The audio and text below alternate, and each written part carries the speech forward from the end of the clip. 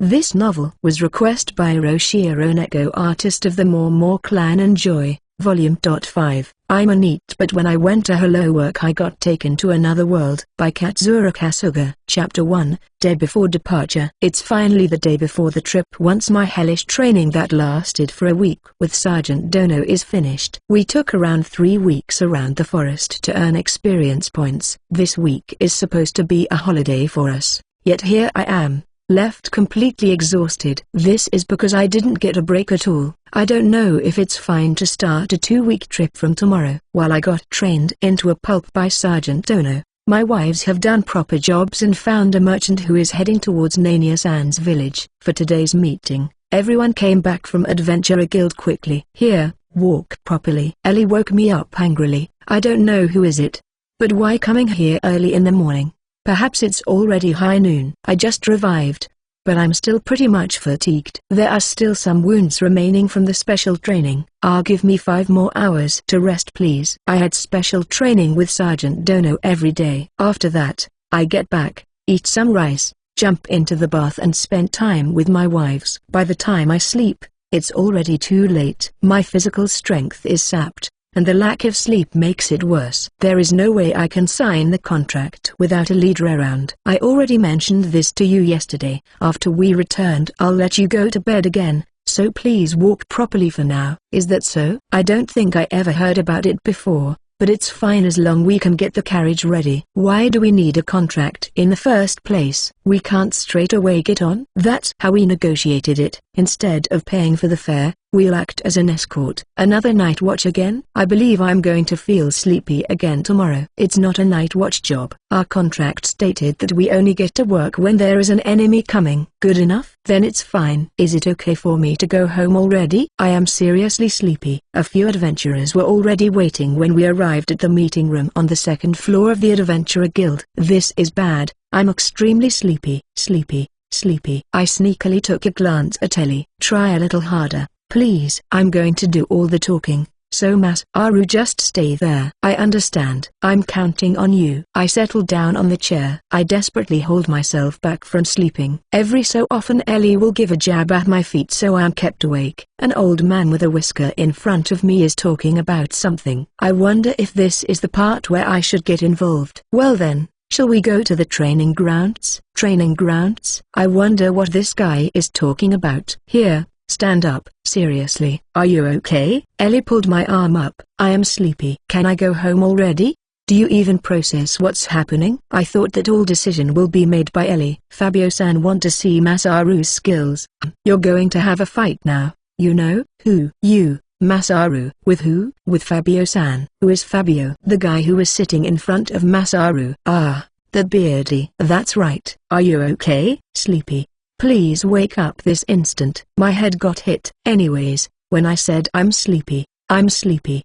The main ground is still closed as the final day of the beginner training session is still ongoing today. So, everyone is gathered in the sub-training ground. The whiskered face has already warmed up with wooden sword. The whiskered face is taller by about 1 head than me, and he also has muscles mass corresponding to a solid body. Although he looks strong, by the way he is swinging his sword, he is at intermediate class at most. Although I'm unsure about it, it's clear to me whether someone is strong or weak. I don't know how to explain it, but strong people usually behave differently. Sati handed to me the wooden sword. Since I'm used to practice with Sergeant Dono by using an iron sword all the time, this wooden sword feels so light. It feels less refined. The whiskered face readied his sword with a grin. He looks disgusting with that beard. In short, he is taunting me. I guess that's what he's doing.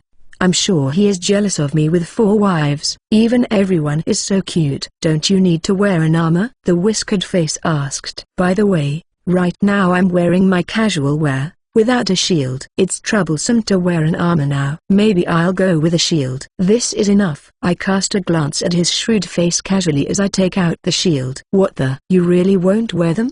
He is in a reachable distance. So, I listened to the whiskered face while yawning. I don't mean to provoke him. I'm just that sleepy. I'm coming. I saw the whiskered face coming and striking at me gently. I don't even need to activate my mind's eye and evasion works just fine. While thinking about how hard it was to avoid Sergeant Dono attacks, I casually dodge the whiskered face attack, although his attack is sharp and will definitely deliver a fatal damage once the blow hits. It's not a very difficult move to read. Damn you. Only know how to run with your tails between your legs. That's right. It'll not end unless I start attacking. I take a step forward and shielded myself from the whiskered face attack, on the same time counter him with a tap on his helmet. We're going to work together tomorrow, so I don't want to get him injured now.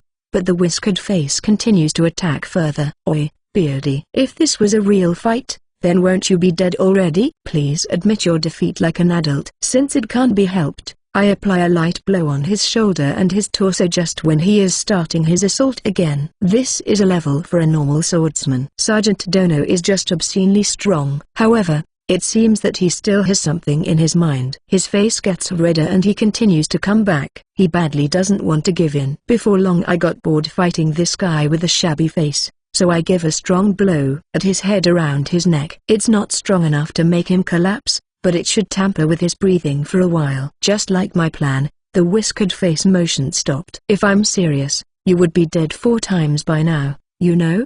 Do you really want to die next? I bring our face close and tell him in a lowered voice. I lose. The whiskered faces turn blue and he finally admit his loss. He is so slow. My first strike should make him understand enough. What a hassle. Can I go home already? I take a look behind and ask Ellie. Drowsiness rush in my head once the match is done. Alright, let's head back. Then, Fabio-san, please take care of us from tomorrow on. I woke up at noon after I slept for the second time. Ellie and Anna are preparing foods at the dining hall. You missed it. This morning. Yeah, it's true. Ellie agrees with Anne remarks. This morning? It's about Fabio-san. He came to apologize afterwards. Anne told so. So, it's about Fabio-san. That beardy old man? I didn't hear anything about it at all. But why did you guys suddenly decided to have a match? Anne asked me about it. I got sleepy halfway, so I don't really remember how we came into the conclusion. Masaru's attitude is bad. That's why he got angry. You may not have heard it since you were already asleep halfway through. I thought he wants to fight because of the match,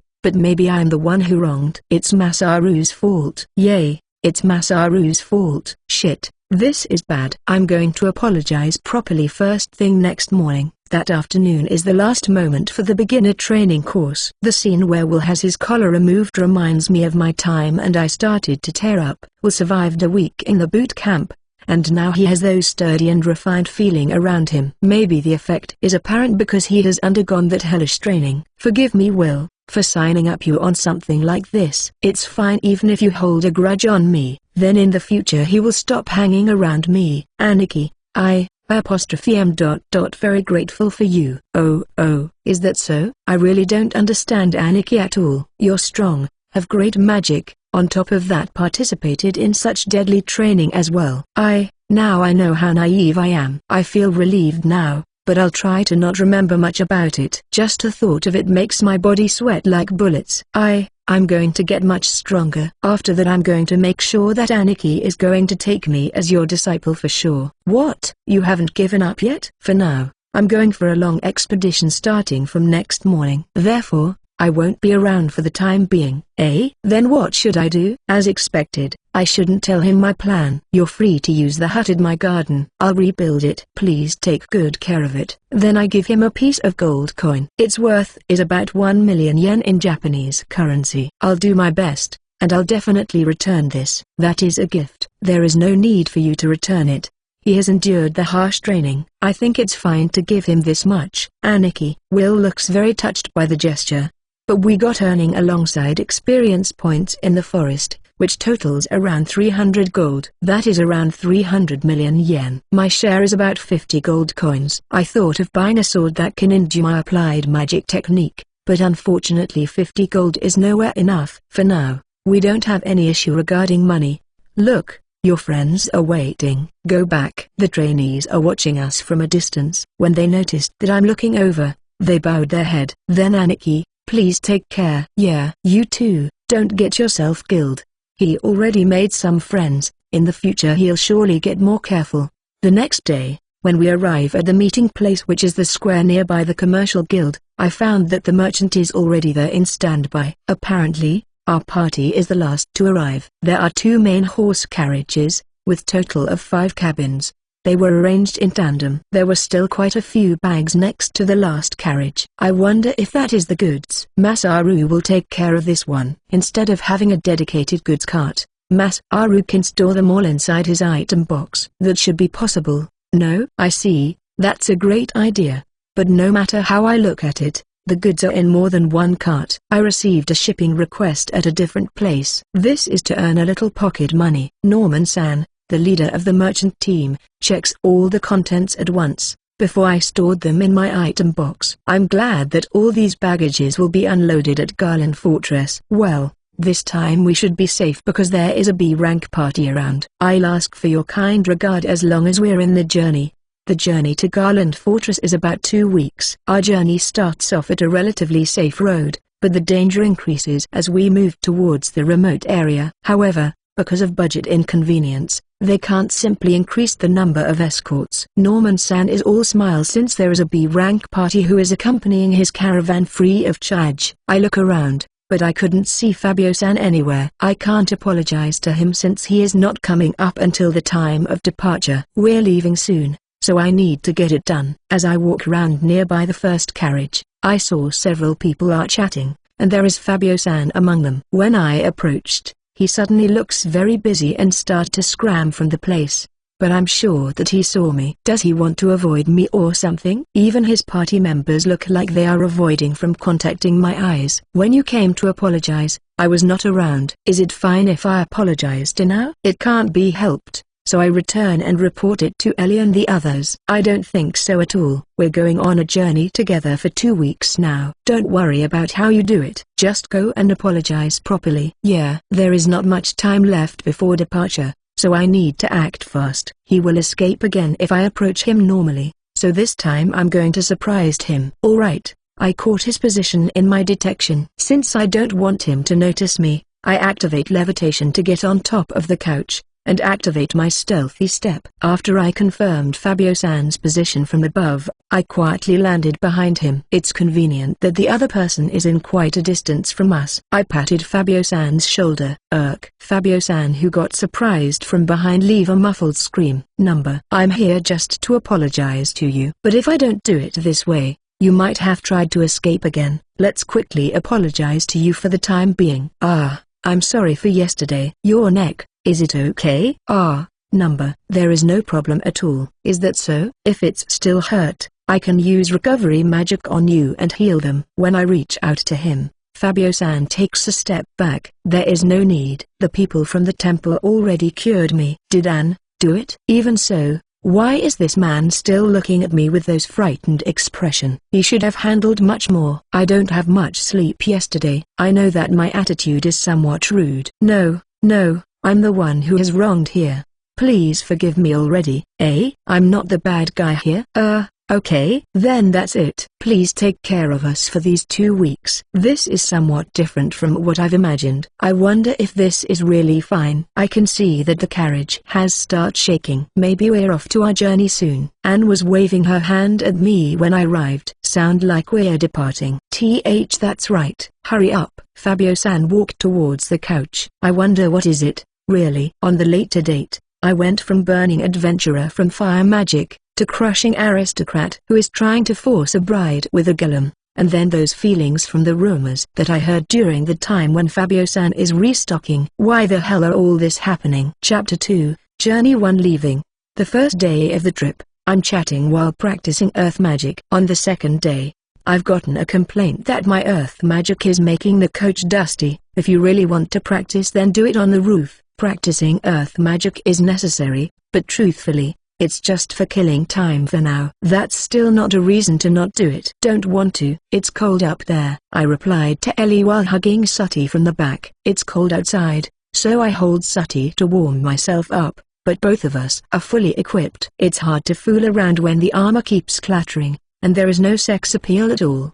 Besides, even if we get our own dedicated horse-drawn wagon, there's not much things that can be done compared to usual time. Ellie is currently teaching magic to Anne and Tilika, so she is busier than me. Since there is nothing to do, I just watch the outside scenery together with Sati. peering out from inside the coach. I thought there are going to be many dangerous moments in this trip. I already anticipated that this trip will likely be less dangerous than the time we were in the forest, but this is a little too boring. Aside from the occasional passing carriages or other travelers, nothing comes into the view. A peaceful country view is laid in front of my view. Now that we're at the second day, there are more towns, villages and some fields, compared to the grassland devoid of things in our first day. This area in particular has many wheat plantations. That is because the community will search for a safe area before moving. Like that, they ensure a more secured livelihood. Sori Town and Gorba's Fortress are special cases. Because there are many towns and villages near the vicinity, there is a lesser risk of getting raided by demons compared to Sori Town. Nevertheless, they still get invaded by demons. The fields are left open, but each village and towns that we've passed by are covered either by fences or walls. In addition to that, gatekeepers are employed to guard the entrance. Even the farmers are carrying weapons. There is no need to worry for now, but soon we'll enter the danger zone. For now, let's relax first. On the first day, we stayed inside the town. For today and tomorrow, we're going to get the proper accommodations. Moreover, the expenses for this day is included within the negotiation with the merchants group. Until when? The fourth day. From fifth day onwards we're going to camp. Wow, I don't want that. Compared to that, boredom is nothing. If you're that bored, then let's read some books. Sati. That is the worst option there is. The roads are paved with stones, but it's still far from being comfortable, and the coach is rattling all the time. The wheels are made of wood. Seems like they are not coated with rubber. Fortunately, I never have car sickness or something remotely like that, but this is still unpleasant situation to read. You feel sick? Looks like Sati never experienced it before. She tilted her neck and looks at me. When I went to the Gorba's Fortress I took the carriage as well, but mine was the second one, and the inside was packed full with people. Plus, the situation didn't let me have this kind of thought. I don't know. I feel fine though. I'm fine. It's impossible for me. I think I'm not good too. Plus, recovery magic won't help much in curing the nauseated feeling from motion sickness. It basically heals the sickness, but sensations like your semicircular canal getting shaken remains. You still want to read them? I took out a book from my item box and handed it to Sati. Recently, I found out that she can read the book herself. Whether she can read them or not, only time will tell. Yes. 30 minutes later, Sati becomes completely limp. She really can't handle it, reading the book. My head. It's spinning. I'll heal you. Then why don't you try continue reading? It's fine to take off your armor. We're reaching the next town soon. And NEET-chan, let me help you take them off. I'm sorry, I really had troubled you. I tried healing her for couple of times, but they are not that effective. I hope that she will at least not vomit. We're going to reach the next town soon, right? How long will it take? I asked the coachman. That person is the oldest among the other merchants. As expected, he has some affection towards the girls who are pretty much around the age of his grandchildren. That might be his reason for choosing our coach. Yeah, another 30 minutes or so. Still some time. Huh. We're already near the town. I'll take Sati there myself. Hey Sati, we're getting off. Good idea. This neighborhood is not that dangerous too. I'm going with you. You stay here, Tilika. I'm going to fly the Masaru. Me too. Me too. Can I hold both of them? Sati at my front, and Tilika at my back. Careful not to fall. In an event if they really did fall, it's still going to be fine because both of them can use levitation. Then, I'm going ahead. Please inform Norman-san before you go. Norman-san, who is the head of this merchant group, should be at the first carriage. I activated fly, and flew towards the front carriage. I reverse my position along the top of the carriage, and tell them that I'm going ahead and will wait for them at the entrance of the town. Afterwards, I slowly rise my flight while increasing the speed. Norman-san, what's with your strange face? Two girls just come and meet him. I guess that was something. Sati, how are you feeling? The wind feels nice. I look forward. The town's silhouette looks small. The place looks more like a village than a town to me, but from the amount of the people there, it might be a town. Just like the others, the town perimeter is fenced, and around it is fields as far as eyes can see. Flying is fast, easy and fun. The consumption is insane, but currently I have nothing else to do. I really regretted it not using the skills for a long time. I wish I could fly forever. Sati mumbled. Tilika heard it too. We can rely on Drago. Let's not do that. I'm going to be in trouble if there's another big fuss again. This is really pleasant. Right. Can we do this again tomorrow? No. We better not. If it's Sati alone then there might be no problem. Let's not do it. I won't read a book tomorrow. Is that so? If you read a book another time, then you wouldn't get car sick. Yes. This is the first time I ever seen Sati get motion sickness. She looks like she is in pain. If you get sick after this, then I don't mind flying again. Yes. Me too. Yeah. Tilika too. Okay. Sati seems to cheer up. Might be because I've comforted her. As I approach the town, I slowly reduce my flight height. They might get angry if I enter the town without permission. If they turned hostile, I still have my bow. Actually, one of the guard noticed me and currently staring over here. I waved lightly at them. There is no harm showing them friendly attitude now. Not like they will suddenly start shooting their arrows, right? Get down. Yes. Somehow, my stomach feels very empty now. We'll find the shop inside the town. Anything that you like to have? Ramen. I want ramen too. Nice ramen and pasta. Huh. If it's like that, once we reach the inn, I'll need to borrow their kitchen or their yard. Time to make it again after long time. The third day is the same with previous one, full with leisures. Today I didn't get sick. Sati told me. Then it's good. Today, Tilika acted as my body pillow, while Sati is sitting in front of us. Sati is gazing over here. Want to fly again? Tilika asked her. Ah, I see. Our conversation from when she was sick yesterday. Scout. We're going for scouting, Sati. Let's fly. Yes, let's go. Sati's face was brimming with delight. As for Tilika, I'll wait here. Stroll around on the sky for about 5 minutes or so, but Sati looks extremely satisfied. After that, I came back and get Tilika, and proceed to fly same way like Sati. Ellie can fly by herself. As for Anne, she is not really interested. Anne said that she is a bit scared of height. Fourth day, we finally leave the rural area landscape as the horse carriage entered the forest highway. Now, there are 3 horse carriage, with total of 8 coaches. Our coach is the last one as usual. Why are the carriages increasing? That's because everyone is going for the same destination. Somehow it feels like we're escorting them. It's not your feeling. We really are working as their escorts right now. There is no payment received for this job, and now, it seems like there are more unnecessary work than ever. I don't feel motivated at all. It's important to have mutual respect. While we're on it, they can act as additional fighting force as well. I frowned.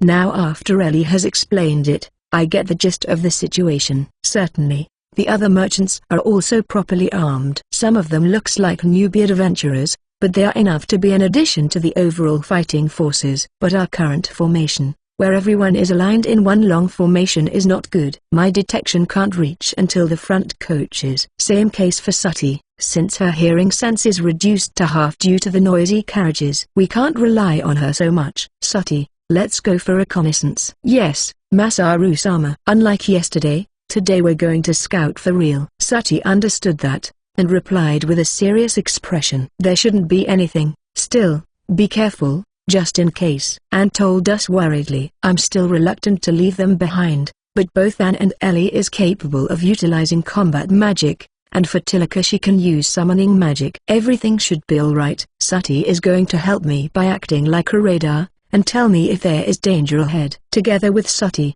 I leapt toward the front carriage. I tell them to help look for the carriage at the back. Next to that square point is the resting place. Can you see from this far? I've been flying regularly with my wives for the past few days, so now they are accustomed to us. Understood. If there is nothing, I'll wait for you guys at that square. Is it okay? They said there is no need to get back and report. That's because they know that flying consume lots of magic power. We arrived there after few minutes. Usually it takes hours to reach by normal carriages, but, by flying, we can reach there in an instant. There is nothing here. Yes, we're still not that far yet from the previous town. We're free now while waiting for them. Therefore, I've decided to practice my swordsmanship to kill some time. We're using real sword. Sati is strong. She is still weak compared to Sergeant Ono, but she is definitely above me. That's why, it's okay if I'm being serious. Not to mention, I'm absolutely safe since she won't harm me. Still, we're using real sword, so the tension is tad different. Our clashing sword sound reverberates throughout the forest. The carriages, they are here. After a while, Sati notified me during our practice. Let's continue a bit more. I'm also aware of the approaching horse carriages, but the sweat feels pleasant on my body. Training without getting hurt is enjoyable. But the horse-drawn carriage stopped before the square point. I can't see anything that will make them stop. Is there any trouble? Abruptly stopping our practice, I went to the carriages to see the situation, and few people get off from the carriage and come towards me. Among them is Fabio-san. I heard there are people fighting. Anything happened? Fabio-san is quite old, probably in his middle age. However, he always addresses me with honorifics without fail. I already asked him not to do it few days ago. I'm sorry. Since I have free time, I decided to have a sword practice. Of course, if a sword clashing sound is heard from the direction of your destination, people will get wary of it. After I explain it, Fabio-san returns to his carriage, relieved. After we returned to our coach, we got scolded by Ellie. What were you guys thinking? Suddenly practicing swordsmanship. I thought it'll be the best thing to do to kill some time. Sati is also sticking close beside me. Now, calm down a bit, Ellie. Did something happen that makes you worried like this? I'm sorry.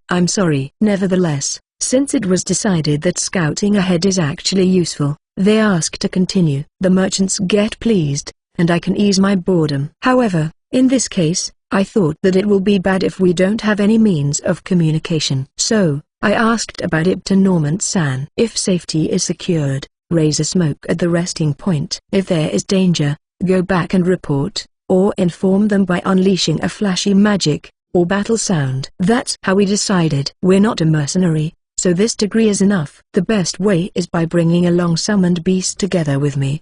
But I've decided to hide that magic for now, so it's a no number. Then, I go for reconnaissance again, and yet I found nothing again. If we go further inside the woods, there are some monsters lurking, but the one near the road were eliminated. During noon, Tilaka replaced Sati. This is a real scouting, unlike that time when we're strolling around the sky, but the feeling is about the same. Plus, I'm tired of riding on the carriage all the time. Soon after noon, my detection manages to caught something. It's coming from one spot to the woods nearby the highway. Judging from the size, it's either orc or human. They are not moving from their spot. I slowly fly towards the spot while lowering my altitude a bit as to not getting found out. There, I get 6 more reactions. All of them remains in that spot and not moving. What a strange place to take a break. What do you think? I asked Tilaka for her opinion. Thieves. Just 7 of them? Enough to rob a small merchant group or a walking traveler. What to do now? There are only 30 minutes left before our carriages go through this road. That's how much time I've got. Capture them, or kill. Want to kill them? It's better to catch them, although it's fine to kill demons, but for human, no matter how bad are them, it'll still leave a bad taste.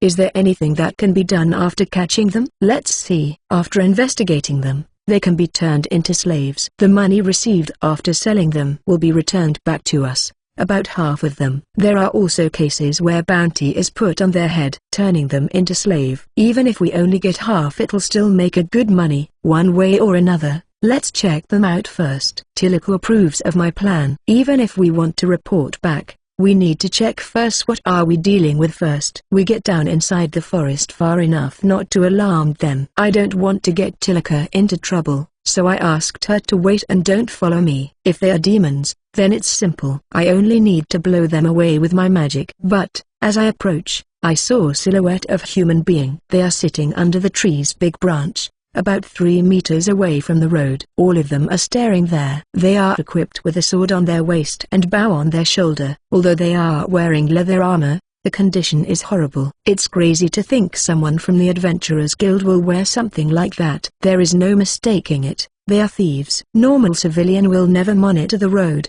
and if there is an organization somewhere that is doing it, there is no way they will employ such a suspicious-looking people. I go back and report to Tilaka. We should capture and interrogate them. They are separated from each other, so it's not difficult to capture them. Either shooting them by using thunder magic or soften the ground. The worst they will get is just some fractured bones. We secretly went near them again. Just to be sure, I used earth magic to turn the ground soft. Although I'm doing it quietly, I'm worried whether he will notice or not. but the guy just yawns without any care in the world. That's quite irritating. After striking him down with a lesser version of thunder, he effortlessly sinks inside the ground without letting out loud sound. My adjustment is perfect. All he can do is staring back at me, eyes wide open. He can't move nor speak. Be a man. Don't open your mouth. Won't it be bad for you to get killed in a place like this? After I threaten him with my short sword, he completely goes silent. I'm scared of what will happen if this guy turned out to be innocent. Thankfully, he is a criminal. Well, if that did happen, then I'll deal with it. When I tried to bind him, I noticed bad smell emanating from his body. This guy, he didn't go for a bath. I tried to clean him up first, then resume on binding him. Just to be sure, I hardened the soil from his lower part to his knee. Before that, I lifted up his upper body around Tilaka's height. Chapter 3, Journey to Thieves' Suppression. I took more time than expected to catch him. The remaining 6 don't seem to notice, as they remained in their positions. But, if I don't hurry, the horse carriages will approach soon. I was caught in the moment. I wonder if things are still fine. Tilaka listened to me whispering. Nobody will complain if you killed them in a place like this. There is no need for you to be sorry. If I did a dojoza, I wonder if I'll be forgiven. I'll start interrogating him. Please apply recovery magic. Please make it as quiet as possible. For the time being, we're going to act in assumption that this guy is a thief, and threaten him by placing a knife at his neck. Since there's a considerable distance between each of them, it's fine even if we make some noise. Now that the idea seems plausible, I apply heal on this guy who is currently on the ground. What if he really is not a thief? Won't he get extremely pissed? I wish I've hidden my face. Answer me. Are you a bandit? Tilaka gets on the ground and pointed the knife on the thief's cheek. Since she has positioned herself behind the thief,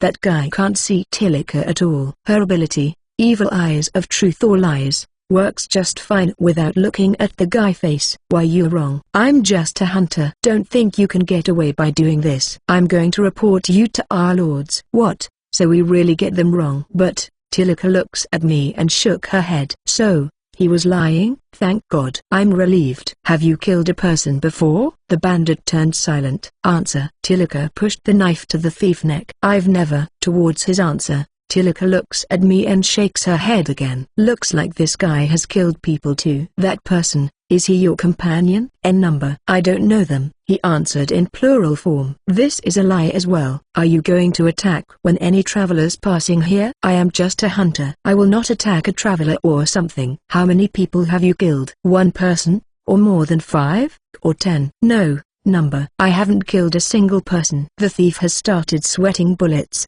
and from my observation he's getting impatient. A liar. This guy is a murderer and a bandit. At least 5 people has full prey on his hand. Tilaka stand and reported it to me. I see. This scum has killed 5 people. What to do? Would you like me to join? Tilaka shows her interest. Oi, release me from this rope at this instant. Shut up. If you don't, I'll kill you. I lightly kick the thief belly. There is no reason to hold back. I don't have the intention to kill, but leaving him with some injury is fine, I think. To think this is the way you treat an innocent hunter. This guy keeps on talking, then Tilaka bring her face close to him. In my eyes, you're a bandit and a killer. After that, Tilaka takes off her hood. A truth officer? Why is there a truth officer here in this place? Shut up. It's an easy feat to dispose of you right here and right now. While saying that, she strikes her knife to the thief hand. Tilaka-san is frightening. It's scarier now when she gets so motivated. Why you? Just shut up quietly. At this rate, you're going to get killed. A truth officer words can't be taken lightly. That's because they can't lie. I think the thief finally get that. Now he become completely silent. Tilaka too, calm down a bit. Let's go back and join our carriage. I tie down the adult thief mouth with a cloth. Thinking for a while, I've decided to freeze his lower body up to his hand by using earth magic. Like this, he can't do anything. Tilaka gets on my back and while grabbing the thief with both hands, I activate fly and went back to the carriage. It's easy to catch back the carriage if I fly alongside the highway. I land in front of the carriage, and shakes my hand, asking them to stop. There are thieves. If you continue, we're going to get ambushed. I tell Fabio-san who is sitting at the front carriage. This is one of them. We already interrogated him. I pointed to the thief who is rolling on the ground. What's the situation? Fabio-san get down from the carriage and asked. There are 6 people more. That's not much. What? Is there anything wrong? Ellie, Anne and Sati comes from the back of the carriages. I explained it to them again. Let's defeat them. What to do? Right after I asked, Ellie chimed in. Compared to our merchant group size, theirs can be overlooked. But it won't hurt to play safe. Since they don't know that we're aware, it'll be easy to fend off their surprise attack. But we need to make haste. It's a matter of time before they realize that this guy is missing. If they decided to run away, then things will get awkward. We briefly formed a strategy meeting. There are 6 enemies. As for us, we have twice the number of that. Plus, we have mages here as well. We're going to pass the road acting like usual. When the thieves ambushed, I'm going to launch my magic. After my magic hit them, Sati will rush in together with Fabio-san and myself. We'll capture and clean up the rest. If they surrender after my magic assault, we'll capture them. If they resist, then there is no holding back. In other words, kill. I checked again with the captured guy and confirmed that there are no mages among the thieves. It was mentioned that their boss is extremely powerful foe, but if he turned out to be crap, then I alone am enough to handle him. I have Sati too. And it's unimaginable to think that someone that can oppose both of us exist. There are lots of strong thieves out there too. They're so strong that they are comparable to a soldier or an adventurer. I think Fabio-san is worrying too much about the thieves' strength. There is no need to refrain yourselves. Just think of them as demons. Just do it usual. During our preparation, I asked Ellie about how much strength should I put this time. Her answer, slaughter them all. Isn't that better? If we don't clean them up here properly, then surely in the future another innocent traveler will suffer. I understand that. I get what she is implying. To do it myself, I don't know. Maybe we can inform the soldier stationed at the nearby town or something. Well, I better not. If I did that, someone might get attacked in the meantime. If Masaru don't want to do it, then I'll do it instead of you, Tilda. I'm doing it. No, let me do it. Both Tiliku and Ellie offered. But unlike me, they don't know the exact position of the thieves hidden in the woods. As for me, I've got detection skills. If I leave it to both of them, then there is no doubt that they will use excessively strong magic. Like that, the thieves are confirmed to die. If you can, make it so that we can catch them, without any blood spilling. And 2, doesn't enjoy the act of killing. We rearrange our coaches so that ours is the one in front. As soon as all the adventurers are in position, we started moving. Without any mercy, the carriages started moving. I don't have much time to think anymore, and there is no way I can consult them for an idea. I have no choice but to do it. It can't be helped even if it will leave a bad aftertaste. My resolution is firm. Fire magic is a no-go. We need to put down the fire afterwards, and it can hardly be used to catch person alive, since it packed too much firepower. Wind magic is good. I can use wind cutter to chop them up. It will be to the degree that's not enough to kill, yet wounded them enough that they can't counter-attack anymore. No, what if my control is not good enough? Then the thieves will survive the wound and launch a counter-attack. Right now, I'm situated inside the first carriage, at the side facing to the thieves. I'm going to be the first to receive the counter-attack. The bandits, they have a bow too. For the time being, I'm going to go with a slightly larger shield. But I need to make sure that the thieves are not alerted. While thinking, the thieves finally entered my detection range. I told everyone to get prepared. This is not the time to be thinking anymore. Demon, that's how I'm going to view them. They are orcs. Both of them attack humans. It's either kill, or be killed. I'm going to start chanting. I declared. Start chanting. Windstorm. Did the thieves notice us? There are slight movement from their side, but that's it. While the carriage is getting closer, the thieves start creeping for the best possible position. Tiliku already interrogated one of them. There is no mistake. If I release this magic, they will definitely get hurt. No, that's a fact since I'm using a level 3 magic. The overall power is lesser than that time I used it on the orc settlement, but it's enough to kill a human. Casting complete. After a moment of hesitation, I released the magic. Their enemy. Windstorm. A raging storm that occurred magically instantaneously overwhelms the trees inside the forest. Not good. This magic is this powerful? The carriages stopped, and the adventurers saw I am taking my sword. There is no time. I'm going in first. Getting off the coach, I see that Sati is ready as well. Together, we charge into the forest. We both split to right and left respectively. When I check again with my detection, 4 of them are not moving. One person is slowly moving. The last one is escaping at a reasonable speed. Apparently, I've done it without killing them all. After entering the forest, I found 4 people rolling on their own blood. The wounds are deep, but all of them are still breathing. One person is trying to escape into the depth of the woods, but maybe due to the magic damage, he is tottering. Since there are not much distance between us, I hit him down with a hammer. I'll leave her to you guys. I'm going to pursue that one guy left over. I tell Fabio-san and CO. 5 of them should be good enough. Sati, follow that escaping guy. I'll fly and track him from above. Yes. I activated fly, and take flight at full speed. Since I know the fleeing thief position, I quickly catch up with him. I went ahead of him and dropped 5 boulders, taken from my item box. Crash. Now that the boulders have been dropped, I pulled out my sword and descended. The thief screamed. The thief stopped his movement since the boulders make wall, and afterwards, an arrow pierces him. Following that, 4 arrows pierce him at his shoulders and knees, and then he collapsed. Sati, no mercy at all. Masaru-sama, while holding her bows, she caught up. Unwell done. The fallen thief is suffering. I solidified his limbs with earth magic. Then I picked up his sword. Why this happened? The collapsed thief trembling due to the pain. I wonder. Even I'm not sure why this happened. Why am I catching thieves in different world? I thought my job will be primarily to hunt monster. It's unexpected to hunt human. I'll pull the arrow out and treat your wounds, so be quiet. I'm relieved that this guy is not dead even though he is bleeding badly. However, he doesn't seem to retain his consciousness. He was hit by 4 arrows. It must hurt like hell that he fainted. I instructed Sati to take out the pierced arrows. 1 of them are stuck at his shoulder, and another 3 at his legs. Looking closely at him, his body is full of scratches. This must be from the windstorm. Heal. Is this enough? He is not completely recovered, but right now he should have avoided death. Also, some purifying magic. Need to make sure his open wounds won't get infection. After collecting back my boulders, I lifted up the bounded thief with levitation. Let's go back. Yes, Masaru-sama. While walking together with Sati inside the forest, the thief woken up and started talking to me. Hey, you.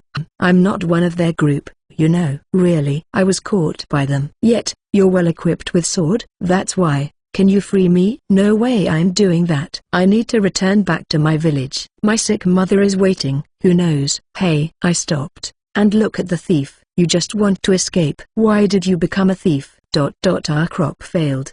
He doesn't deny that he is a thief. There is no rain at all and our crops all died. I tried borrowing some money, but after a year one still can't get other decent job. In the end, both my house and my fields were taken. You've got some rough time. I can understand his situation somehow. That's why I beg you, please release me. Even so, becoming a thief and attacking the traveler is not a commendable thing. I understood. Then, if you're not driven by a bad motive, then there is no harm to explain them in front of the truth official. That's a nice trade-off. No, that's right. I'm going to tell you the location of the treasures. They are the collected goods that I've saved so far, and I'm going to tell you how to get them. If you have such treasures, then you wouldn't become a thief in the first place. Why don't you give up already? I won't. Let me go. Release me this instant. He furiously moved, trying to escape. However, the restraint made of earth magic is solid. There is no way it can be broken by human power. You're damn noisy. Why don't you quiet down a bit? I increased the levitation higher and higher. I lifted him up for about 5 meters, and move him in circle. Afterwards, the thief shuts up. What? The cat gets your tongue. You were noisy just a while ago. Fabio-san and the others arrive while I'm playing around. He is quite noisy, so I pointed to the thief who is currently high midair. How about the others? All tied up and carried to the carriages. Well then, shall we go back? My sympathy towards the thieves have completely lost. When we returned to the carriages, I saw Ellie and Norman-san are discussing about something outside. The bounded thieves were put aside the road. Around them are guards with swords. I lifted up the thieves and put them inside the carriage. One of them is injured, so I treat him. So, what should we do after this? I'm waiting for you. Masaru. Ellie explained that we have two options. The first one is to turn back to the nearest town that we came out this morning and handed down the thieves. Though nearest, it'll take the whole day. The second one is to bring over the thieves until the next village. However, it'll take until tomorrow afternoon to arrive at the next village, and another day for bigger town. Today, we're supposed to camp out. That's why it's dangerous to camp while carrying 7 thieves together. And honestly, that will increase the number of baggage that we need to bring, and we couldn't afford that. I'm fine with bringing them along, but where to put them? There is not much place. No, Ellie points inside the carriage. One more thing, you should take all the baggage from the carriages. She is right. There are still rooms in my item box. Masaru is going to decide what our next course of action.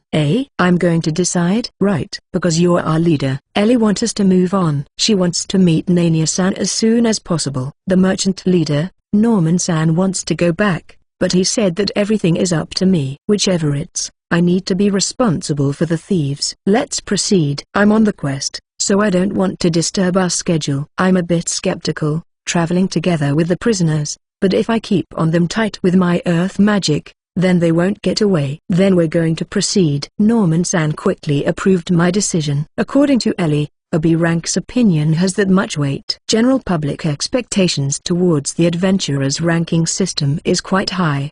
The important requirement to ascend to B rank is the suppression of a large species. In other words, the approval will be denied unless it's proven that the adventurer has defeated something like a dragon, and they are expected to subjugate a dragon monster level if they appear. I was shocked when I heard that. I finally get it after defeating a dragon. That is that. But it won't be easy like that all the time. One failure, and you're dead. Though, even if a dragon did appear, they won't actually be forced to subjugate it. Of course, the stories are different if the dragon is attacking the town. Previously, during the investigation of the forest, there are 4 parties involved, including the B-rank Dawn Battle Axe. Alternate's party also presented that time to further strengthen the group and increase the chance to defeat the dragon. But, the difference between a C rank and B rank is as clear as the day. Usually, a normal adventurer will never be able to defeat a dragon. Most probably, they will either die or retire halfway. Rather, being able to defeat a dragon is stranger. I remember how Olba-san and Lazard-san charge in towards the dragon. Unlike a mage class, a warrior won't rank up to B rank unless he can do something like that. That's why B rank is amazing. That's how they get it. Actually, the dragon that we've defeated, together with B rank Dawn Battle Axe, are more towards regular 1, which is a far cry compared to a higher level dragon. Then what kind of power does an A rank and S rank hold? According to what I heard from Sati, Sergeant Dono is capable of ripping off a 5-meter wyvern in half with a single blow. That's the strength of a retiring warrior. How stronger he was, during his heyday. And even back then, he is only A rank. It's fine to aim for an S rank, but we need to have corresponding achievements. For me, B rank is more than enough. But that Ellie will never agree with my sentiments. Chapter 4, Journey 3, Transporting the Prisoner. After Tilaka's interrogation session, we get to know that the aforementioned treasures doesn't exist. There are gold eyes that are wearable. It gives a feeling that it will peel off. The base is left untouched. Later, the thieves' equipments and the gold eye got assessed by Norman-san. Then the profit will be distributed between Fabio-san and myself. Finally, it's confirmed that everyone is guilty. The results of the interrogation are carefully recorded. I don't know whether we will leave them with the police or the soldiers, but it should be a good evidence when we hand them in. The testimony is certified by a truth official. I bring them to one of the carriages. All the goods inside were already stored inside my item box. This particular carriage was reinforced with earth magic to turn it into a sturdy prison. We put the thieves inside,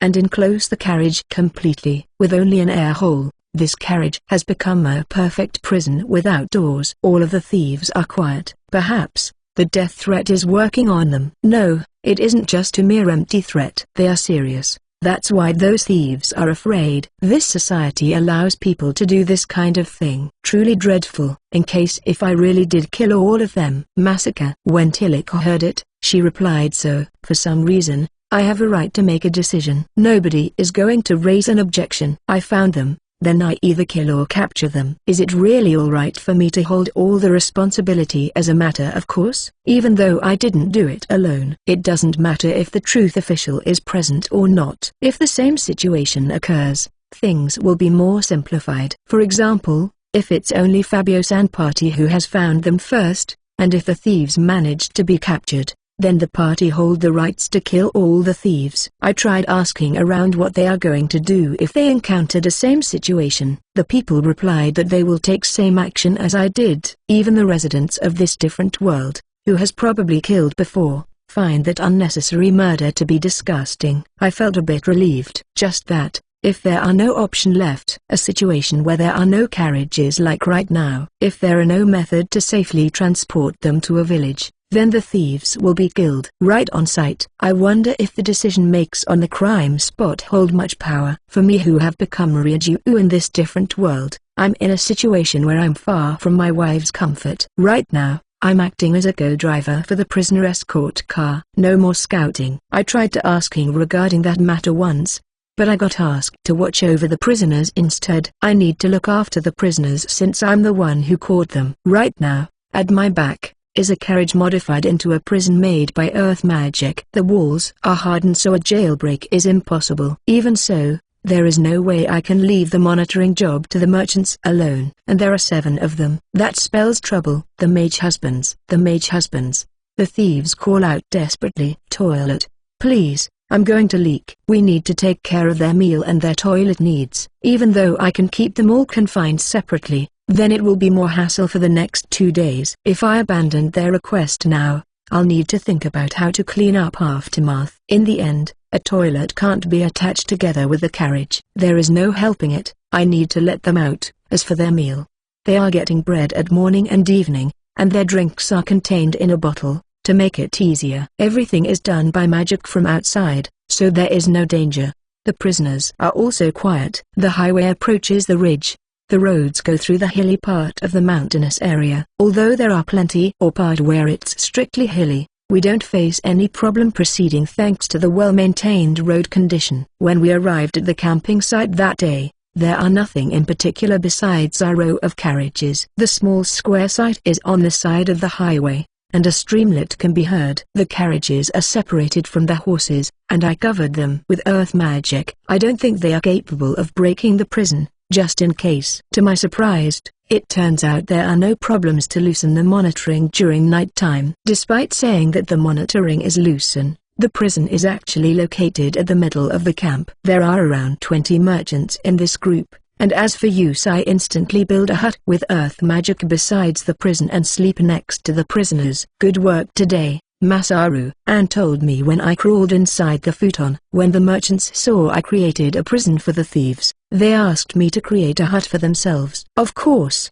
they don't actually demand it from me, I'm creating it for them sincerely. This looks good. What a wonderful thing. I hear such praises filled with envy. Since I have surplus magic power anyway, I decided to create one for them. During this season, staying outdoor is a severe experience, especially here in the mountainous area. They have their own proper camping set, but with a tent alone, they couldn't escape from the cold night completely. As a result, it was decided that I'll build a solid house enough to fill all 20 persons in the camp. There are people among the merchants who are familiar with the carpentry work. They made a fine door from the nearby tree. Now, the building looks like a normal stone house. I'm putting some fine interior detailing as well, like installing a fireplace to use during cold, and hardening the wall. Like this house can be used for several years. Traveling is troublesome. Let's go by our own when we're going back. Let's use the gate that time. Right. That is better. To tell you the truth, I don't want to go through this arduous process either. I'm worried about Nania. I enjoy this journey. It's relaxing and fun. Tilika is already fast asleep beside Sati. Maybe she was tired from chasing the bandit all day today. I just want to live freely together with my wives. Why am I taking care of the prisoners and building house like now? Next day, 5th day, afternoon. We finally got through the mountain pass and arrived at the village where we originally planned to turn in the thieves, but we got refused. It's a small village. Indeed, they will surely get in trouble if we ask them to help us process the thieves. According to the village chief, there is a town with a lordship, 1 day away from here. This case can be handled there. If we must absolutely leave them here, then they will execute the thieves. I promise to take the thieves to the other town in panic. Seriously, anything we can help you with. Now that my works is over, next is Angela turns to do her business. If the town has a shrine, she will visit them. If the town don't have a shrine, she will do missionary work instead. Her main activity involving treating the other. There are no people who are seriously ill, but there are some people who are sick. We decided to take care of them at the village chief's home. Other than that, they have received less rains this year. The captured thieves also mentioned the same thing. Well, hearing stuff like water shortage is normal. But will praying to the shrine bring a rain? You get it wrong. We're going to dig a well. I see. Then, it's time for earth magic again. Doesn't that mean it's for me? Me again. Please, Masaru. If you plead cutely like that, then there is no choice. This might be a charity service, but it is still one of my important wife request. I'll do it. Digging a well is easy by using earth magic. The task just involved searching for a good location, and taking out the chunk of earth by using earth magic. There is no necessary need to dig too deep, so that's one thing off the mind. Whether there is an underground water running, or the village chief is just good at choosing locations, all the 3 wells that were dug produced a significant source of water. After confirming that they are indeed the water spring, I surrounded it with a firm wall. Then, I produced a roof on top of it, and the end result is a well that can be seen anywhere else. After building the well, we were shown to the reservoir ponds for agricultural water outside the village walls. The reservoir is in a state where the water is lowered until the bottom is visible. The reservoir is still capable of producing small stream, but right now it's in a state where the water is almost non-existent. I tried to cheat by pouring the well water, but it is still not enough. It's clear as a day that the crops will die if this situation persists. Instead of building a well, isn't it easier to use water magic? I asked them. But the amount of magic required will be. Lots of magic power is required if we want to use this method, is it? Anne quickly cast a glance this way. I don't know from where the water materializes when we use magic. However, if we want water alone, then it shouldn't consume much MP, and if I'm serious, then I can still produce considerable amount. We have 4 people adepts with magic here. All of them are skillful enough, capable to handle water magic without problem. Since there are nothing special going on at the inn, they are all here and it's a good thing. Then, everyone, can I ask for your favors? I don't mind. Assist. We immediately fill the reservoirs with water. There are quite a lot coming from all 4 of us together. But where does this massive amount of water really come from? It's way too much compared to the moisture in air. So, it's either the air itself is converted with elements conversion or the water is summoned from the other places. It's a mystery. While I'm in deep thought, the water keeps on pouring inside the reservoir. When the water level keeps rising, all the villagers shouting "Oh, ooh, ooh, ooh." The water level has risen to about 70 to 80% when everyone stopped due to low magical power. The villagers cheered for us. There are 3 new wells and the water level in the reservoir has been restored to an acceptable level. They shouldn't have any problem going through this drought. This is just a temporary solution, and in the end, they will need to rely on rain again. Afterwards, we are invited to a welcoming party at the village chief's house. Compared to the inn, it's a place where I can enjoy with leisure together with my wives. Then, Anne looks this way with a frantic face. Well, next we're going to start treatment over the 2. We move to one of the room at village chief house, and villagers come in for treatment. From my understanding, the priest often comes to the village that doesn't have shrine, and in turns, the villagers received the treatment. Therefore it's a mutual benefit. Since this is a volunteering works, the villagers are not charged for the treatment. However, the villagers give their thanks to the god and the shrine, and to Angela as well. Sometimes, they give us crops that they harvested from their fields, such as vegetables. We only have few magic power left, but I've confirmed that there is no seriously ill person. Since we're in colder season, there are lots of people who got a cold. Together, Anne, Elizabeth and me alternates while waiting for our magic power to recover. There are 10 people who came seeking for treatment, and we managed to finish in 30 minutes. Immediately after we ended, the party started. Foods filled the wide dining hall in the village chief house and all the villagers were already inside. We're treated as guest of honor. Still, when I hide my presence with stealthy step, Everyone just walks past me. What a convenient skill. I taste a variety of dishes prepared by the villagers while drinking liquor served to me by Sati and Tilika. On the meantime, Anne and Ellie are socializing with the villagers. They're collecting information. I'm truly saved by these excellent wives. Even during this banquet, the hottest topic are the thieves and the drought. If the drought continues, they will have no other choice than welcoming the winter this year with the minimum stockpile ever. They are truly grateful towards us for helping them dig the new wells and replenish the water level. The thieves did muttered something about the water during their sleeps. It's a troublesome thing if thieves were spotted near the vicinity. I don't know, maybe if we said that there are 7 of them, then even the soldier or the landlords will make a movement. The hunt will cover all the mountain and it may involve lives. Even if the adventurers were coming for help, the burden will be way too heavy for the villagers. If I've found it earlier, I'll already hunt it. I won't ask for money. Their gratitude is enough. I don't have any intention to be remembered. So I declared that this is all help from Anne and the temple. This way, even the trust on God will increase. Though, I've gained this ability from the God, so I'm not wrong. I left the banquet earlier. I feel really sluggish now. I've used too much magic power during the time we were raising the water level and treatment. Since they are familiar with the circumstances regarding magicians, they let us go soon and brought us to our room. Today, we're staying at the village chief residence. The villagers said that they have already contacted the people at the inn. Ellie is already staggering towards the bed. I also drank a bit more sake and quickly get on the bed without doing anything else. Another person residence. Next day, 6th day of the trip. The highway crossed the ridge and the move to the flatlands, and the rural scenery comes into our view. Coming back to my situation, just like the usual, I'm in charge of guarding the prison carriage. This is because I'm the only one who has the fastest response whenever something happens, and only Ellie and I are capable of earth magic. However, Ellie doesn't want to do this chore. By all means, please. I don't want to do it. It's okay, I'll do it. There is no way I can refuse if my beautiful wife begged me this much. Sati and Tilika said they want to accompany me, but if there are 3 people sitting there then the place might be cramped. We still have long journey, so it's impossible. We arrived at the big town in the evening. It is surrounded by fine wall, like in Suri town, and surrounding it are cultivated areas. We separated with the other merchants at the gate entrance. I went to show the gatekeeper the thieves that we've caught and explain how we encountered them. Fabio-san helped me with the negotiation.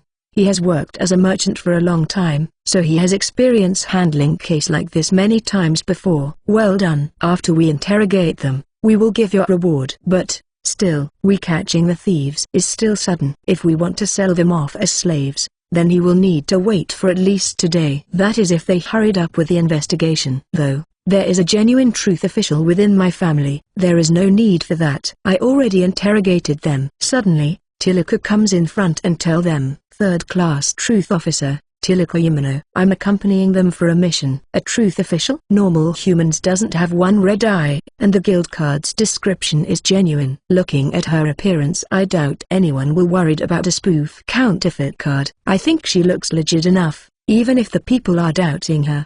They will know once this process start. Or did they think that people can get away by imposing as a fraud? Thanks to Tilika, the interrogation went smooth as butter. Based on the previous interrogation records and my explanation, they confirmed the situation. Soon after, I received the money from selling those thieves, and it's lesser than I expected. Criminals, who have killed people before, don't sell high. According to Tilika, an expert in handling criminals, these criminals are usually sold to place that requires manual labor like mines or armies. Even with the enslavement and binding, the attack prohibition commands only apply towards their master. That's why, normal people are not compelled to buy them. Anyways, I can finally catch my breath now that the thieves' surveillance job is no more. Including the thieves' possession, we managed to add 50 more gold coins into our party account. 3 days of work, including subjugation and transportation, give us an equivalent of 500,000 yen. Then, I'll distribute it among our party. Although we don't spend much on traveling and living expenses,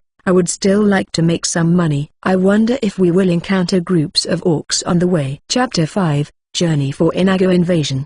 The number of carriages is increasing again. Ellie said that from here on things will get more dangerous.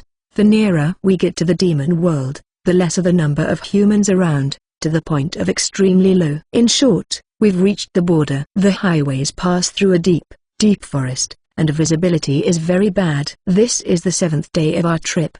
The number of carriages has doubled compared to the original number that we have when we started at the first town. Others merchants keep joining in. The number of escorts also increased together with the number of carriages, so there is no extra burden. From now on, our carriage is at the front. That means, if we encounter demons, we are going to be the first to face them. Although originally, we're not supposed to do anything unless it's an emergency, I felt like we've done a lot of things. If something happens, then we'll all get involved. That's why it's more convenient to do it since the beginning. Ellie is right. Even if the monsters are orcs, it is impossible to fend them off all the time for an ordinary party. But if we are together, then we can come out unscathed. Much less a danger zone like this. There are talks about a party of merchants that went missing completely without leaving a single trace behind. If you have a strong party, then it's fine to make them an avant-garde. If it's possible, I want to leave the role to someone else. Experience points are important. That's right, and it's already been a while. Tiliku and Ellie are fully motivated. Up until the subjugation of the thieves, Tiliku still needs some more points in order to level up. But as for Ellie, she already accumulated enough to learn level 5 space magic. I've sensed demons during the night we were staying in the house, but a battle never happened. I also want experience points. The same goes for money. But there are still another week left for this journey. I'm getting tired of thieves that we've encountered for these past days. Heal. Alright, let's do our best today too. Right. Last night I was full in spirits. I thought that I'm going to get exhausted today. No, I don't think that it was too bad overnight. We got extra income. We stayed at a better accommodation, and more interaction time for me with all them, and many more. Just like we've discussed before departing, there will be no more scouting. It's somewhat a good idea, since it's better to not disperse our forces in this danger zone. Though limited, I and Sati still do some reconnaissance. Not only that, I also have Tilika to send out her hawk, trying to expand the range of our reconnaissance. We managed to find some prey along the way. All the demons that we found were annihilated. We got a bit sidetracked, but still, we killed them all. Fortunately, we didn't encounter another thief after the last one.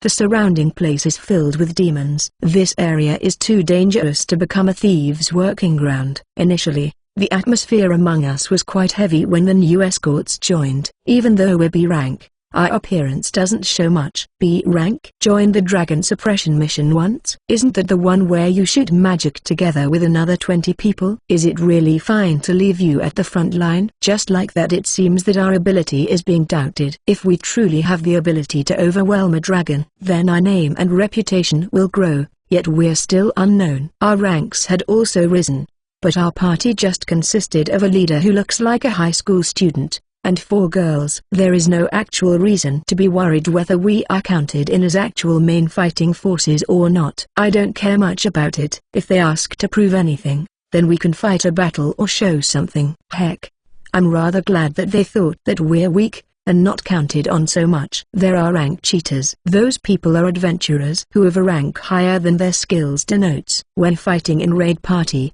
there were times when we're allied with a strong member, and as a result the achievement is reflected on ours as well. Of course, the guild side does exact judgment for individuals perfectly to prevent it, but it can hardly be said that it can be completely prevented. A truth official is only located in a big town guild like Sori Town. It is said that the outward appearance of an adventurer should match their rank, and each adventurer is familiar with that. Although rank cheater rarely happens, if a monster appeared, they are still going to fight together. If the guy who's happened to be involved in defeating a dragon turn out to be useless, then some lives might be lose. It is possible to check our strength, but in my mind, I would like to avoid that if possible. There is also a case where I got to fight with Fabio-san before our first departure. I asked Telly if that is about the rank cheater as well. It was when I came back after finding the orc settlement during the afternoon on the day we left the town. While resting up, I joined Norman-san during our break at the resting point,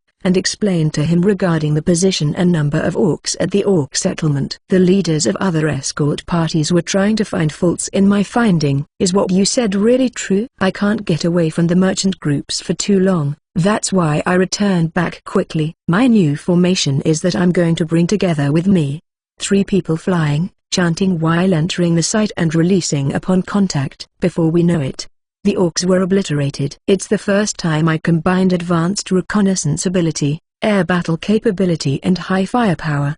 They were a distance between them and the main road, and I judged that there will not be any hazard towards the merchant, therefore the merchant group is not required to stop. I returned to tell them that I'll beat all of the demons. He can't believe it when I said that I have taken care of 80 orcs. It's the truth. Tilika says it shortly. Like usual, Tilika's position as a truth official are hidden, and only the merchants from the first day knows about it, not those who joined later halfway. That is because it is a profession that is often misunderstood with the general public as well as feared. It is really close to the town. I'm glad that we managed to defeat it, said Anne. But to think that there is Orc village in such location, etc. This person is an active adventurer based at the departing town. If there really is an Orc settlement so near with the town, things won't be as calm.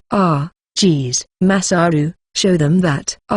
Okay. I wondered if I really should have declared that they are around 10 or less, but doing that will make Tilika angry. I move to a slightly larger open area, and take out 50 orcs carcasses at once. Since we hit the orcs with a powerful range magic, there are considerable number of carcasses that get seriously damaged. Thought he number is lesser than what we defeated. We filled a good number on the spot. There are still about 50 orcs carcasses and it quickly becomes a mountain pile. It's a pretty good sight.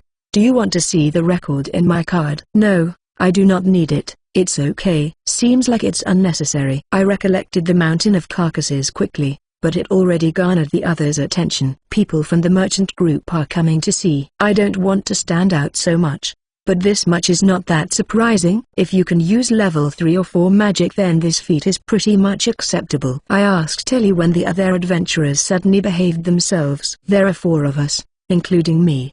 Besides, reaching level 4 is easier said than done. So that's it. Even so, they believed us. If it's me, I'll still have some doubts. There is no proof that I've hunted all of them just now. Masaru is scaring away the other tough adventurers. Yeah, it's not as scary anymore, but I am not good at it. But it does not change. More like they are scared towards a mage. We have the ability to obliterate a settlement in an instant. Masaru, you should be more aware of that. Certainly. Since this guy can build a mountain of corpses in a short time or so. In short, they are overwhelmed. I finally grasped it. Regardless, the people of the merchants group became very cooperative during the hunts along the way. In exchange, they've become quite scared. Even though we hunted during daytime, we still have to work at night. Camping, or more explicitly, creating a house. Every time we camped, I'll create a house for everyone. It can't be helped. The coldness of the night of midwinter is quite severe. It's too much for Norman-san and his group of merchants. All I have to do is make some buildings of the same shape. Once you learn how to build it, it turned into the routine work. It's a given that magic power is not an issue,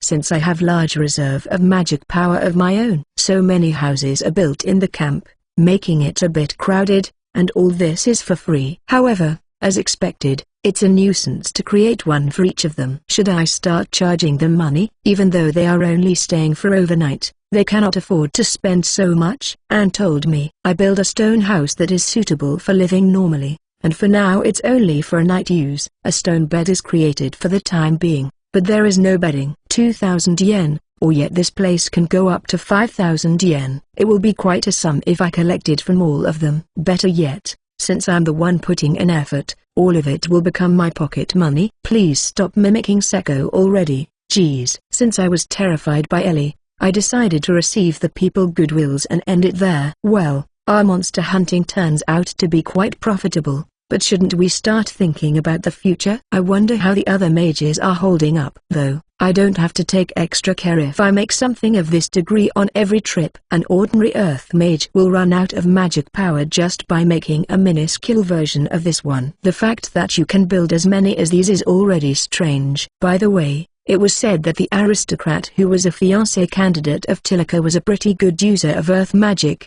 but his magical power had run out with only 3 golems. Even if they are capable of it, they are still in the middle of a dangerous journey. A general action for a mage is to conserve their magic power, and not to finish all of solely for house building alone. We will pass this route many times. With such a fine facility, the journey will be much easier. I was lucky to be accompanied by Masaru. I can't thank you enough. Norman-san showered me with thanks. It is not because of the coldness in winter alone. If there is a building, the danger at night is drastically reduced. There is not always a sufficient escort. Because of that, since I don't want to get personally thanked by all these people, this time I act as a representative of the shrine by doing a charity work, and at the house I engrave the marking of the shrine. Rather than being a mysterious house made by an unknown person, it would be safe for travelers to decide to be an unattended accommodation that the shrine made with volunteers, and it will surely be used safely. And this means that Mr. Norman will appreciate the shrine through a commercial guild,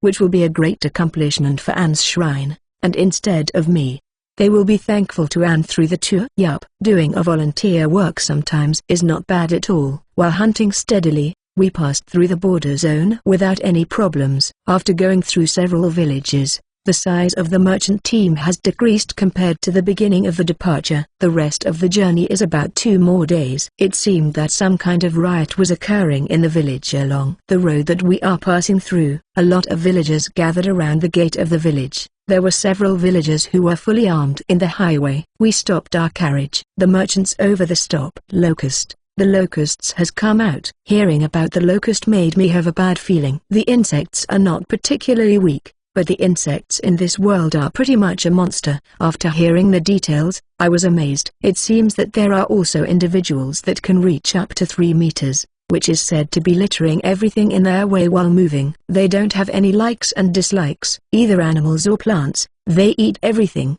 just like human beings. According to the story of the villagers that we met, they come in great numbers. Since they come at full speed, there is no way to get an accurate measure. It is said that an adult has a strength equal to or higher than an orc. If an ordinary villager is coming out like this, it's an act akin to suicide. They can only evacuate. If the locusts are coming, then they can only run away. Fortunately, the locust stops at some location if there is something to eat on the course, so it seems that their movement speed is not very high. And locusts are fickle. Nobody knows which way it will go. It may come to the village and go to the other side. But the other side of the pass is the village where Nania is located. I already farmed around this area for years. Hurry, hurry. Run away before locusts come. War, R. When the locusts arrives, the village will. Why does this kind of thing must happen?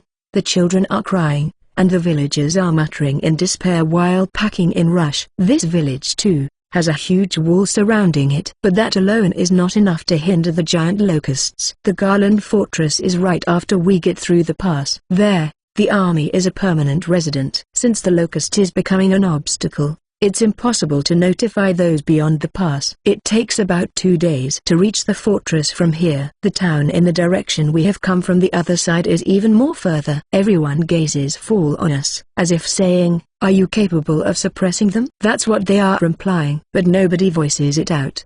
The opponent is a group of monsters in a size where a military need to be dispatched. Even though we're a B-rank party, no matter how you think about it, it's just too much a burden. It's a given. What should we do? How? There is no choice but to do it. I honestly think that there is no other choice. How about we notify the fortress and have them send reinforcements? Since we can fly, we can get through the pass easily. I don't know the exact size of their swarms, but they can inflict serious damage to the army. It's a question whether you are capable of annihilating them or not. Although there is surely a mage among the army, they are still from the Borders Fortress. I don't know how much their strength is. Even if we follow up with the plan, it will take 2 days on the way here. Thinking about the time to notify them and making battle preparation will take 3 days or 4 easily. In the end, it will be faster if we deal with them ourselves. For now, I'll go take a look. No matter how much a B rank can do, it is.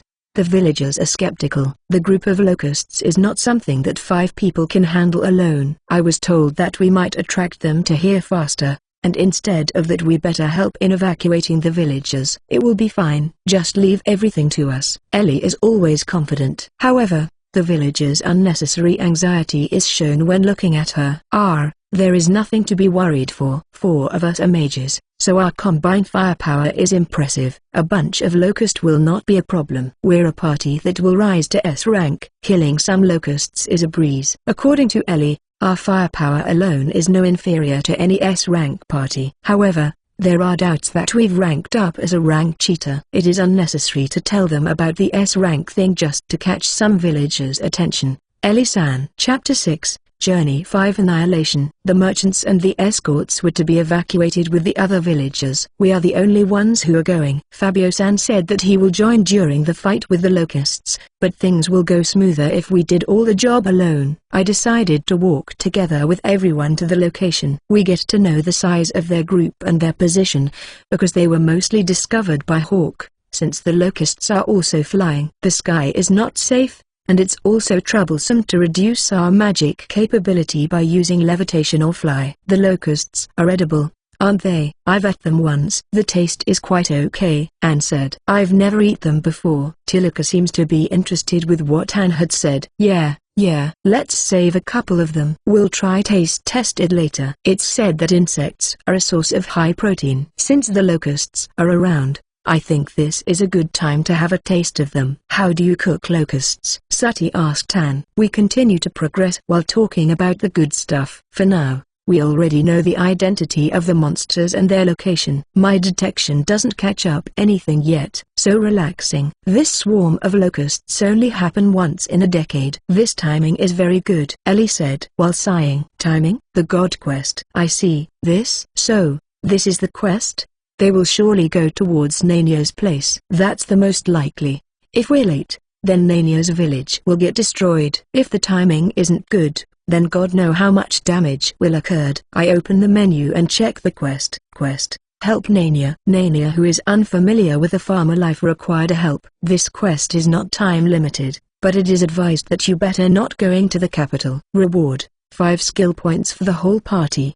Doesn't it right here to help Nania-san, who is struggling with her new life? Then God should have written about the locusts. But if such thing was written down, then Ellie will run out of control. Perhaps this degree of expression is good enough. Let's do this. I don't feel that motivated, but if this is connected with the quest, then I have no choice but to carry it out. Yes, let's go. I feel a bit motivated. Masaru-sama. Sati looks at me anxiously. The locusts have not come to our view yet, but their noises has already reached my ears. Locusts' noise. As we approached nearer, the noise gradually increases in magnitude. I got caught up in the mood just now, but truthfully, I'm scared. I've wanted to run away for a while already now. The mountain was covered with locusts, nicely forming a curve along the mountainous pass. Although I already heard about it from Tilika's report, the actual sight is pretty staggering, a nightmarish kind of spectacle. Wow, as far as my detection goes, I can only detect a huge swarm of locusts feasting all over the place. Only little plants and young trees are left. A large number of locusts were attached on a big tree, eating all the leaves. The locusts are green in color and varied in size. The smallest one is about the size of a kitten. Together with the small one is several big one, flying towards the village's direction. If we don't seriously do this, things will get ugly. Why yeah, you're right.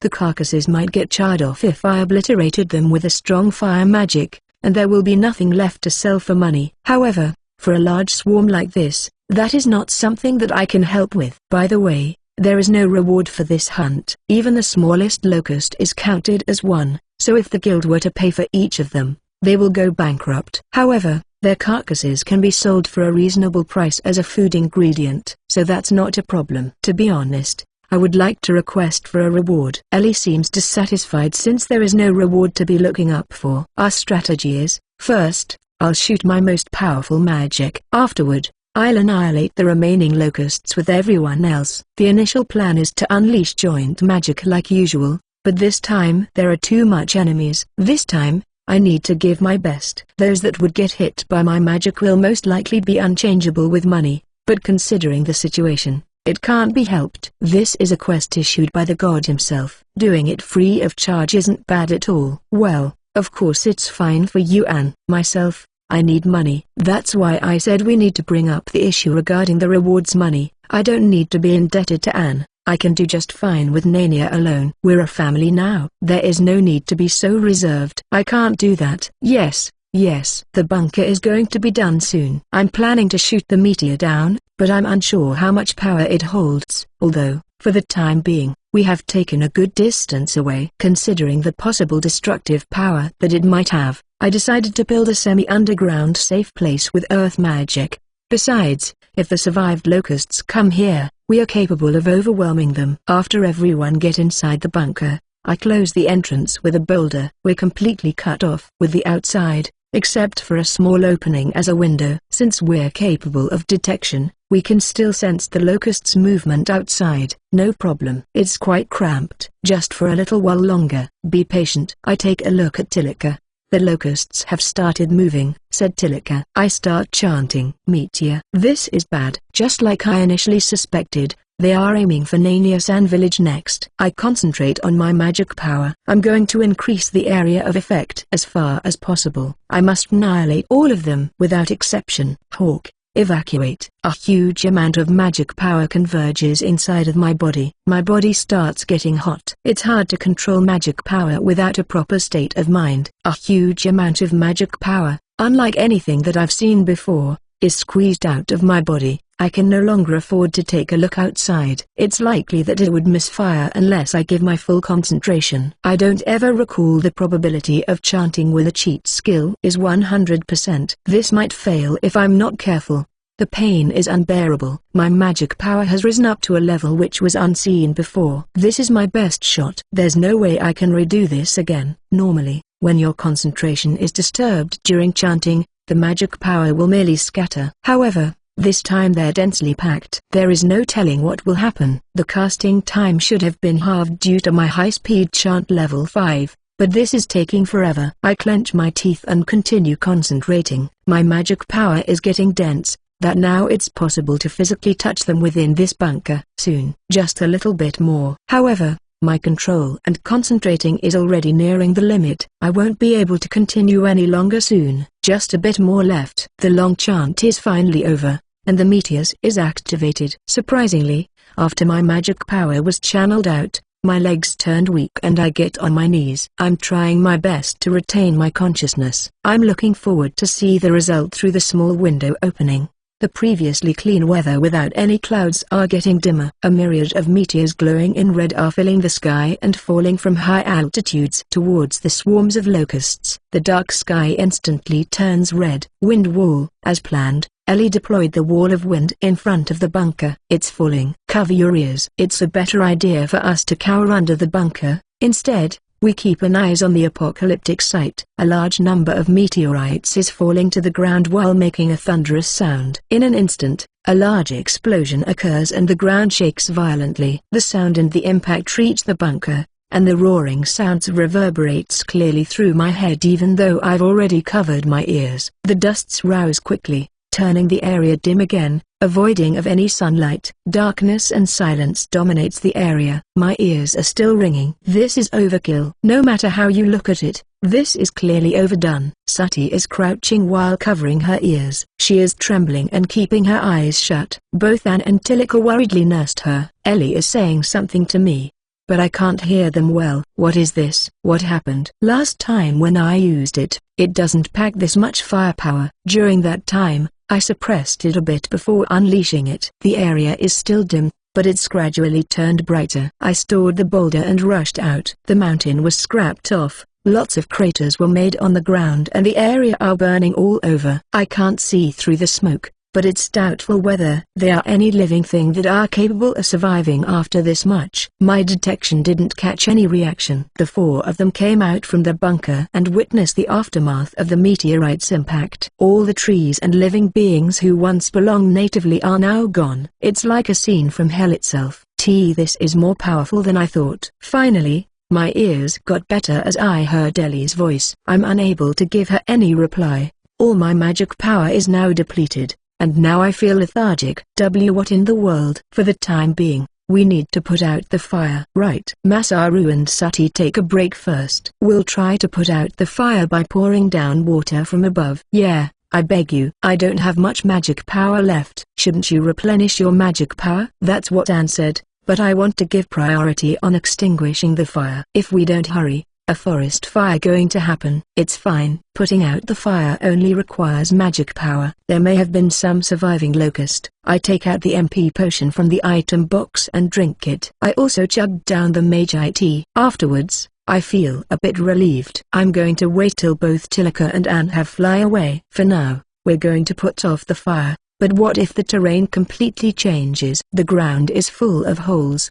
The main road has completely disappeared. I wonder if I can cover them up by fixing them with earth magic. That might be impossible. When I check the menu, my level has risen by 4. What? My HP has decreased to half. Although I shouldn't have suffered any damage aside from tinnitus. Don't tell me that my HP was converted to magic power during casting? Question mark. What wrong, Sati? I was sitting while checking the menu. In the meanwhile, sat sideways and stared at me. Our eyes met. Masaru-sama is really amazing after all. Yeah. The meteor was really amazing. It's more than I initially expected. It's likely to blow all enemies even if the power is halved. Plus, with my MP consumption reduction level 5, the amount of magic power that I should have consumed will remains as half. Meaning that, I require another half. No, the increase in the consumption is about 1/3. This means that the magic consumption is 6 times over. It's not amusing that the meteor's power is excessive. This also explains the difficulty to control my concentration. What if I fail to control it back then? This magic of pure destruction will run amok. All of us will definitely get caught into it. Next time, I should refrain myself from using meteor. No, even for other magic, consuming all magic power at once is a bad idea. It's safer to limit them to half. The fire extinguishing is progressing smoothly, and steams are rising from the site. I feel like my magic power is completely exhausted. I can barely see anymore. As expected, the locusts were all wiped out. That's right, the quest. I open the menu and check out the quest, but apparently there is no change with the quest status. The condition to clear the quest is not eliminating the locusts. Does this mean that they are not eliminated completely yet? Do I need to go meet Nanya-san after this? Or is it because Nanya-san trouble is just an ordinary one, just that we encountered the locusts purely by chance? For now, I'll ask the question in the diary first. I wonder if I'll get any reply. After a while, the 3 of them came back. I roughly sprinkled water around, but the fire is mostly gone. As far as we can tell, all locusts were annihilated. I'm going to go take a look around. Tilika's familiars are extremely useful. Originally, the task to look around fall on us. Initially, I thought that it'll be a burden on Tilika. Turns out that they can move independently with the simplest of instruction. They differ a lot compared to my Gillam. Only bits of them are left for recovery.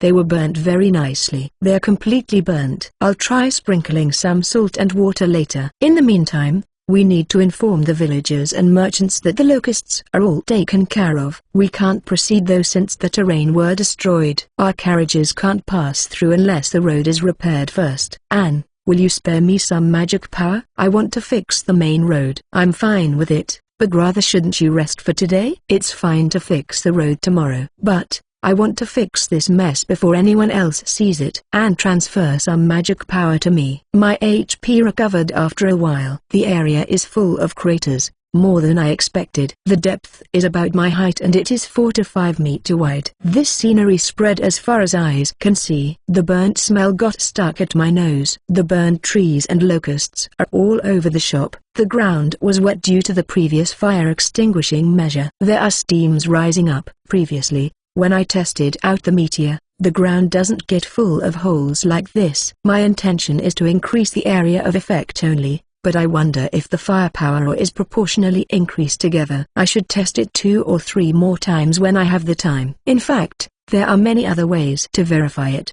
but there are many other things that should be given priority. I want to take time lazing around. I want to flirt more with my wives. I still need to gather more information regarding the impending doom of this world. We need to self-strengthening ourselves to survive too. I felt very satisfied, but then I remembered that I've worked 100 times harder than when I was in Japan. Chapter 7, Journey 6 Arrival. With the remaining magic power, I'm using earth magic to repair the broken road by burying the soil that I've dug around at the nearby area. The burnt smell is likely not going to disappear anytime soon. In my opinion, the repaired road doesn't look all that bad. Fixing the road is nice and all, But doesn't it feel like a waste to use magic power just to block the craters? Ellie seems to be bored of waiting. But this area is full of holes now. No matter how you look at it, it's strange. This main road is usually crowded with people going to the big town. If there's a person intrigued enough to find out, it'll be just a matter of time before they discovered that we were the ones who did it when we were eradicating the locusts. They will definitely won't be happy. Thanks to those 4 people hard works, we somehow managed to control the fire. However, there was nothing that can be done about the charred woods. Though, since there are no longer big craters nearby, we can simply say that the forest was burned by fire magic. The area that got destroyed by the meteor is in smaller perimeter than I initially expected. The boundary is visible once we walked around. The after effects are still lingering around. The visibility is as worse as ever due to the rising steam and dusts. Still, the affected ground can easily cover a few ballparks and football field. Fabio-san came when I was nearly depleted of the magic power that I've received from Anne. What in the world? The trees at the impact site has suddenly disappeared. The main road looks beautiful, as if just recently paved. The land nearby looks like in a state of vegetation. The burnt smell is still lingering around. When he looks closely, there are several big holes that can't be completely covered up. It's a scenery full of mysteries. Fabio-san is acting as a leader for the evacuating group. From the look of it, the meteor was not visible to them. However, after they've escaped far away, he returned back here to take a look and to confirm the situation. The locusts are completely annihilated, Ellie declared smugly. Is that the truth? I'm going to inform this to everyone ASAP. Fabio-san took a quick look around, and then ran down the slope. His horse is probably tied down there. He's quite a thoughtful person, that guy. No need to spare them all the details. The most important thing is that the locusts are completely annihilated. Nobody saw the meteor, so everything is good. But I'll fill the holes up anyway, just in case. You really hate to be conspicuous as usual. I'll be in trouble if my identity as an apostle was found out. You cannot be an apostle just because you can use a high-ranking magic alone. Is that so? No matter what, I don't want news such as myself wielding weird power to spread around. The event today slowly instills me with quite a bit of confidence. Perhaps, even if the Demon King appeared, I might be able to defeat him. Cheat magic is too strong. If my identity as an apostle was found out, then they will know that the world is ending after 20 years. Just look at how powerful this meteor impact is. There is no doubt that they will appoint me as the hero. No matter what happens, the final battle is unavoidable. However, just because I've enough strength, doesn't mean that things would become easier. Take the Orc King as an example. That time, I easily got badly injured. If it's capable of shooting arrows behind our back, then we'll long be dead. The gap between our defense and our offense is that big. I realized it several times during my special training with Sergeant Dono. Just because we've strengthened and raised our level, we still can't bear a wound inflicted on our body, be it a cut from arrow or sword, or directly hit by magic. Human can die easily with a stab of a knife. If we recklessly charged into the battlefield, it won't matter how many lives you have. There is no convenient thing such as a resurrection magic in this world. But, I've never met a high-ranking mage other than Ellie. Maybe there exists several other mages who are capable of this feat. There are many mages among the nobles. They're as good as those from the Knight Squad and the military corps. Many of them become an adventurer and work as a mage. Even during our defensive battle at Gorba's fortress, I didn't actually notice, but there were actually many active mages who participated in the battle. However, as soon as their magic power ran out, they immediately took a break, so their actual active time is short. I didn't know about that since I was busy treating the people at the shrine. Of course, they are among the nobles as well. The number of mages who wished to become an adventurer are also dwindling. There is no major attack during the last 10 years. Even before that, for a very long time, there was no attacks massive enough to take down a country. During this peaceful period, the number of mages at the front line are getting lesser. The demons are still treated as a dangerous being, but within this human realm, normal adventurers are enough to handle them. Rather than taking down the demons, it's already been a long practice to make profits by using the earth magic to build houses or castles. The old one will retire, and the fresh graduates will fill the space at the private company. The safe and profitable works are more desirable compared to the unstable and unsafe job of an adventurer. I can understand it well. Then, without battle experience, they won't be able to grow into a high-ranking mage easily. That is a good thing on its own. If the amount of magic user increase among the civilians, the economy will become better. If you look at the area nearby to the demon realm, we can see lots of damage remaining, all caused by the demons. However, the kingdom and the empire are vast and powerful. Although the one at the border are devastated, it's still not accounted as a major thing as a whole. From the looks of it, that is what the residents of this world regarded as peace, when it's treated as dangerous period if in Japan. While waiting for Tiger to finish scouting, I chatted with everyone else. Not long after, it came back. There's not much except for several locusts that he managed to catch. This way, we can finally confirm that all locusts are eradicated. We walk back towards the village leisurely, and there I can see that the villagers are returning. The villagers were thankful towards us. They offered us rewards, but I politely decline. It was an easy task for us to annihilate the locusts since they were not a great demon. I explained to the villagers that my action doesn't deserve a reward. I came into understanding during this trip that this year around there are lesser rains in this area. Even if they want to reward us, they can't give much, and even that might be enough to harm their livelihood. It's apparent that this village is having difficulty financially. It's hard for them to give out money. Even Ellie, who's having money trouble, doesn't say otherwise. That's why I won't accept this young lady. Nevertheless, this young lady doesn't show any sign of being forced, plus she is beaming with happiness. If you are married to a competent mage, then your life is secured. Besides, it's an often case where strong magic traits are inherited to the child. Anne explained. So, does that mean that they want my offspring? Such an attractive offer, if only my wives are not staring dagger to me. Scary. Goodness. We're declining in Masaru's stead. Well, if I increase another one, I don't think my body can handle the addition. It's such a waste though, seeing that she is such a cute young lady. Ah, I'm sorry. Please don't scowl at me like that, Tilika-san. We're accepting the villagers' offer to stay at the village today. It's hard to thread through this mountainous pass during this time of the day.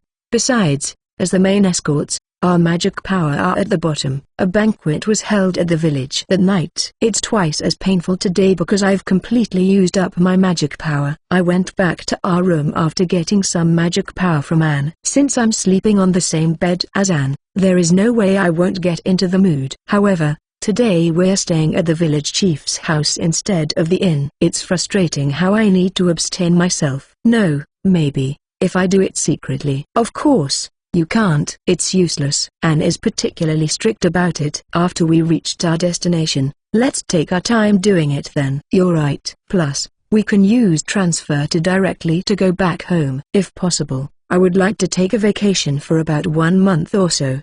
I'm sure that this is the big event, and after this we only need to take our time helping Nania-san out. Today, I'll enjoy myself by hugging Anne's soft body to sleep. The main dish for the party is some baked locusts, provided by Ellie. The village boasted its cooking skill, and Tilika commented that their cooking actually tastes really good. During breakfast, I was given the leftover from last night. I ate some, but aside from the taste, the visuals are not appealing at all. As expected, this dish is not for me. Before we left, I make a last inspection to make sure that all craters are covered. 2 days later, we finally arrived at our destination, Garland Fortress. It's a bit on the smaller side compared to Gorba's fortress. Still, it's a massive fortress, hosting many residential insides. We unload the goods at the Fortress Merchant Guild. There, we parted away with Norman-san and Fabio-san. They're going to stay for few days, and afterwards, they're going back. As for us, we're dropping by at the Fortress Adventurer Guild. We'll only go to Nania-san once we finished handing out our kills and collecting our subjugation rewards. I actually feel a tad bit reluctant, but knowing full well the extent of the surrounding monsters is a life and death matter to Adventurer Guild. There is no way I won't report them. The locusts you said? But my magic annihilated them all in one shot. I explained the outcome to the surprised guild staff. Afterwards, he feels relieved and his face softened. They didn't come out in the amount where the army or guild's members needs to be dispatched, aren't they? I'm glad that they were in smaller scale. Ah, yeah, I agree. Please let me examine your card. Ah, here. I've no choice but to let them see my card, since it's required for confirmations of my hunts. I let him check the other 4 first. The checkup went smoothly until Tilika's turn. He examines Tilaka carefully. After all, it's weird for a truth official to join an adventurer party. As expected of a B rank. How marvelous for you guys to sweep up this many monster during a trip. Lastly, I gently passed my card. The cards recorded all the demons that I've taken down. Right now, 20 are displayed from the new minutes on one screen. The old kills can be viewed by scrolling the screen. After they're checked, the staff will put a confirmation mark with a special magic tool provided by the guild. The guild staff continues checking my card, and after a while, his expressions turns fuzzier. Then, he completely stopped, and stared hard on my face. Excuse me. How many of them have you defeated? That is. There are too much of them, so I don't know. There is no subjugation reward since they are not a strong monster. I don't think that it's something worth mentioning, so thought that they'll simply glance through it. But apparently, that's not the case. The guild staff resumes his checks. After a few minutes, he finally finished counting all of it, with just a single shot. Well, you see. It's arranged magic, so I wonder why. I don't mean to say it as one shot. Please wait a moment. I'm going to call the top officer. While holding my card, the guild officer hurriedly walked to the back. It's not something that is possible to hide. Just give up. Do you think it's possible for me to say that they're just small locusts? Then, you're lying. Right. It's wrong of you if you don't report stuff like this properly. Right. After a while, a guy who seems to be the guild chief came out. Based on his physique, he might be an adventurer himself. I explained to him quietly regarding the full scale of the Locusts' invasion and how they were killed. I take out the bit about Meteor though. I only tell him that I used a long-range fire magic. The guild chief is interested to know, but it's not something that can easily imitated, albeit knowing the full details. Is this all true? After we finished reporting, I get press on by the guild chief. It's an appropriate response towards a young adventurer like us. He somehow resembles the vice chief, but I feel more comfortable with vice chief treatment. Everything is the truth, Tilaka says with a slightly inclined voice. Well, of course that's the case. The number of subjugation recorded on the card is a group of locusts on a scale which the military will act. It was supposed to be a huge disaster. I killed it with a single magic before the damage was done. Aside from the villagers, the ones who saw the locusts are only our party. The report on the card is absolute. There is also the testimony from a truth official. Though, I understand his feeling of doubts whether all of this is a mistake.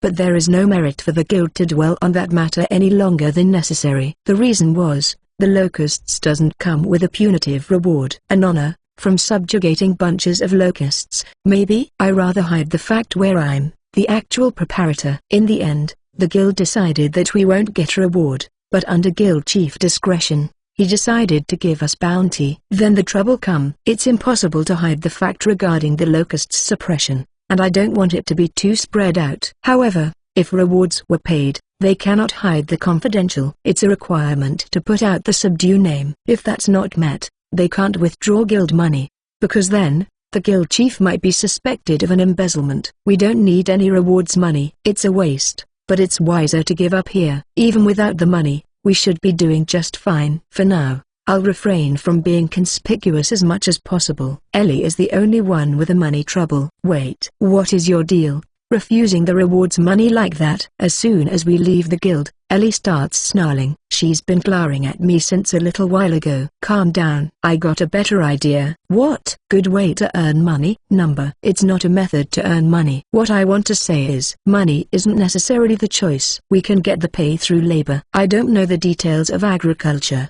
but I'm an expert in using the earth magic. In the middle of our journey, I learned a new thing: house building. Don't you think it's possible for me to start our own plantation by using my earth magic? House, field and waterway. I wonder if we need a wall? I'm experienced in building a wall. Heck, if I try my best, I might be able to build like those fortresses. I explained the plan to Ellie. That is a very good idea. Let's start some really good plantation at Nania's place. No, rather than helping out, I was thinking about this in terms of paying your debt off.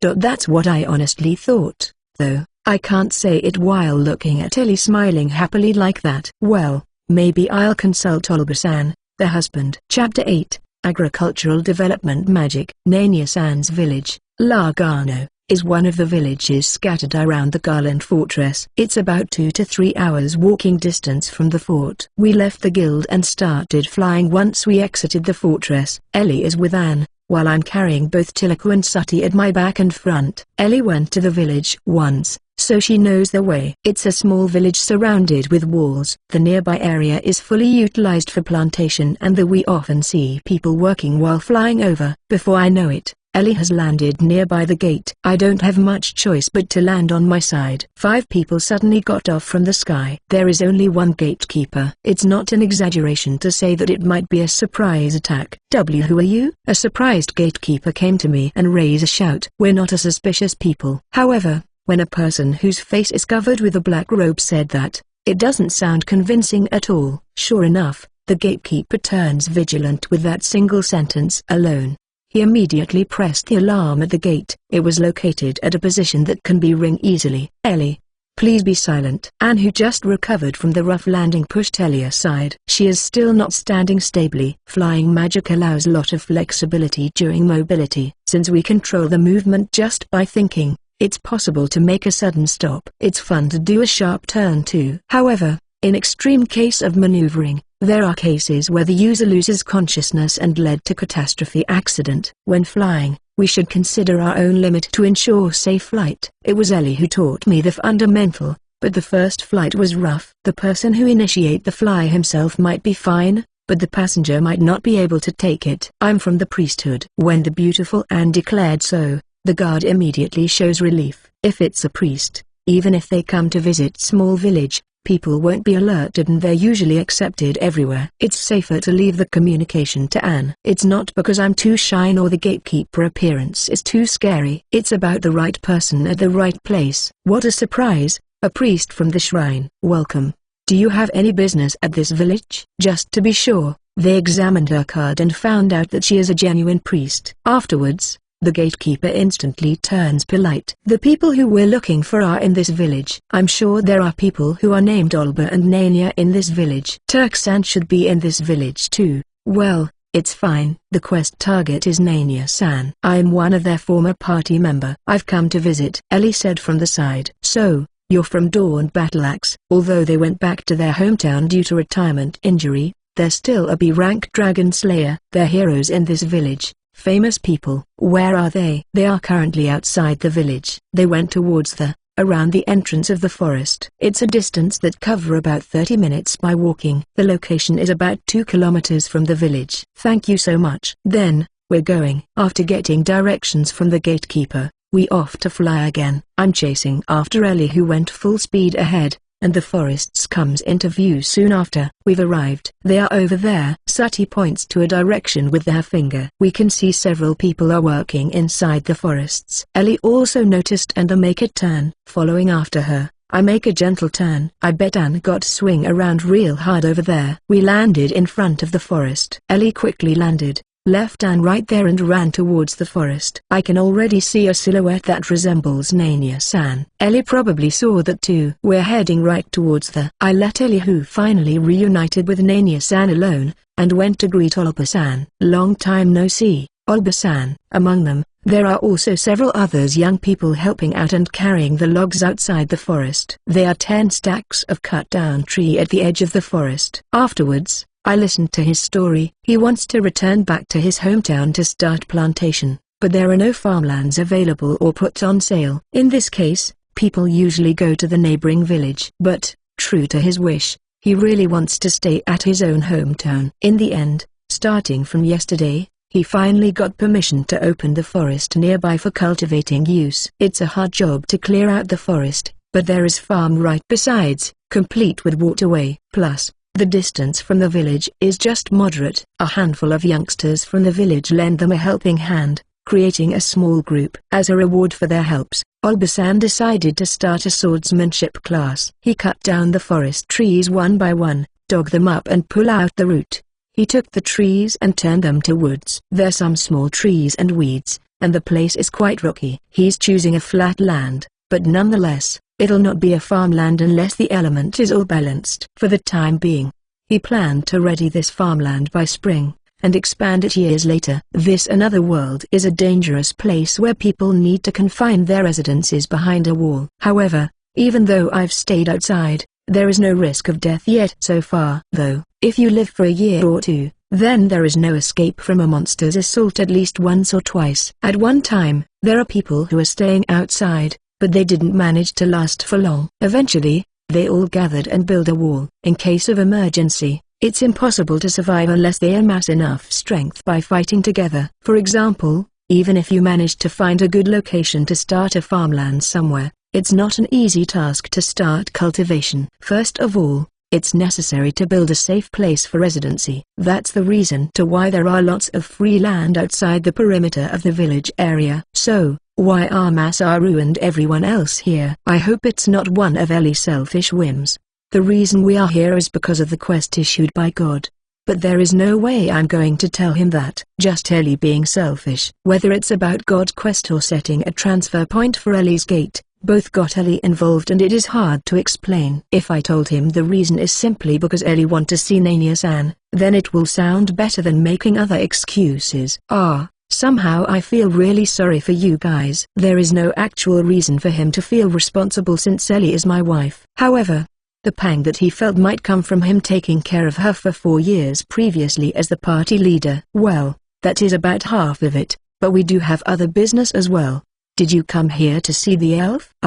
You're right. That's also one of it. We want to go sightseeing lots of things. Yes, the elf Garland Fortress is directly connected to the demon realm, and directly adjacent to the demon world is the Elven Forest. The forest is an independent territory of the elves where lots of elves live inside. While ordinary people are prohibited from entering, there are still economics transaction and the elves do come to the fort once in a while. Elves, I want to see them. It would be the best if we can stay here for a while, Sati. Yes, I think it would be a good idea to take on the escort mission for the merchant group going to the Elven Forest. Ellie is a B rank, so they might accept. A quest to join a group going to Elven Forest is incredibly popular. People with a higher rank are usually given priority.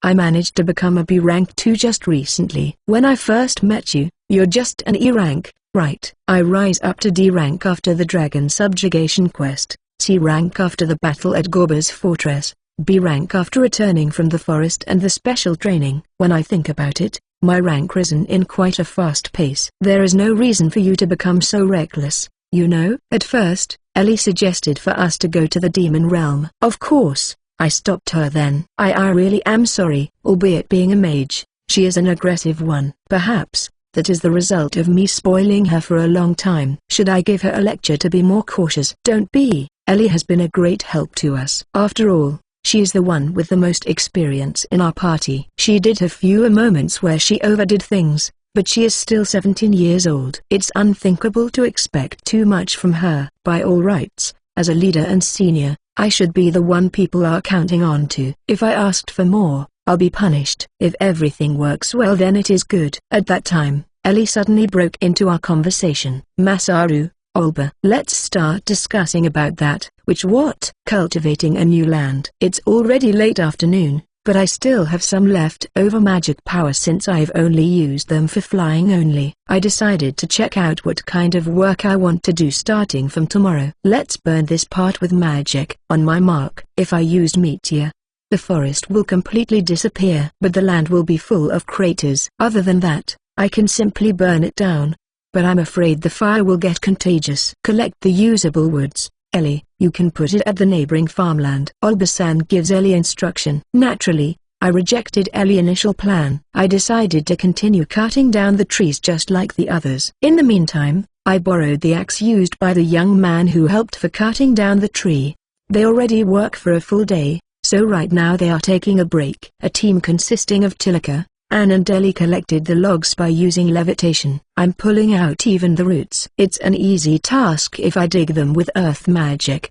Big trees aside, there are also shrubs, weeds, rocks, fallen trees and many other obstructing objects. We need to clear all of them. Now that I think about it, always, when I watched TV shows about farming in Japan, I've actually never seen a cultivation process since the beginning. When I do it manually without machines' help, It feels more laborious than I expected. I pick up all the obstructive trees and big rocks inside my item box, and put them at the side of our planned cultivation land. Even Ellie, who hates chores, are working for Nania-san's sakes. She is doing a lot of the work. It took us about an hour to recover the woods and collect it. We managed to secure a large farmland as planned. The sun has already set. It's possible for me to light the surrounding area with magic, so it's still possible to work at night. However, putting that much effort on the first day is just too much. Including today's works, a new addition of lands is added to the one they have previously cleared before. Really,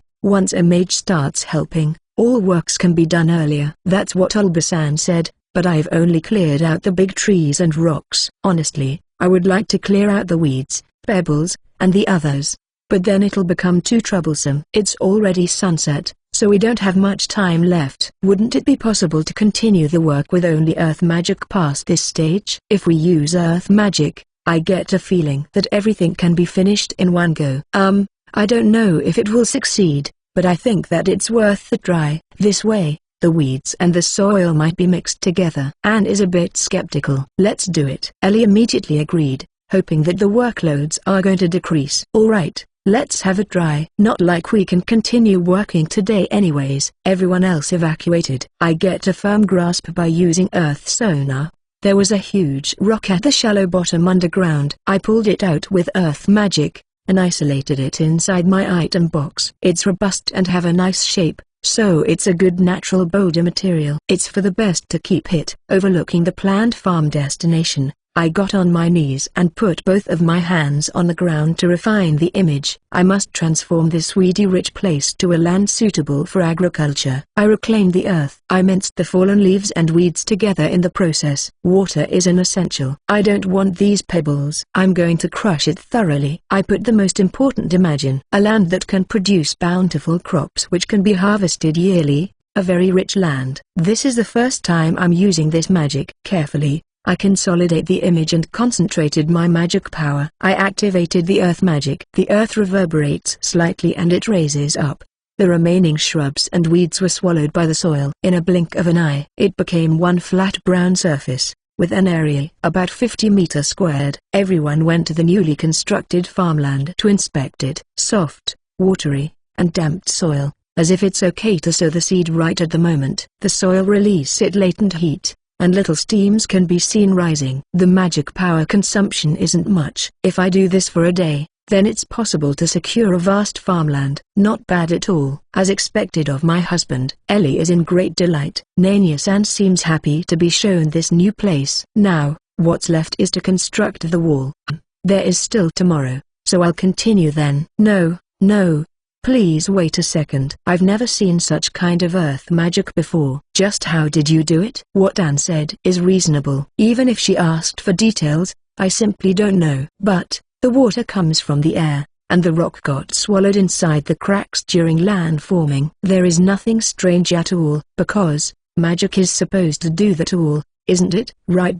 Isn't it? I've never saw someone creating a farmland with earth magic. Not only earth, there is also wind and water. The soil is warm, might be an effect of fire element. If that isn't the case, the vegetation won't simply disappears. With the earth magic alone, the plant won't be cut off that easily. I can't imagine the wind elements are not playing a role. But, thinking in the same line, meteor is not only fire attribute, there must be earth element mixed together. Firestorm would be something like fire and wind, and hot water will be combination of water and fire. If you asked me how the magic turned out like that, then I don't have a single clue. The magic that I used for agriculture this time, although it's hard to control because of 3 or 4 mixed attributes, which is unusual, it's still nothing compared to meteor. Even if I scale up and do it in single time, it should still be alright. I mean, this magic might not be able to use before cutting of all the trees first. The reason I can do this is because there are no large trees around. Although the trees and rocks were all cleared up first, there is still slight increase in magic consumption. I feel bad to think that you're helping us this much. What are you saying now, Olba? This is for Nania. From tomorrow on, this farm will extend even further. I'm the one who will do the main work, though. Ellie, Nania-san get teary-eyed. I remember our previous talk about the debt, but this is surely not the time to be talking about money. Next time then. Ah, the quest. You have cleared it. 5 points. Got. We need to discuss on how to spend the points. Ellie finally collected 40 points. She can master the space magic now. I also haven't managed the one from the locusts yet either. Let's return to the village. My home is small, but all of you are welcome. Chapter 9, Skill Acquisition Meeting. After returning to the village, we were invited to Olbasan's house. It's a one-story stone house, large enough for 2 people to live. When all 5 of us entered, it did get a bit cramped inside. But since I've been traveling for 2 weeks straight, I don't really mind. During that time Nania-san started cooking for dinner. We were guided to the bedroom. I put out my stuff from my item box and arranged them.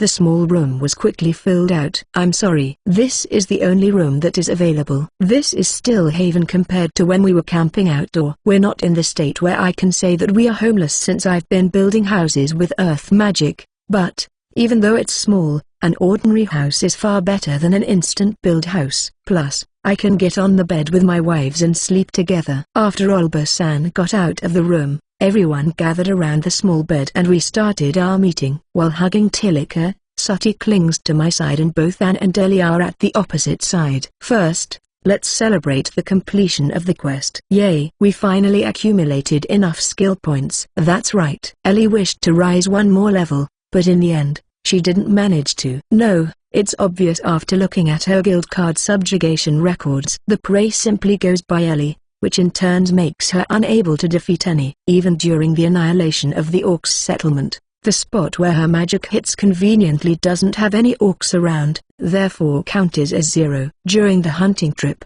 most preys were mainly defeated by Sati and myself due to our detection skills. Of course, Ellie has put some effort on herself too, but there isn't much result. We also did some hunting during our journey this time. I was practicing inside the forest and hunt at the same time, without Ellie. Then came the locusts, but unfortunately, they were all exterminated by me. Ellie said that it's not everyone else's fault, but truthfully, she did grew sullen, yet she was still going strong, with the quest in mind. First of is Ellie.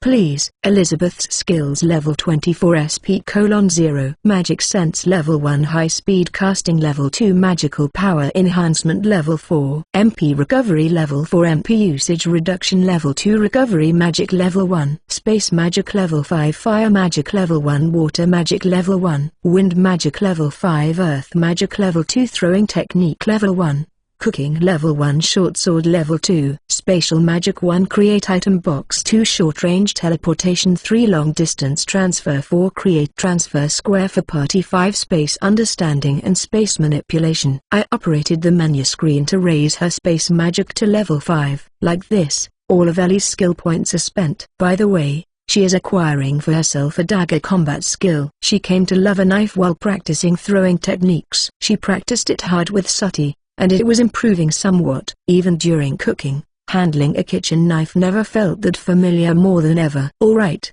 it's done. Just saying, make sure that you won't use it all of a sudden, okay? I know. I opened back Ellie's menu screen and confirmed the space magic level 5, space manipulation and space understanding. Rather than a level 5 magic, it feels more like a basic level 1 or level 2 magic. Ellie wants a super destructive magic. Should I worry that she might say something like that? How do you actually use it? Isn't it a space magic version of detection skill? Why don't you give it a try? Okay. Ellie's face frowned while concentrating. I can see Olba and Nania at the other room. Suddenly, I had a bad feeling. Although my presence detection is not that detailed, I got a reaction of 2 people closely attached. They seem to be doing an exercise. Yeah, it's that. I think it is impolite to see too much. You're right. Ellie's face got slightly red, and her face looks dreamy. What she just used was a level 5 magic.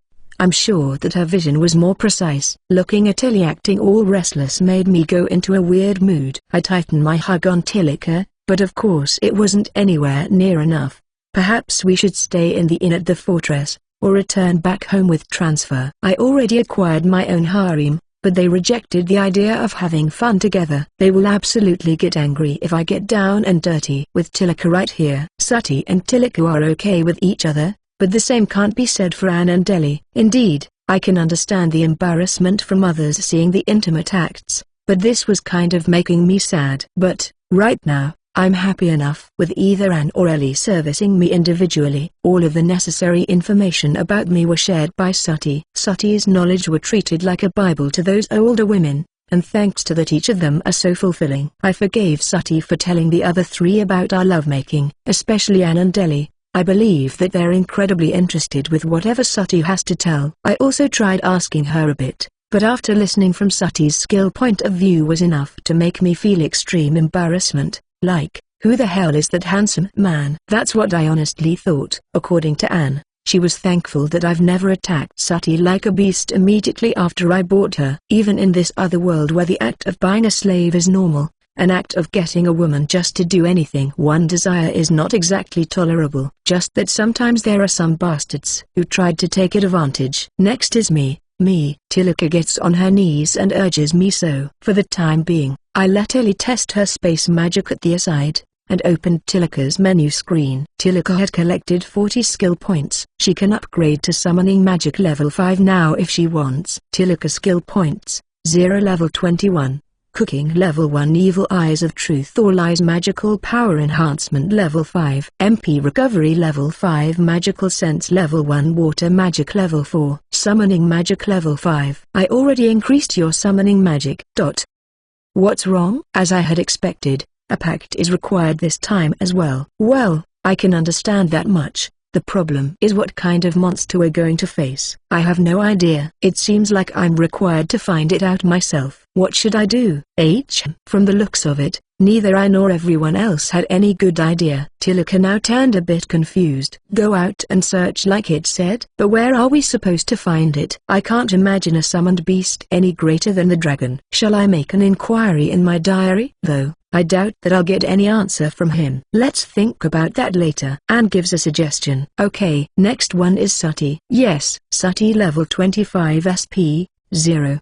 Cooking level 2 Household level 2 Sewing level 2 Covert level 3 Stealthy Steps level 2 Sound Detection level 4 Smell Detection level 2 Sturdy Hawkeyes Mind Eyes Physical Reinforcement level 5 Agility level 5 Evasion level 5 Shield level 3 Swordsmanship level 5 Archery level 5 Life Magic Sense level 3. This time, I raised her evasion to level 5. Her physical strength enhancements are enough, and the rest are just contemporary skills, but this is annoying. Both her evasion and detection skills required 10 skill points for level 5. During the previous level up session, I've consulted Sati on the matter of magic power detection skill. My line of thinking is that what if there are mages included within the enemy forces? Indeed, during our fight at the Gorba's fortress, the enemies did brought along someone with magical capabilities. Right after I sensed magics that were shot towards us, I can neither evade or defend against it. If she is capable of sensing the invocation beforehand with magic power detection,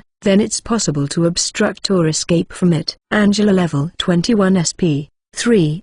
Cooking level 3 Housework level 2 Cudgel Martial Art level 4 Magical Power Enhancement level 5 MP Recovery level 5 MP Usage Reduction level 4 Magical Sensing level 1 Recovery Magic level 5 Water Magic level 4 Physical Reinforcement level 3 Shield level 3. Others always labeled her as plain and not contributing much, but actually she is knowledgeable in major magic, weapons, recovery, as well multitasking many other things such as housekeeping and negotiating. Out of all the people in our party, she is the one who is the most reasonable. I want her to stay that way. If the people from the Templar Knight find out about this, they might faint. The last one is me. I'm currently level 29. I gain 4 levels from exterminating the locusts alone, and hunting on the way helped me collecting some skill points too. Physical strengthening at level 4, evasion, magic power sensing, Earth Magic level 5. Masaru skill points, 3 level 29. Skill reset Rasgard World Standard Language Clock. Cooking level 2 Covert level 4 Stealthy Steps level 4 Presence Detection level 4 Enhanced Physical Fitness Recovery Willpower, Physical Reinforcement Level 5, Shield Level 3, Evasion Level 5, Martial Art Level 1, Archery Level 3, Knife Throwing Level 2, Swordsmanship Level 5, Magical Sense Level 5, High Speed Casting Level 5, Magical Power Enhancement Level 5, MP Recovery Level 5, MP Usage Reduction Level 5, Common Magic Life Magic Recovery Magic Level 5, Fire Magic Level 5, Water Magic Level 3, Wind Magic Level 3, Earth Magic Level 5, Mind Eyes. I've considered whether I should take on Spirit or Light Magic before, but after thinking hard again, that spell would make me awfully stand out, even though it's just a magical splash of some sort. What should I do if I messed up somewhat, trying to cast a spell unknown to myself? I want to lead a simple life. The skill points required were also great, but that problem can be overcome with my skill reset. Next one left is Magic Power Sensing. The skill doesn't look that important at first glance, but it's actually quite important. Even during our previous encounter with the Harpies, since the enemies are capable of sensing magic, they managed to disturb our chant midway. With this, the curtain for our skills upgrade comes to a close. Coming up next is a discussion for our new agenda. Let's build a house. For the time being, I need a base. I want a room where I can relax in various way. There is no inn in this village. There is nothing wrong with freeloading in others' house. There will be more people coming to work for the farmland. By building a base, there will be gates where it's easy to slip back and forth. Common sense dictates that building a base outside the perimeter of the village is dangerous and should be left alone. However, for us, it's not a problem since we have enough fighting prowess and detection ability. Even if there was an intruder, I believe that they can be eliminated easily. Plus, by making the entrance underground, our safety is pretty much guaranteed. Is that so? There is nothing for us to lose, so why not? I can hold a party too. But, is it fine to build on your own volition? Not like the land is owned by anyone else in the first place. According to Ellie, who is a noble, strictly speaking, the unused land belongs to the Lord and hence is the property of the country. However, there is no problem for cultivation activity once we have paid our taxes. Severe punishment befalls on those who evaded taxes. With the current state where all residents are living inside the wall, they have become easier to manage by the officials. In addition, the truth official makes it harder for anyone to build secret farmlands. But there are also rules imposed for the ruling party. They are required to collect the predetermined amount of taxes properly. They are not eligible to raise the taxes amount on their own. This kind of jobs falls on Tilika. Nonetheless, it's not an easy task to impose misdeeds. With the privilege that comes alongside their aristocracy, any truth official can't simply reach out and ask them questions. First, a set of evidences must be properly prepared, and if the accusers has a lower status, they are required to bet their own life. The truth official from the olden days have gone way too far. Because of its unfair condition, the story about it has never reached the masses. True to their intention, they honestly don't want this to become widespread. It happened long ago, when the kingdom was still within the Empire territory. Massive purge was ongoing for when the truth official held the highest reign within the administration. What was the result? The internal affairs of the empire are tattered. The aristocrats who were put on verdict united and rebelled. The truth office got destroyed.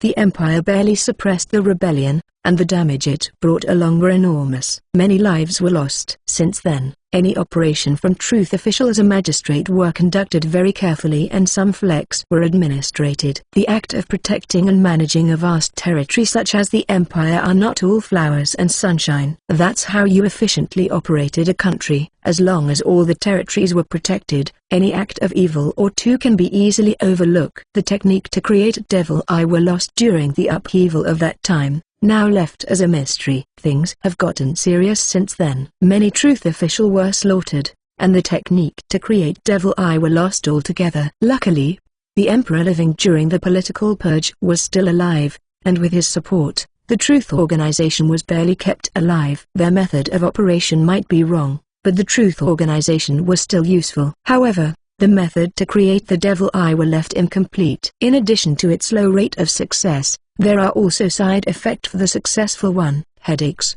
blindness, growth halt and many other physical disabilities. It was said that those who can't adapt will likely die. Although mortality rate has decreased after years of research, Faulty ones like Tilaka still occur occasionally. Many lives were lost due to our careless behavior. It is a sin that should be carried by a person who became a truth official. A lesson. The devil eye were originally gifted by God. Then, it was lost due to the mistake of the truth official. That's why they have to bear the pain and suffering. In Tilaka's case, in addition to her growth halt, she will also experience mild headaches after getting too agitated. I'm still feeling lightheaded. That time during our interrogation with the bandit. Don't tell me you're having headaches too? A little. When we were interrogating the thief, I thought she was tired and want to go sleep early. No need to endure it once it become painful. After saying that, I hugged Tilaka on her knees tightly. Alright. So, do you want to store the skill points for removing your devil eye? The magic eye of truth skill. At first, I thought that Tilaka's body will return to normal once I've used it. However, she refused it.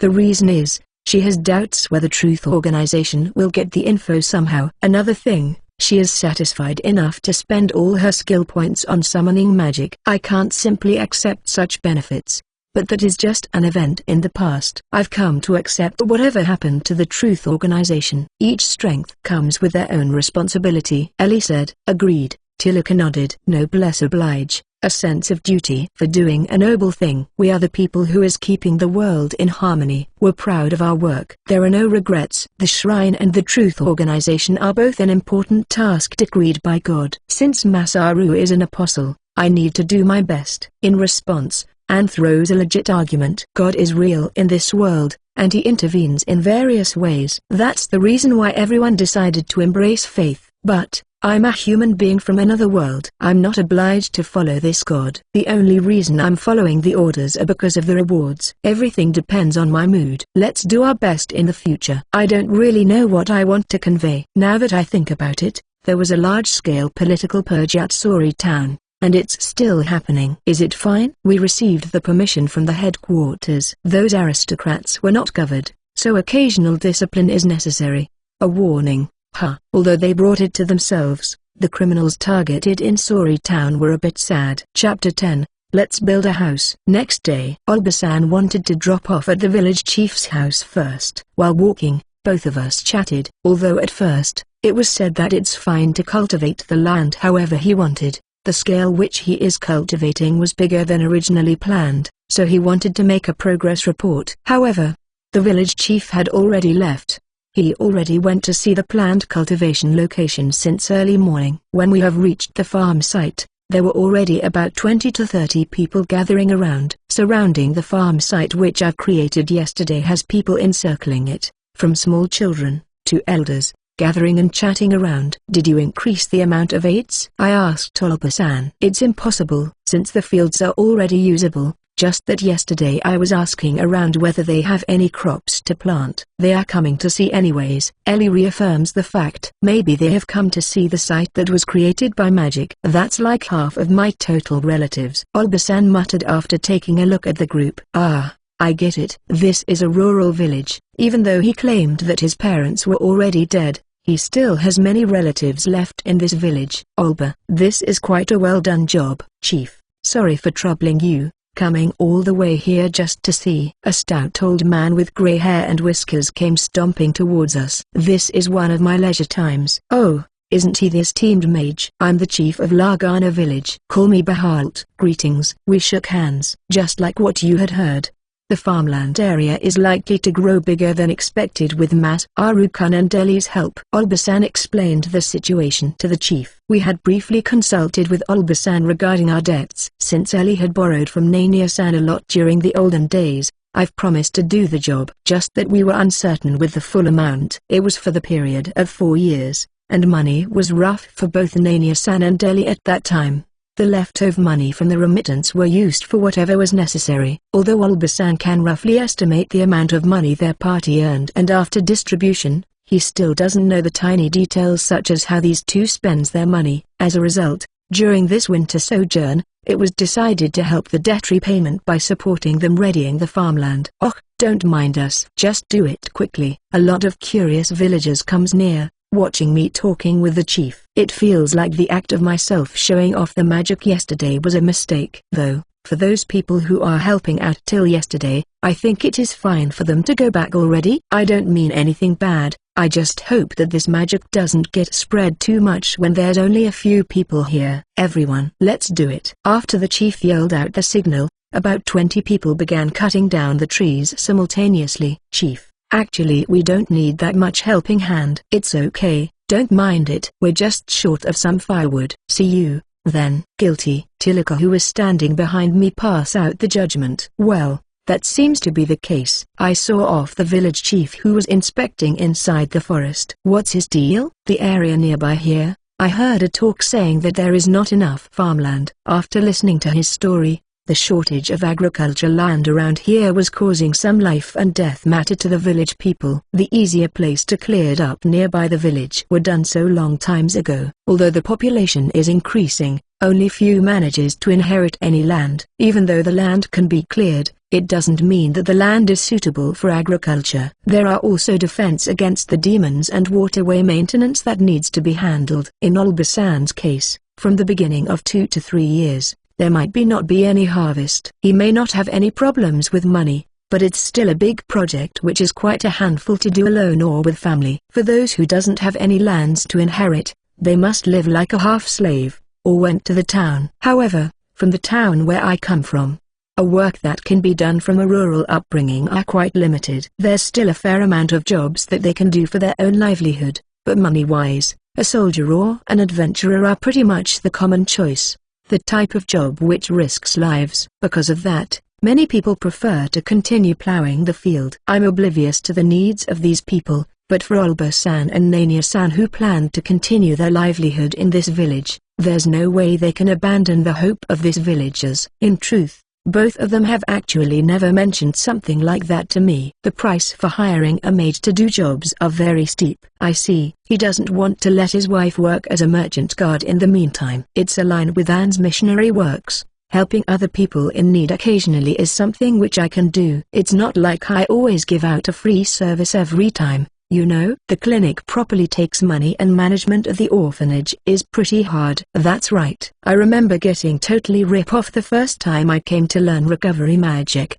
Wasn't the price cheap enough? I was stripped of 3,500 gold in just 2 days. Even for a mage, it takes about a month to collect that amount of money. By the way, that it was the minimum payment that I should make before getting taught anything. In order to teach someone who doesn't have a single clue about magic, it is not something that can be done in a short term. Like this, anyone would look for a better learning institution. I was told that even the longest will only take about 2 weeks. If I actually told you that it takes a month, won't you feel bad if you end up not able to learn it when the time nearly up? If I told you that it would only take 2 weeks, then won't that make you give up much faster? That is freaking awful. However, for those who don't have affinity with magic, they will likely be unable to learn it because of lacking in magic power. Then, Ellie who is actually capable of using it is actually pretty incredible, right? Now that you understood my greatness, give me more respect. No, just forget it. Please don't worry too much. In my case, I just have my cheat ability. Ellie is a wonderful mage. After Olba-san came for reinforcement, she hesitates for a bit, but her mood quickly got better. As usual, she is too easy. That's right. I'm the ultimate mage who has mastered the space magic. Amazing, amazing. Currently, there's about 20 people who are currently working in the woods, and while we were talking, a considerable number of trees were cut down. They just need to cut it down and roll it at the side. Since there's no need for them to actually collect the logs, so their working pace is very fast. We, the mages, were in charge of the collection. While paying attention to the falling trees, we started collecting the logs. Walking around, I explore the surrounding with earth sonar and check whether there are any obstacles. Although small things are okay, big rocks and equivalent would only get in the way when I start activating my magic. Even if I weave through the working villagers, they won't notice me since I've killed my presence. While I'm collecting the fallen trees, the person will jolt on the sudden disappearance of the tree. Sorry. Everyone stopped their work once the village chief returned and announced the breaks. Since we also lend a help, the forest got cleared up in just 2 hours. But there's still many weeds and shrubs left since we only focused on the big trees. It's hard for me to divide the area for cultivation. Of course, That was not a big problem. I confirm again that everyone has evacuated, and scan the area with Earth sonar to make sure there's no more obstacles left. As for me, I keep on killing my presence since my focus can be easily perturbed by others. None of the villagers were aware that I was chanting. The area is twice as big compared to yesterday. I invoked the magic while remembering yesterday feeling. Alright, I've mastered it. Suddenly, the forest site is nowhere to be seen, and a land of soft soil appeared. The villagers who were chatting till while ago slowly noticed the phenomenon with shocked looks, and their expressions quickly bright up. When I first learned about it, I still have half doubt, but this is. Right after, all the villagers came forth to inspect the soil of the newly formed farmland. What do you plan to do next? I have to draw the waterway, and since the farmland is going to grow bigger, it might be necessary to create new one. I have to consult with the village chief first. Originally, he planned to pull one from the existing waterway, but now it's no longer sufficient since the farm size has grown. Thus, left an option where we need to expand the waterway, by drawing an additional one from the river. Alright then, I'm going to build the wall. As for the wall, I can build it without worrying about the imperfections, since I can always patch them up later. For now, as long as there's wall it's fine. I adjusted the wall's height and boundary after consulting with Olbasan. Normally, for the agriculture land, the wall's or fence height was about 1 meter only. It was made so because most people take cost into consideration.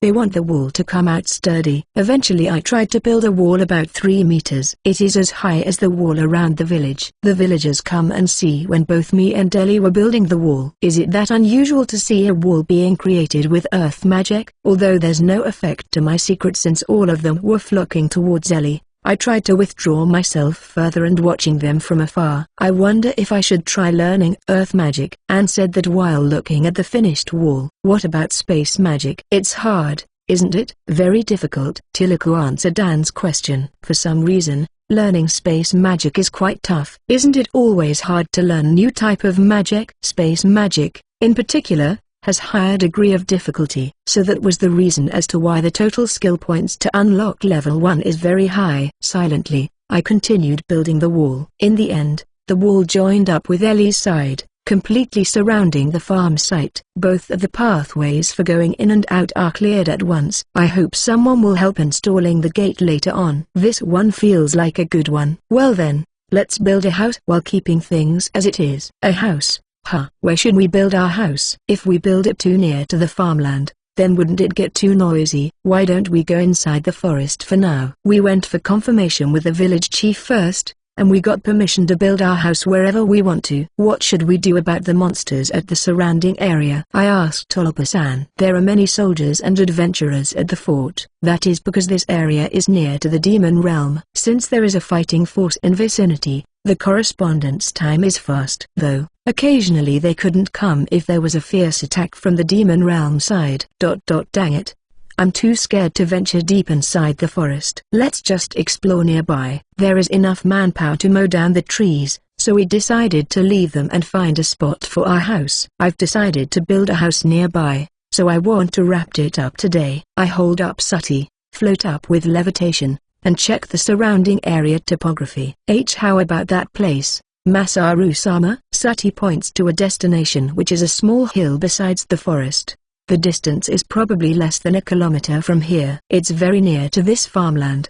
I think that would make a good spot. Ellie, Anne and Tilaka also came up. Ellie seems to like the high point on the hilltop. If we build a tall house on that hill then it's possible to get a good view even from home. Let's go take a look at the place for a time being. Anne voiced out her opinion. We switched to fly, and went towards the hill. It's unexpectedly small when looking at it closely. I don't know whether it's really a hill or just a small mound on the land. We get off on the hill, and explore the surroundings. There are many small animals scattering around, but we've not picked up any signs of demons. But if I were to make this place my home, I better secure safety first. Let's hunt all of the demons in this vicinity during my free time. When I explored the underground with earth sonar, I found out the water vein. Like this, water supply is not a problem even without using magic. Why don't we cut off the obstructing trees for now? Okay. Together with Sati, both of us commence our operation. That part of the hill quickly balled up. Now,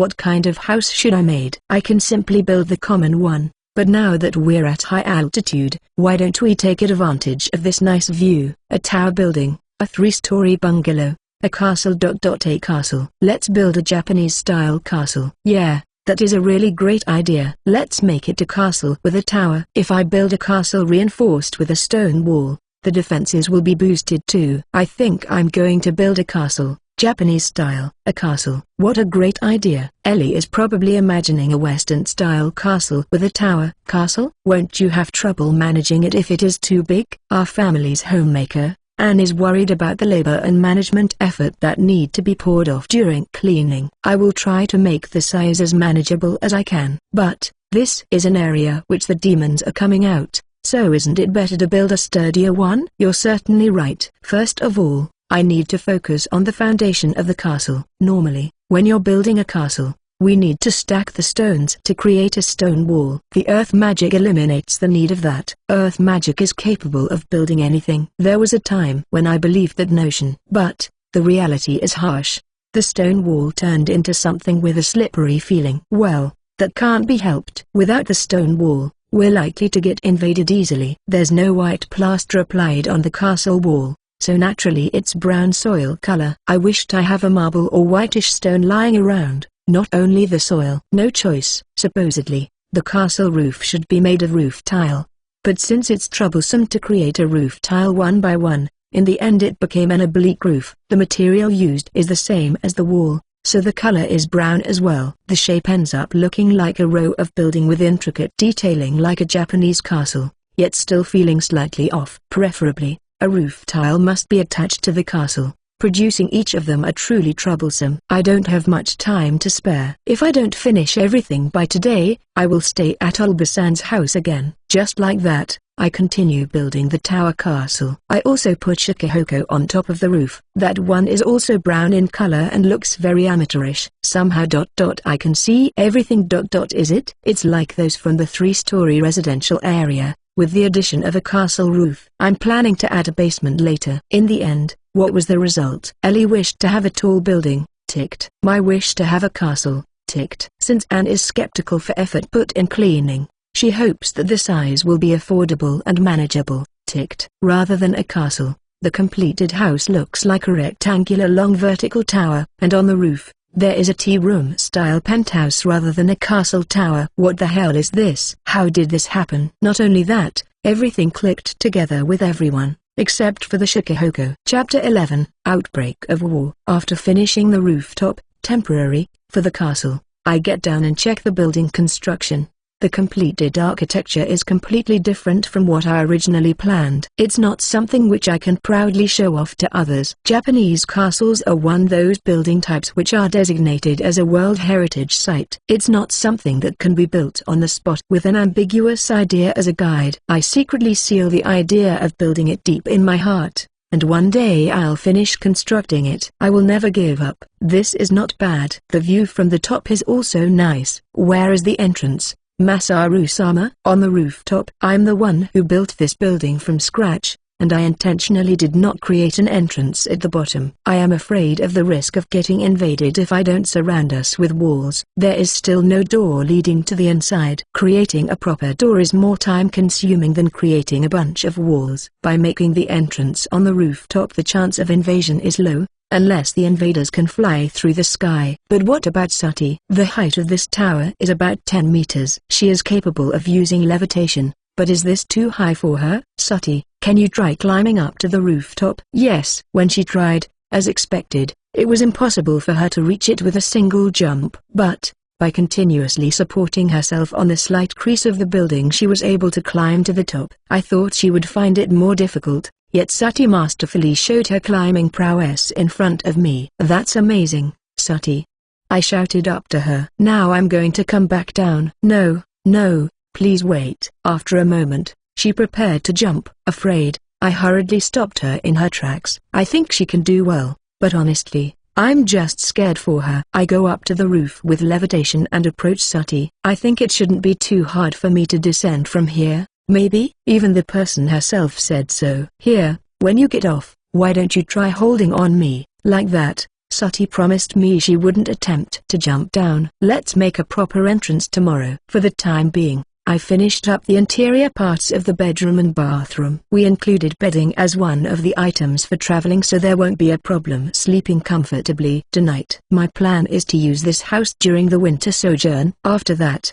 I don't really have any plan for it. In the end, I decided that this place should at least have a minimum of basic furniture and cooking utensils. The fortress is full of traders. There are various types of shop there, and I decided to go on a tour of them tomorrow. You already built your own house? So, you are going to stay over there from now on? We went back to report it to Olbasan. That's right, Masaru built something awesome. Ellie proudly told Nania-san of my feat creating the castle tower. Don't you have any problem with your magic power? Let's see. I think there won't be problem as long as I always take breaks in between. The building was large enough that my magic power is diminished. However, there is still plenty or power to spare, and if I don't have enough, I can always ask Ant to replenish some of it. The deforestation was proceeding smoothly while I was out building the house. The villagers were just preparing for lunch during another break. In the meantime, I offered the orc meat which I had stored inside my item box. The truth is, I'm not joining in the work this evening. They're cutting down the trees and turning them into firewood. Since we have relieved them of the hassle of moving the logs, there is less of a workload for them. But since they are providing us with food for lunch, it's better for me to show my gratitude since they certainly help me settle in. Besides, although I don't know for how long, I've built a house here in the neighborhood, so it's natural to keep a friendly relationship with them. My hometown is not actually a poor village, it's just that this year's harvest has not been great. The rain shortage is a serious issue here as well. However, the river near here still has sufficient water flowing through it. So even in this drought there have been some crops to harvest. The work resumed after lunch. I want to contribute to cutting down the trees, but Olbasan said that I should take a rest. I've heard a lot that the recovery of magic power takes time, but I wonder how is it in a real-time situation. What about that? I think it's better for you to recover while you still have time. When I asked Ellie, she mentioned that while in a state of relaxation, the recovery rate for magic power is increased. A theory like that exists, but it's just a theory at best. There is nothing to back it up yet. Normal people are unable to quantify their magic power. The only way they can confirm it is through experience. Well, since I'm not well versed in this subject myself, I think it's the best for me not to pursue it that much. There is still time. Tilaka nodded in agreement. Sati is with Anne, while Ellie is helping out with the deforestation. Tilaka and I are alone. In truth, Tilaka is not actually that busy. We're both working together. Right now, Hawk is flying around doing reconnaissance work. Once a demon is detected, it is to be exterminated in an instant. Alone, I tried to think about making a well, although I don't have much idea of how to go about it. If I don't build one soon after I dig down to the water will be unusable as it will become muddy very quickly. Maybe I should make a building for it too. It's fun to have meals outdoors, but currently we are in midwinter. Too cold. A decent kitchen and dining room are good enough. There is no need for an overcomplicated structure. I'd like it to be a big one so that it can accommodate more people. This place has a water well alongside the dining room. I made it indoors while I was building the wall earlier this morning. I made it on my own.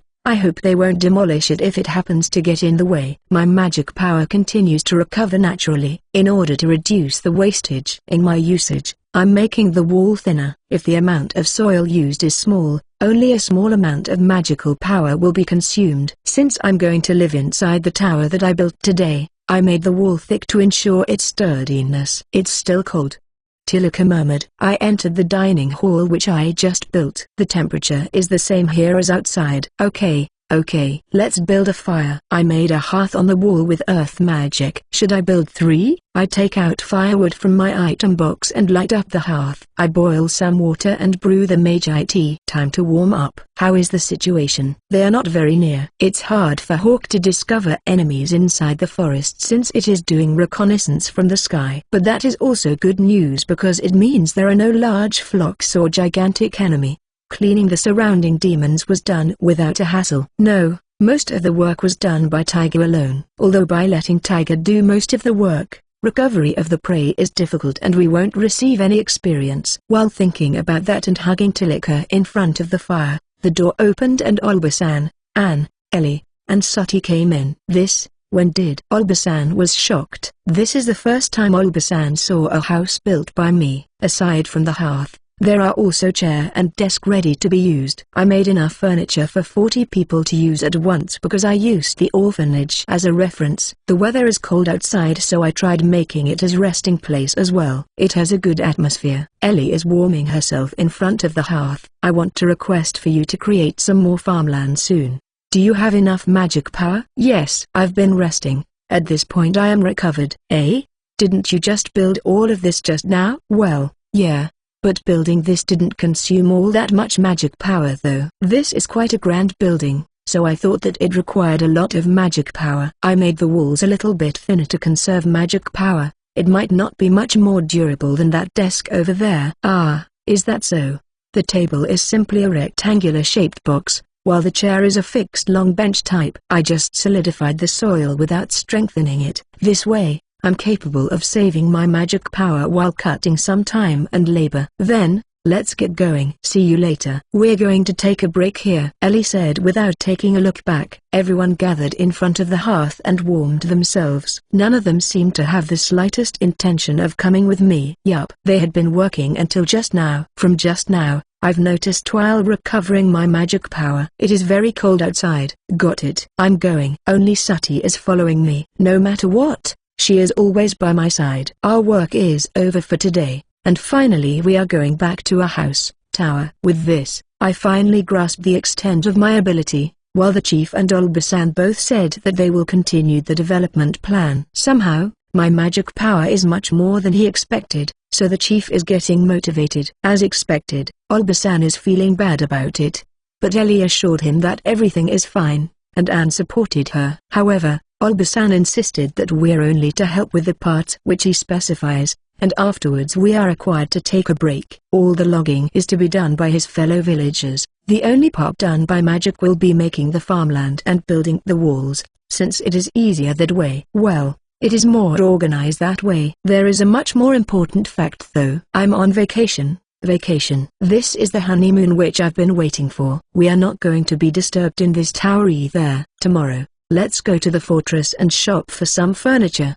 The interior decoration inside the tower is partly done, the walls and the basement too. There are still many additional things to be completed, but everything can be finished by using magic. Hurrah, magic! First of all, I'm going to build a bath. I'll make it twice the size of my rented house at Sori Town so that it can easily accommodate 5 people. Unfortunately, today I only get to enter with Tiliku and Sati. But that is not too bad in its own way. We almost never took a bath on our way here, so it's been so long that it feels like forever. Wow, isn't that fun? Recently I was a little overwhelmed. I was hunting all the way throughout our journey, and unleashing the meteor spell. Both Tiliku and Sati are washing my body. In turn, I helped them wash theirs. This bath feels so nice. Yes, Masaru-sama. I hold Sati and slowly get into the bathtub. Sati is holding Tilika. It's relaxing even though all 3 of us are stretching our legs out. This is it. This is the thing that I wanted.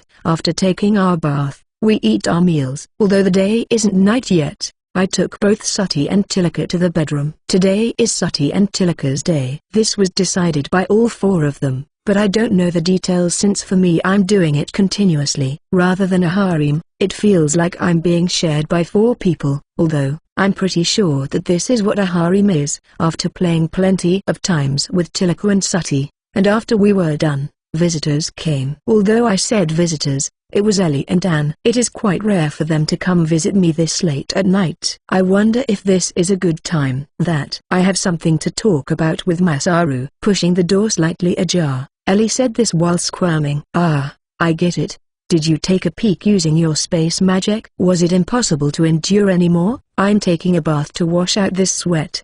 Do you want to join me? However, I need to maintain my gentlemanly manners. After I get consent from the satisfied Sati and Tilika, I head to the bath together with Ellie. Second round, start. I still have plenty of stamina and time left. After eating breakfast, We went shopping at the fortress. Today's cultivation should start around noon. It is more efficient to do it after all the trees are cut down. The fortress is within flying distance from our place. We are not going to go there many times, so the idea of placing the gate point ran through our head. We arrived at the fort, and there we shopped for furniture and food ingredients. The shop was quite good and they had plenty of items, and their prices were reasonable. This fortress, although it is named as one, it actually more resembles a chimerical city. Although this place is near to the demon realm, directly adjacent to this fortress is the elves' forest. The people here have made a treaty by which the elves will handle all the demons. The coalition is for mutual defense, but for now the human side benefits unilaterally. It can't be helped since the elven forest is directly connected to the demon continent as well. Of course, the fact that the elves are taking care of defense doesn't mean that the human side should take it lightly either, since we are also neighboring the demon continent. But, more importantly is our trade with the elves. The elves make an extremely powerful medicine, as well as various other popular products. Ladies, how is it? Everything is personally crafted by the elves. There are 10 or so accessories in a case which were shown by the clerk at a certain shop. Even the works by elven amateurs look beautiful. The lifespan of an elf is several times that of a human. For humans, usually the craftsman will undergo years of training and studying. Even so, it's hard to imagine such a beautiful thing will ever be created by them. The beauty comes with a steep price. Everyone's desire was on display, but it's clearly out of everyone's reach.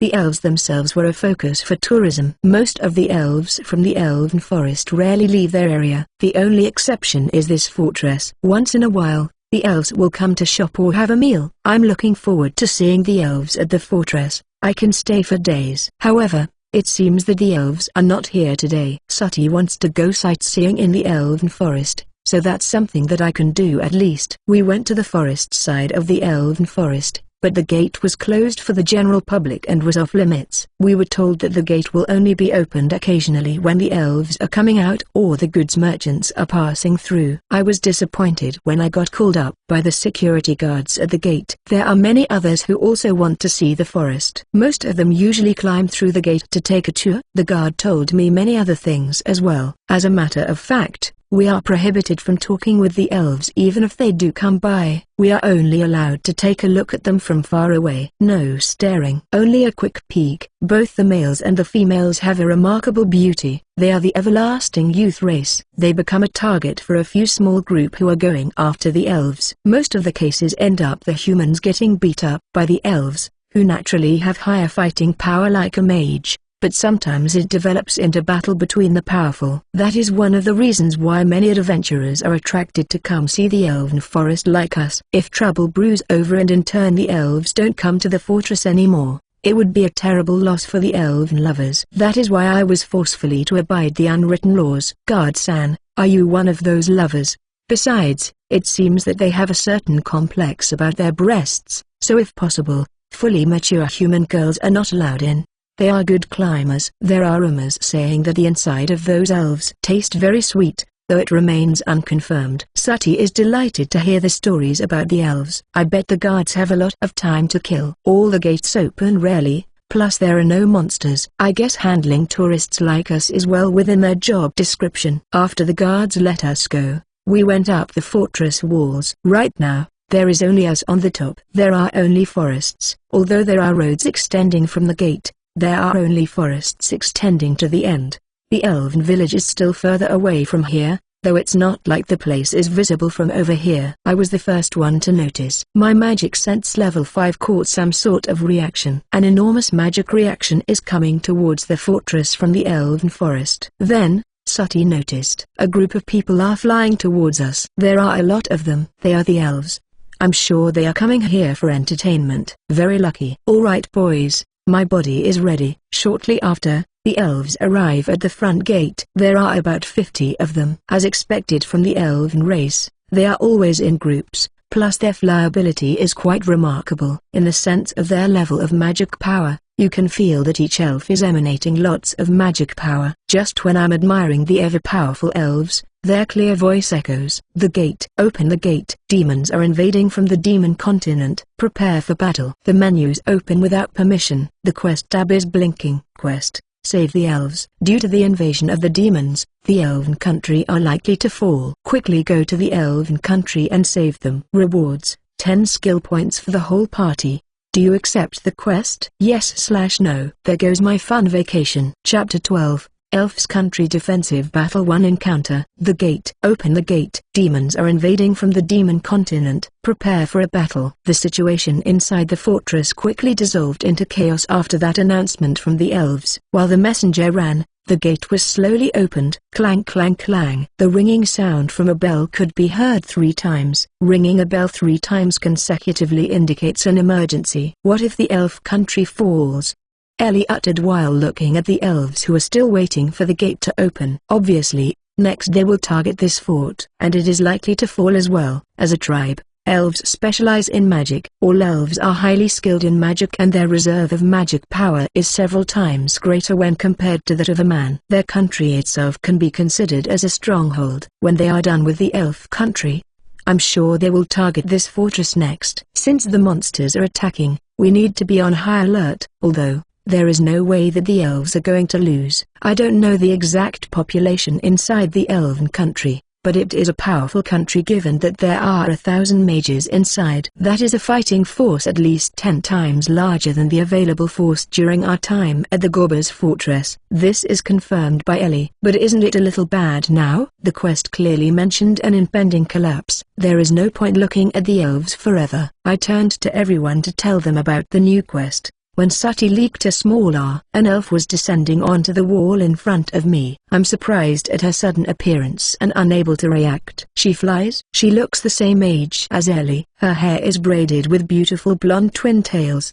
Her skin is as white as porcelain. Long ears. She is wearing a coat which is wrapped over her clothes and adorned with ornaments, making it look very high class. Next to the wings, not real ones, they were magically produced. While I was staring at her, the wings instantly disappeared. Oh Nashi. Identify yourself. Was I exposed? After thinking for a moment, I realized there is no way she would ask this question if she was suspicious. If that is the case, why did this miself appear in front of me and throw me that kind of question? A huge amount of magic power is gathered around this miself. At first, I thought the magic power emanated from the entire elf group, yet in truth this power is hers alone. Furthermore, I've never seen anyone wearing magic power around their body before. Magic power is usually emitted when we are chanting magic internally. Is this a special characteristic of an elf, or is it because I've raised my magic sense so I'm able to see it more clearly? I'm just your everyday adventurer.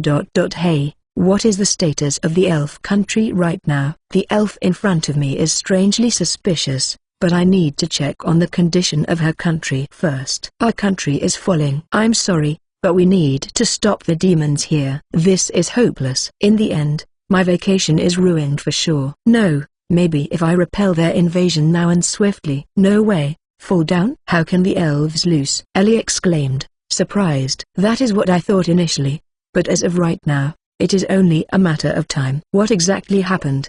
Anne asked calmly. Do you know about anti-magic metal? The Effilt Bartor. Last I heard, it was not usable. It seems that Ellie knows about it. I can slightly guess what it was about due to its anti-magic name. People of our nation recognize the metal. Miss Elf continues explaining it in detail. When the topic is about a matter of this world, I'm pretty much useless, so the one responsible is Ellie. Anti-magic metal. Just like the name, it's a metal which impedes magic. A few hundred years ago, when it was first discovered, it was a revolutionary method against magic, but in the end, it turned out to be unusable. First of all, as a metal, it is too soft. It can't be used to make swords. Neither can it be used for shields or armor. Even if you made armor with this considerably strong anti-magic metal, it is still not enough to ward off even half the effect of elementary class magic. It's not possible for either armor or shield. In addition, the amount mined is so small that it is hardly available. Currently,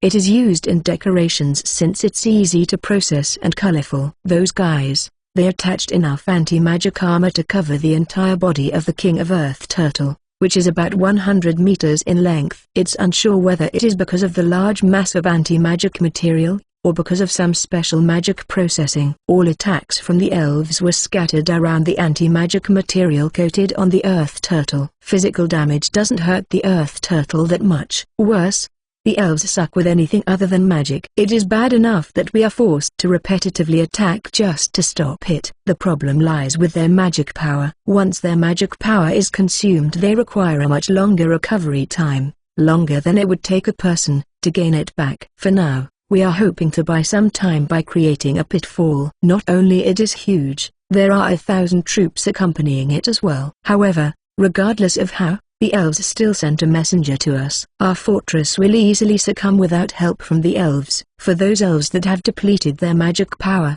don't even mention the earth turtle. They don't have sufficient strength to fight against the orcs. Now that the elves have lost magic power, the demon army starts charging. Once the demons have overturned the elf country, it will only take them a day or two to reach this fortress. There is still plenty of time before the earth turtle reaches here. The pitfalls bought us some time, so first I'll swing through the elf country. She is carrying unnecessary luggage with her too. That is why her flying speed is a bit slow. There is a way to defeat the earth turtle king. We need to concentrate our magic at one point and break through the anti-magic metal. Our previous attacks should have left some marks on it. However, the Earth Turtle King was originally a defensive creature. It has a shell which is naturally resistant to magic. This is the 100-meter Earth Turtle King we are talking about. Defeating an ordinary one is hard enough. During the escape made by this Miss Girl, the country was already surrounded by the demons. The country will most likely fall before the elves are fully recovered. At the very least, some elves managed to escape. But the problem remains. Why is this elf coming over here and explaining details of this emergency situation to random adventurers like us? Supposedly, Ellie is the one listening and answering everything, but from the start this elf has been staring hopefully at me and I have no idea why. There is no doubt that this is my first time meeting this elf. Princess. Two knights come running from the stairs. Both of them are also an elf. Patos and Titus. How goes the negotiation? The Adventurer Guild will issue an urgent request. The army of this country will spread the news around and mobilize as many troops as they can. We have secured an inn for today. The heavily armed knights, Patos and Titus, answered. Are they twins or sisters? They look way too similar. Good work. Did you request help for our country as well? We were told that they would like to consolidate the defense in this fortress first. By golly, what about our treaty? It is too late for the elves. Even if they gather troops to help, the damage will be done. According to their treaty, the elf side is entitled to a request for relief from the fortress. But this Miss Elf, who was called a princess, is not receiving the aid. Princess, who are these people right here? One of the knights turns to face over here. They are adventurers. If you are an adventurer, it would be best for you to go to the guild now. They will issue an emergency quest shortly. I'm going to hire them as my own personal guards. I explained the situation to them just for that reason. You still have much explanation to give. You are going to hire these adventurers as your escorts. It is time to head back. Just like that, she ushered everyone to return to the battlefield in her country. Rather, the time I received the quest is quite convenient. Maybe I'll check it out for myself first. There is no problem with going back. But now the situation has turned grave, so you should make your escape soon. Our magic power is already depleted, right? Besides, this is too dangerous, Princess. I, too, agree that this is dangerous. But now that this has become a quest, I wonder if it is okay to escape. At a moment like this, I would like to think that I never saw the quest. But if this gets exposed, I will get killed. Mainly by Anne. Besides, it feels wrong to leave the elves to their despair. As for my wives who are uninformed about the quest, they all seem lost about what to do. They can only watch the discussion between the princess and her knights. At this rate all I can do is watch our country fall. My father, my mother, my brothers, they are all still fighting. Well said. We will help you. Ellie is taking advantage of the atmosphere. Ooh, let's do it. Geez. Please don't decide that by yourself. I can understand Ellie's feeling given that her father was slaughtered during a monster raid. They might get in the way, so I don't exactly have any problem with fighting them. However, there aren't any objections from anyone else in my group. Trans family? I wonder if this is because everyone understands. Based on the story alone, this situation might be worse than our time at the Gorba's fortress. But why are you bringing some of these adventurers along? Can't you feel it, Titus? The amount of magic power this guy has. The elf princess points directly at me. I see. My magic power. The truth is my magic power is much greater than that of a normal person. Despite this, the fact that I'm an apostle is not yet exposed. Certainly, this guy's magic power is far greater than that of other human beings. My spirit is making noise in response to the magic power of this man. This is strange. The elf named Titus is scrutinizing me. For the time being, why don't we go to the guild first? Aren't they going to issue the emergency quest soon? Anne gives a calm judgment. But this is not good. The elf country is going to fall. That was already clearly stated in the quest. If we wait to join the emergency request and save the country alongside other adventurers, God knows how long that will take. Everyone, please wait a moment. Forgive me. I hope the princess can wait, because I have something I would like to discuss with these others first. Oh, okay. We went to a location deserted of people and brought all of our faces close together. Just now, I got a quest to save the elf country. What did you say? Ellie leaked out in a surprised voice. Your voice is too loud. What's written is, quest, save the elves. Due to the invasion of the demons, the elf country is likely to fall. Quickly go to the elf country and save them. Reward, 10 skill points for the whole party. What to do? This is good. 10 points.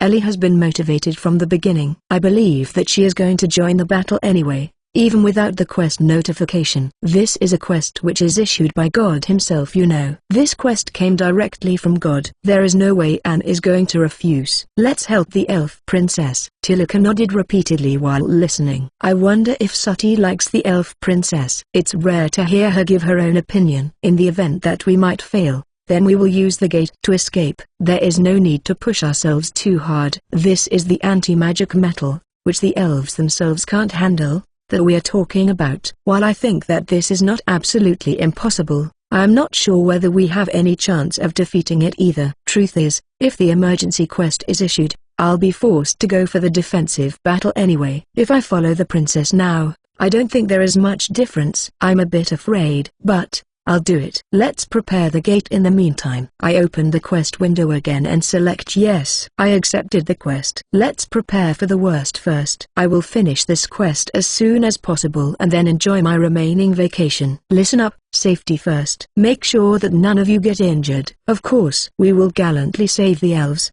and become a living legend. No, there is no need to go that far. Please seriously stop from trying to become a legend. I want to keep it under the rug this time. There is no way that I am going to risk my identity as an apostle. I've decided to use this chance to get out of the B rank for good. It's certain that you will rank up to A rank once we successfully finish this mission. No problem. No, that's true, but in the end, isn't it harder to remain inconspicuous while defeating the Earth Turtle King and saving the elves?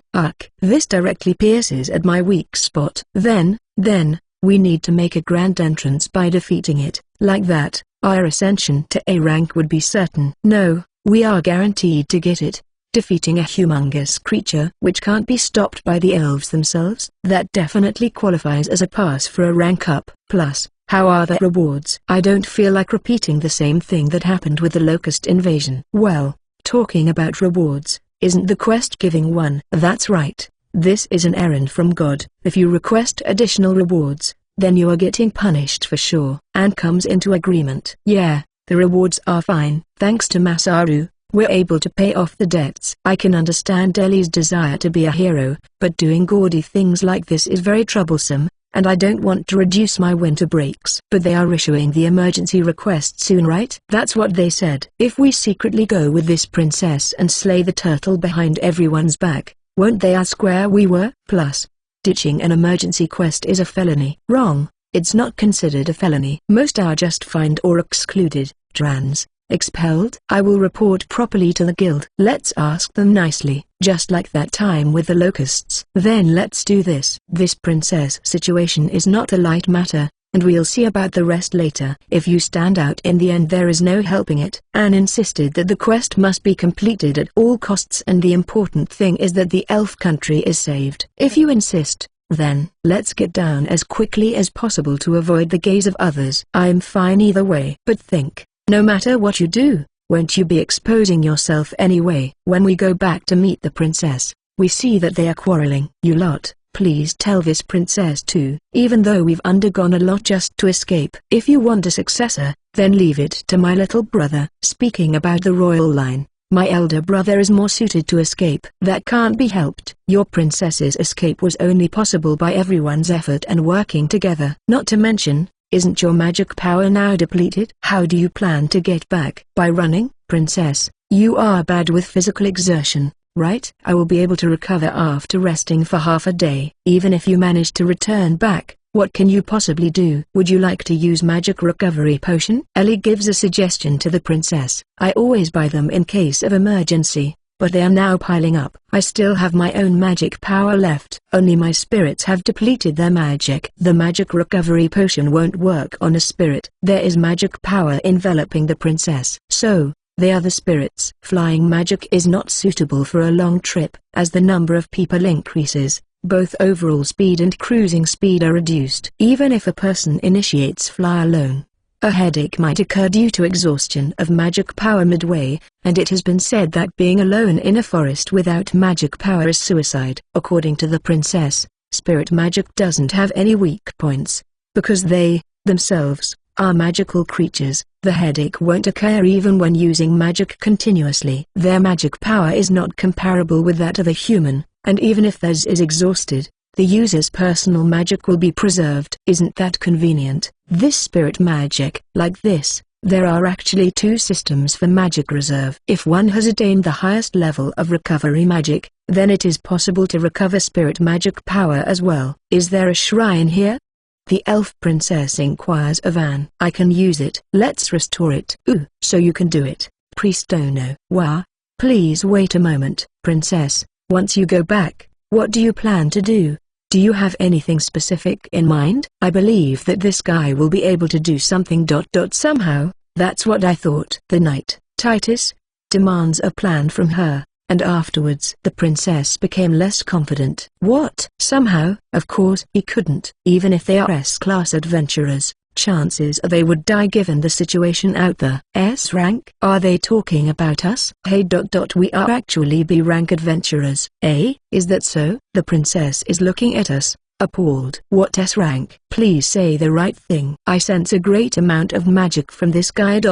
Plus the priestess has a high level magic too. So, apparently, the princess assumed that I'm an S rank because of my magic power, and mentioned that to Titus. You guys, too. You are just a B rank, and yet you want to save us? Please don't say things that you can't do. What she is trying to imply is that a S rank party is just that strong. Sometimes, the S rank adventurers have the power to overturn an entire battlefield, but we're just mere B rank. For an elf who is an accomplished mage, the rank might sound a little bit dull. There is no problem. We can do it. Ellie assured Titus. SC. Even these guys are saying that. Please, I beg you. I don't want the princess to sacrifice herself. The king and the queen are going to share their fate along with many others in our country. If even the princess is roped along, that everything will be fine. We will escape through the gate once things have gotten too dangerous. That's right. We should be able to help the elf king that way too. You can use gate. Titus, did you hear that? This way, it's possible to save both father and mother. I knew my spirit's eyes have not gone mad yet. It looks like she mistook us for a S-rank group and started talking without any plan in mind. However, she is correct for choosing us. I wonder if she was guided here by Itagami. By the looks like it. Her actions are clearly influenced by the spirits. Is that the truth? Yes, I swear to the truth with my eye. Tilika removed her hood and, unusually, said her vow that she is a truth official. Then this is the truth. Just leave everything to us. Titus turned her face to Ellie. Can you really save the king? Not only that, we will save the whole elf country. Masaru will knock down that earth turtle king. So, it's me. No choice then. I'll have to do it. Chapter 13. Elf's Country Defensive Battle to Elf King. I know it is too late to say it now, but are you really fine? This is dangerous. The princess who got her spirit's magic power recovered from Anne Miracle Light asked us that once again. It really is too late. But, what will happen if I receive the quest, yet I bail at last moment or failed? In adventure case, they usually get fined with money. Let's ask it in today's diary. Nah, I better don't. Alright, since you failed. Here comes the punishment game.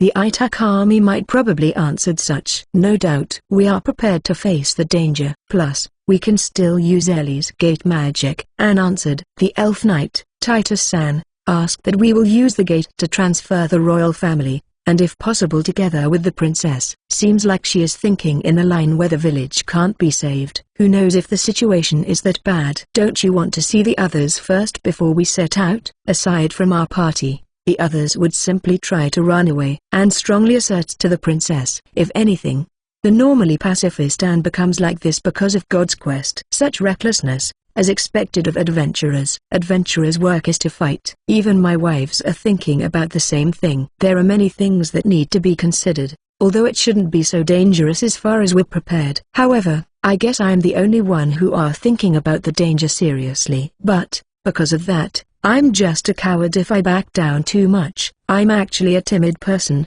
though, since I'm just an ordinary Japanese, that traits can't be helped. Before we depart, I have a favor to ask. I'll ask her to keep our magic a secret for the time being. Using the gate will require several things to take attention for. I want at least a person to stay guarding the point. According to the princess, the space magic was developed by human. There is no elf user that managed to level it up that much, when most of them only capable of using item box, let alone transfer. Seems like their compatibility with space magic is that bad.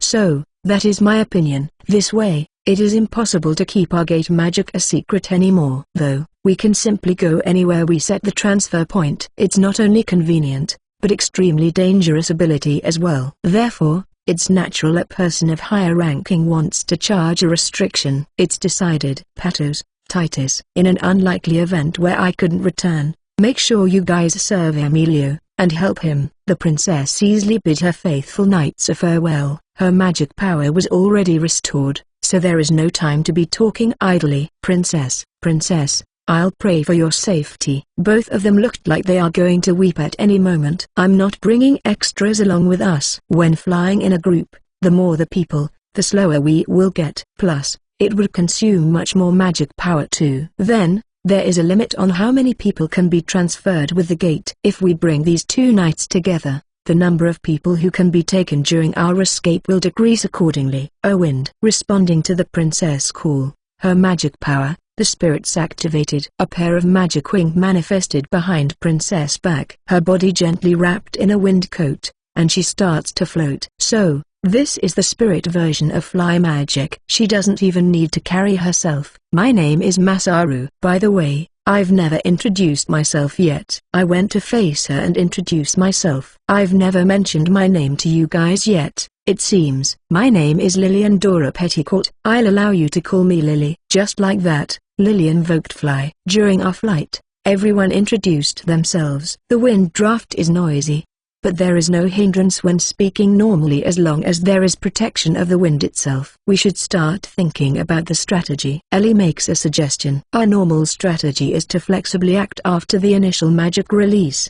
But since this time we are in a tight spot, we need to set some policies. To some extent, I agree. Rushing towards the country is easier than I thought. Since we are high in altitude, the demons on the land don't pose any threat at all. Furthermore, flying at the spirit's speed makes abandoning incoming monster a breeze. Though, there was also moments when we have difficulty escaping due to many people flying at once slowing everyone's speed. First, Masaru will defeat the Earth Turtle King. Then the remaining magic power will be used to defeat the other small fries. Yeah, nothing different from usual. First rule, make sure to leave some magic power for escaping. Please wait a moment. Just what? I understand what Lily-sama wants to say, but I don't know the extent of the enemy's ability. Even if I know it, I'm not good enough to form better strategy. Lily-sama might be more knowledgeable about warfare than me, since she is royalty. I tried to ask about the enemy's specific fighting forces, but she doesn't seem to know it.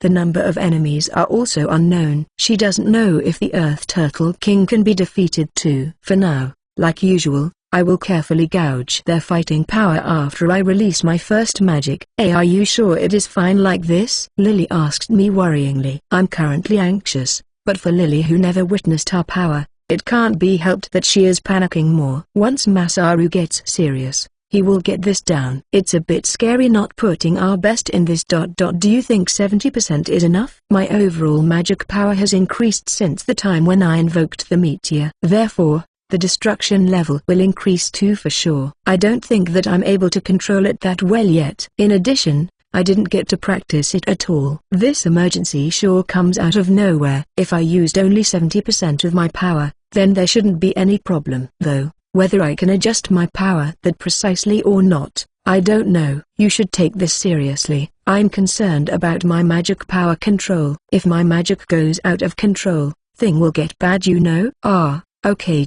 If you failed, then I'm finished. Lily-sama will be the one in trouble if I failed. There is nothing that I can do since it's the truth. Putting that aside, spirit magic sure is amazing. Is it possible for us to learn it? Let's talk about different topic with Lily-sama. I never heard anything regarding a human successfully mastered one. And even if you learn this, you will not be able to use other magic system, so it's inconvenient. For example, Lily-sama who obeys the spirit of the wind can use wind system magic freely. As compensation, she can't use magic of other systems such as water and fire. It's surprisingly inconvenient. I better give up learning it. Forget about me. What is Masaru's specialty? Anne is a priest. Ellie has her space magic. Tilika is a truth officer. Sati is a beastkin accustomed with bow and sword, so that is pretty much her role. Crywolf changed beastmans to beastkin. Although she can sense my tremendous amount of magic power with her magic sense, on the outside, I still have an appearance of an adventurer who is carrying sword around. Certainly, I haven't explained that side of myself yet. I'm a magic swordsman. My specialty is fire and earth magic. Such explanation is not good enough. Masaru. Lily-sama.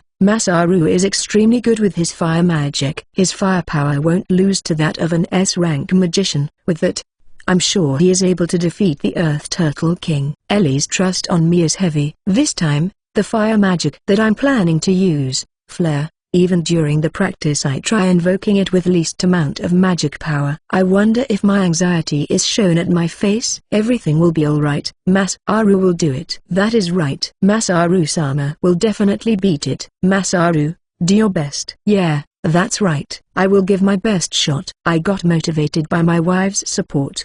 Are things going to be alright? However, that enthusiasm seems to increase. Lily-sama worries more. Right, somehow. Please accept my apology. Right after the vast forest, we arrived at the battlefield. On the far side of the ground, a high-rise white wall. There I could see a white castle. With a huge castle at the center, there are many towers and other buildings surrounding it. Nearby, I could see a greenery which may be form of plantation and farms. Being a capital of the elves, it has a vast site, much likely 10 times bigger than Sori town. As I approached it, I can see the Earth Turtle King at the other side of the wall. Even though they mentioned earlier that its sizes spans 100 meters, it is still not comparable to the entire elf country. From my observation alone, I can't ascertain whether there are smaller size monster army with it. There are quite some demons who are flying at low altitude. They haven't noticed us yet. At first, I've thought of releasing the boulders down a meteor shower.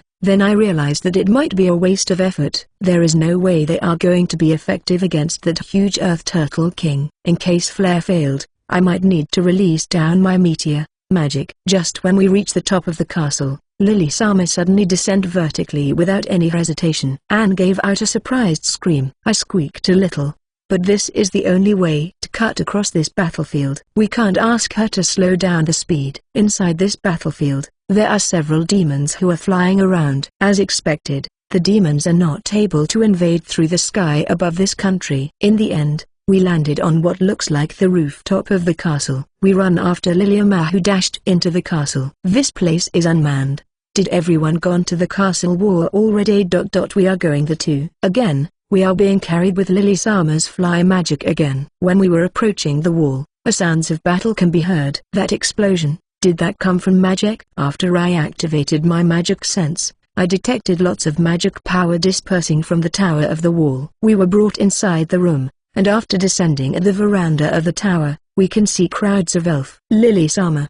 Liliane-sama?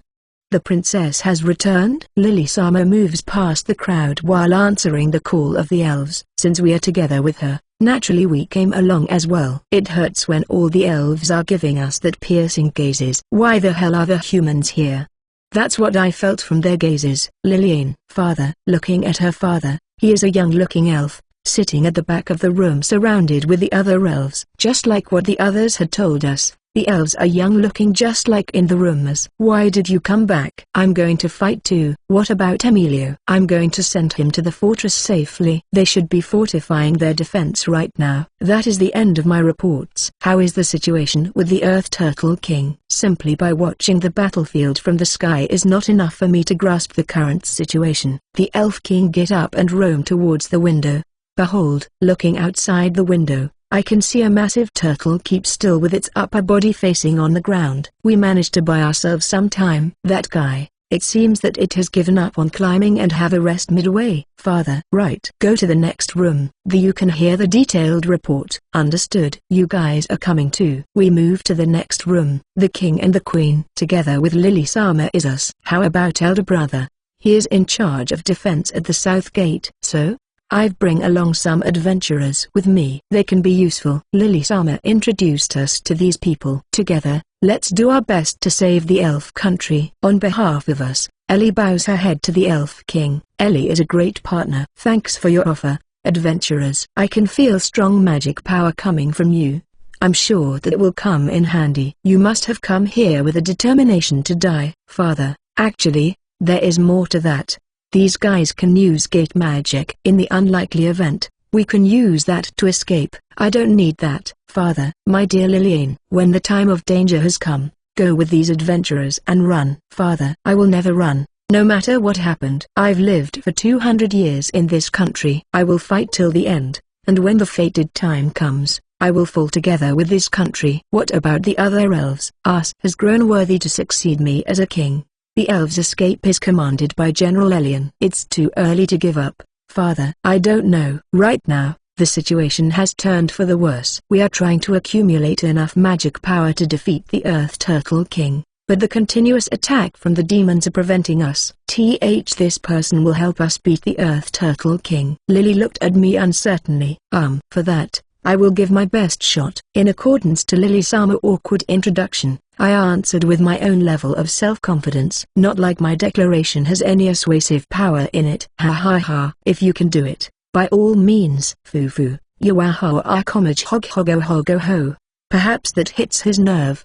He immediately burst into laughter. Father, dear, get a hold of yourself. You, forgive me, cough. Cough. The king continues coughing. I don't know whether he is tired from wearing a calm facade all this time, or that he's simply tired because of lacking magic power. His complexion looks bad. I'm going to take a rest for a while. Wake me up if there is any update. Yes, dear. He entered into slumber as soon as he hit the bed. Mother. Even if it's mother alone, this country is where we have peacefully lived till now. Many spirits have taken root at this land. There is no longer any option for us to abandon this country. However, Lily, when push comes to shove, you and the other youngster can restart our country at other place. Mother. That time, the slumbering king's magic power oozed out, and formed a humanoid form. Standing near the wall, it's taking a look at both the princess and myself. I guess this is the spirit under the possession of the king. It has a female stature and blue in color, like water. Our country. The king, please save. O bearer of the blessing. The voice of the spirits echoed inside my head. This message is definitely directed to me. I understand. I nodded towards the spirit. Soon, the spirit returns back to the El King. What was that, just now? Blank. Lily-sama looks at me and asked. I can hear the voice of the spirit. Looks like Lily-sama doesn't heard it. I'm saved. It will become troublesome if she heard about the divine protection. What did the spirit say? Save the king and this country. I never heard the voice of the spirits. And it's rare for the spirit to independently manifested themselves. The queen looked surprised and proclaimed so. Hey. What happened? Ellie whispered to me. The spirit takes a human form and spoke to me. Did you saw the spirit? Then, Anne asked. Yeah, I want to see it too. Next, Tilika. It's vague, but I definitely saw it too. Sati said so. I wonder if that is because of her high magic sense. I'm currently level 5 and she is level 3. If the level 3 can only see it vaguely, then it's impossible for normal people. Dear adventurer, what are you called? I'm Masaru. Masaru, I'm asking this of you on my behalf. Please, please save us. I understood. Please leave everything to me. I'm going to give my very best. I declared that to everyone. Watching how determined both the king and the queen are, my worries quickly got blown away. Currently, this situation feels like they can be solved by others, yet I'm going to save all of them. Now, I understand. Perhaps, the reason why Itakami put a quest to save the elves is because of this. My anxiety remains in fear of my magic power control, but I will definitely defeat the Earth Turtle King with my full power. At that time, I saw the menu appeared. A new quest is flashing. Quest: defeat the Earth Turtle King. The Earth Turtle King can be defeated by using around 70% magic power. Using full magic power is not recommended because there is danger that it will become haywire. Rewards: do you accept the quest? Yes/no. Ah, I see. So that is it. TL note: the spirit version of fly magic can carry multiple people on one time, but the more the people, the slower the speed. Chapter 14, Elf's Country Defensive Battle 3, Subduing the Earth Turtle King. Looking at the newly issued quest, my maxed out enthusiasm reaches the peak. I select the yes option. Rather, the rewards this time are apostrophe. Instead I'm too eager to take on the quest that I hurry up without looking first. Everything will be alright. This is Masaru we are talking about. Looking at my expression turns grim. Perhaps they think that I got cold feet again. Then, Anne tries to reassure me. However, they are mistaken. I was determined to do my best, and this felt as if cold water was poured on my head. Yeah, leave everything to me. I will definitely defeat that Earth Turtle King. Naturally, I declared that to everyone softly. Up till now I'm worried whether my magic will be ineffective, but even Itakami said that it can be defeated. Thinking about it the other way around, let's say if I shoot the flare full force, the probability that it might fail will be high. Perhaps that's the reason for this message. It might have been fatal. It would be nice if the side effect just includes my consumed magic power only, just like when I was practicing my recovery magic. But it's well known how terrible it would be in case of offense magic. Worst case scenario is when the supposed long-range magic misfired. All in all, it will be more powerful than the previous meteor. The surrounding area will totally get blasted, including me. A large hole will be opened at the wall, and the elf country will fall without even waiting for the Earth Turtle King. Once misfired, the magic can't be stopped until they are finished. I shivered just trying to imagine it. Alright, just do it. No need to be gloomy. I will definitely win this time. Just like playing mahjong, strike swiftly. When everything is over, let's return back to our newly built house. That's the plan. Lily-sama, can you guide me to an empty place where I can observe the Earth Turtle King? No problem. Then mother, I'm going. After the queen sends us off, several other elves were waiting outside. Father is currently resting. He will be in slumber until we detect any movement from that side. Understood. Lily-sama, this way. Follow me. Following Lily-sama leads, I found the other elf is coming as well. Lily-sama. I'll be troubled if the other are following us, so I tried to gesture the signal through our eyes contact. That's right. Everyone, I'm currently being escorted by these guys. Please return back to father's side. However, Lily-sama, an elf with a beautiful face, keep glancing at me. Perhaps, they are being cautious on me, whose origins are unknown to them. They are competent adventurers. There are no problems. Understood. However, even though their movement has ceased for now, there is no telling when the Earth Turtle King will start moving again.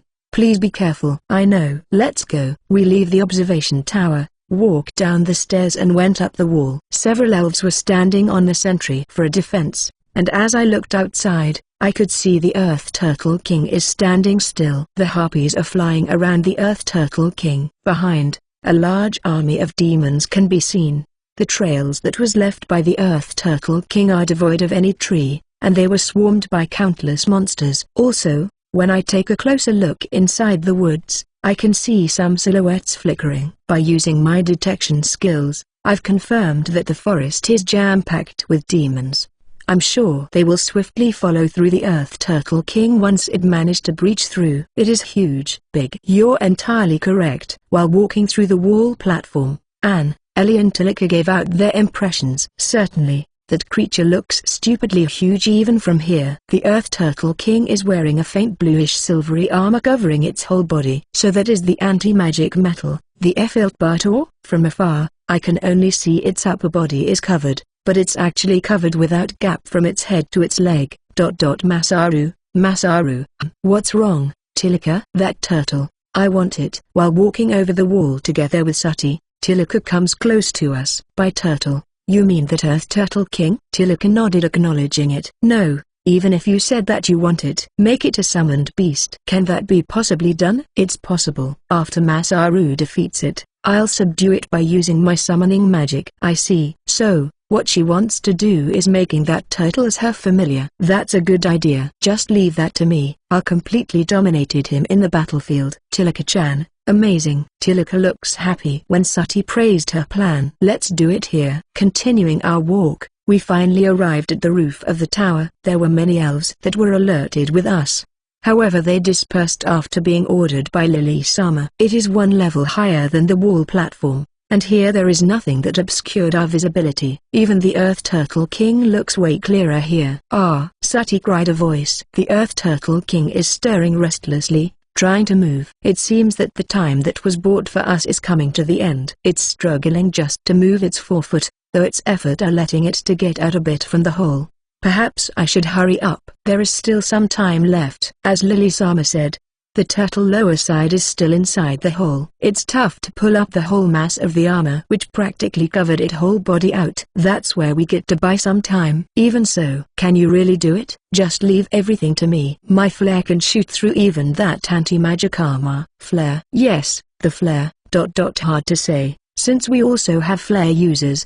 They weren't effective. Ah. Is that so? It's no-brainer that the elves who has lived hundreds of years have mastered the highest form of magic. Well, Lily-sama, just because it's a bad idea, it doesn't hurt to try. Anne tries to cover up for me, but Lily-sama still looked skeptical. I will leave it at that. However, wouldn't it be far more ideal to cooperate with us? Then, please let me have one shot first. If I fail, then we will proceed to that.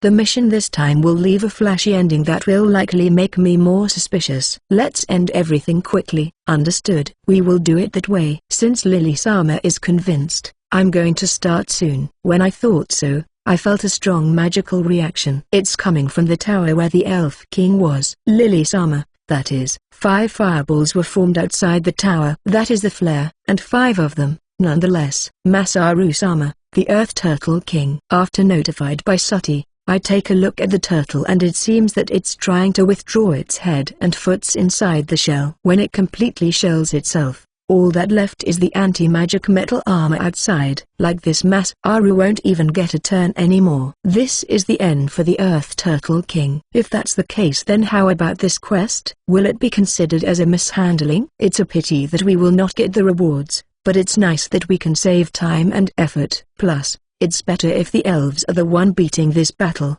instead of leaving it to the outsider. The flares are gradually formed. High-level magic usually takes time to cast. In my case, I have high-speed chanting skill, so I manage to half the time, though for ordinary mage who doesn't have it, they will encounter difficulty controlling after certain period of time. The enemies don't look like they are going to move anytime soon. Is it because they've placed great trust on their defense, or they simply don't have a method to interrupt the casting? Looking at the magic formation carefully, I can see there are some other magic casted alongside the flare. Many small fireballs are formed besides the 5 flares. Then, 5 flares and countless fireballs are launched at once. Bang! A flash of blinding light comes along the eruption sound when the magic hits. The explosion sound reverberates still here. Did we get it? Lily-sama, you are raising the failure flag. By the time our sight is recovered, the Earth Turtle King is confirmed to be alive. With this, it is confirmed that combined power of the strongest magic flare X5 is not enough. But, part of the armor at the back shows a burnt state. The attack surely put a dent. No way. Continue looking. It can be seen that many monsters are clustered at the back of the Earth Turtle King where it took the hit just now. By the looks of it, they must be repairing. Sati said so. That's a given. They will try to repair it as much as possible. I'm going. Let's finish it before they are finished repairing. If I attack the damaged part, then there is higher chance for success. Besides me, Tilika is quietly looking down. I don't know the procedure for summoning magic, however I'm certain that we can't do it without permission. We must consult about it to Lily-sama first. Flare. At 70%. I tried to remember the feeling during meteor execution. I need to make it weaker than that time. My goal is to burn that part for good. Flare start chanting. It's useless. Even the concentration attack from the best 5 of Elf Kingdom Fire Mage alongside the other doesn't work. Just how much can a person do? Lily-sama murmured powerlessly. I wanted to reply, but the chant is already underway. I have to put all my concentration on this. Flare is the final form of fireball magic. Following the chant, a huge, high-temperature fireball is formed diagonally above at my front. Despite being assured of my success, this is still only my second time using a high-ranking magic. I need to carefully concentrate my magic power. The fireball that consumed my enormous magic power is getting hotter than the one used by the elves, and gradually rises in temperature. The heat waves hit subbodies. The fireball appears as a second sun during this midwinter. The Earth Turtle King stirred, and quickly withdrawn its neck inside its shell. But it is useless. In front of the might of my 70% flare, the anti-magic metal and its shell are not enough as a defense. Or that's how it should be. Clenching my teeth, I finally managed to reach the required magic power level at last. I was afraid that the enemy will launch their strike first while I'm still chanting, but the Earth Turtle King doesn't move just like before. Even the demons who are repairing it are aware of me, and start evacuating. The magic chant finally approached completion. As expected, it is hard to control till the end, though I fare better now since I've experienced it once during the casting of Meteor. The cast should be finished anytime soon, and the cast completed within expected time. Flare. The fireball is fired. The heat permeating the surrounding disappears, and the harsh coldness of winter returns. The flare fly at high speed and hit the Earth Turtle King. A bright flash shines the surrounding, however this time I properly protect my ear and eyes with my hand. A loud explosion sound and shockwaves arrived at the wall few moments earlier. As I saw it, the Earth Turtle King large upper body has disappeared entirely, and what seems like fluids were spouting, and the large body falls into the pit. You did it. He really did it. I opened the quest tab from the menu and checked. Yeah. Everything is alright. The quest is cleared. My level only raises by 2. It's lesser than I initially thought. Perhaps the Earth Turtle King is not a strong monster in the first place. I slowly regulate my breathing. I felt a bit sluggish since my magic power has depleted so much. What happened, Tilika? Tilika looks at me with watery eyes. My magic was obstructed, and it failed. Was her summoning magic blocked by the anti-magic metal? That's the most likely case. Masaru. Please, somehow. Let's see. Can we still make it in time if we go directly at the anti-magic armor now? Tilika shakes her head. Sorry, I guess it's impossible then. What's wrong? Lily-sama, who is observing the Earth Turtle King, noticed the commotion that we made at the back and asked, everything is fine. Something small just happened. Sati is telling something to Ann and Deli. I believe she is explaining the circumstances to them. If that is it, then I guess everything is okay. Now. I hope I can return to home now. Look. I looked at the direction Ann pointed to, the Earth Turtle King. Well, I guess that is to be expected. If I ever manage to defeat the Earth Turtle King, I was hoping a little that they will give up and withdrawn. In the presence of tens of thousands of monsters and demons, they all started advancing towards here. The other quest, save the elf country, is yet to be accomplished. Right at this moment, the elf country is besieged by numerous monsters, and they start their offense. There is no time to relax after defeating the Earth Turtle King. The real battle is just starting right now. Chapter 15. Elf's Country Defensive Battle. For Fierce Battle. From now on we are taking charge. Masaru, please head inside and get some rest. Make sure to save some magic power for the gate. Got it? In the meantime, I took out a large shield and a quiver of arrows from my item box. I've secured for myself a lot of arrows due to my previous preparation. You have done well, oh Masaru. From here on it is the elves' turn. Please find yourself a safe spot while waiting. We will fight until the end. Lily-sama. Anne asserted to Lily. But I've depleted my magic power and Ellie is in charge of the gate. The only ones left for combat are the priestess and a truth official. We were rushing here and she is not familiar with our abilities yet. No wonder she is feeling reluctant. Unbeknownst to her, activities such as annihilating half-pint punk monsters are our specialty. They are right, and even I have some magic power left. The Save the Elf Country quest is still ongoing. The elves are not saved yet. We are still in a dangerous situation even though I defeated the Earth Turtle King. The enemy force is directly ahead of us. There is no more time to argue.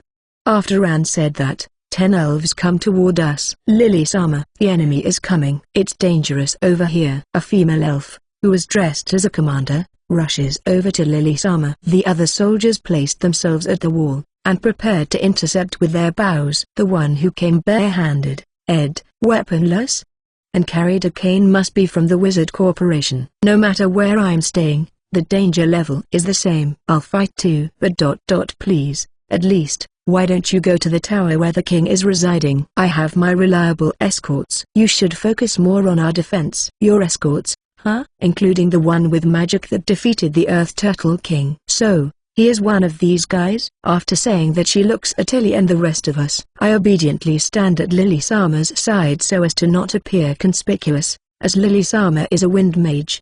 The most probable other mage candidate is Ellie. That is a secret. So, a secret. Afterwards, Elf-san moves her gaze to me. For a race as versed in magic as the elves, they only need to feel the magic power from us to pinpoint the mage responsible. Normally, they can only sense a slight amount of magical power leaking from a mage when that mage is not invoking any magic. Since I have far more magic power than what is normal, I, in turn, leak much more magic power too. Well, it doesn't matter if she suspects me. My primary aim is not to be strictly confidential, but to remain unsuspicious. She might suspect Ellie or I, but now that Lily-sama said it's a secret, I believe she will not pursue this matter any further. And thinking about it, there is no use hiding it. The only person using fire magic here is me, and so the person who is capable of shooting a high-ranking flare can be easily guessed. Taking the situation into consideration, I don't think I can survive if I am half-assed in using my magic power. I understand. However, I will still evacuate you from here like was originally planned.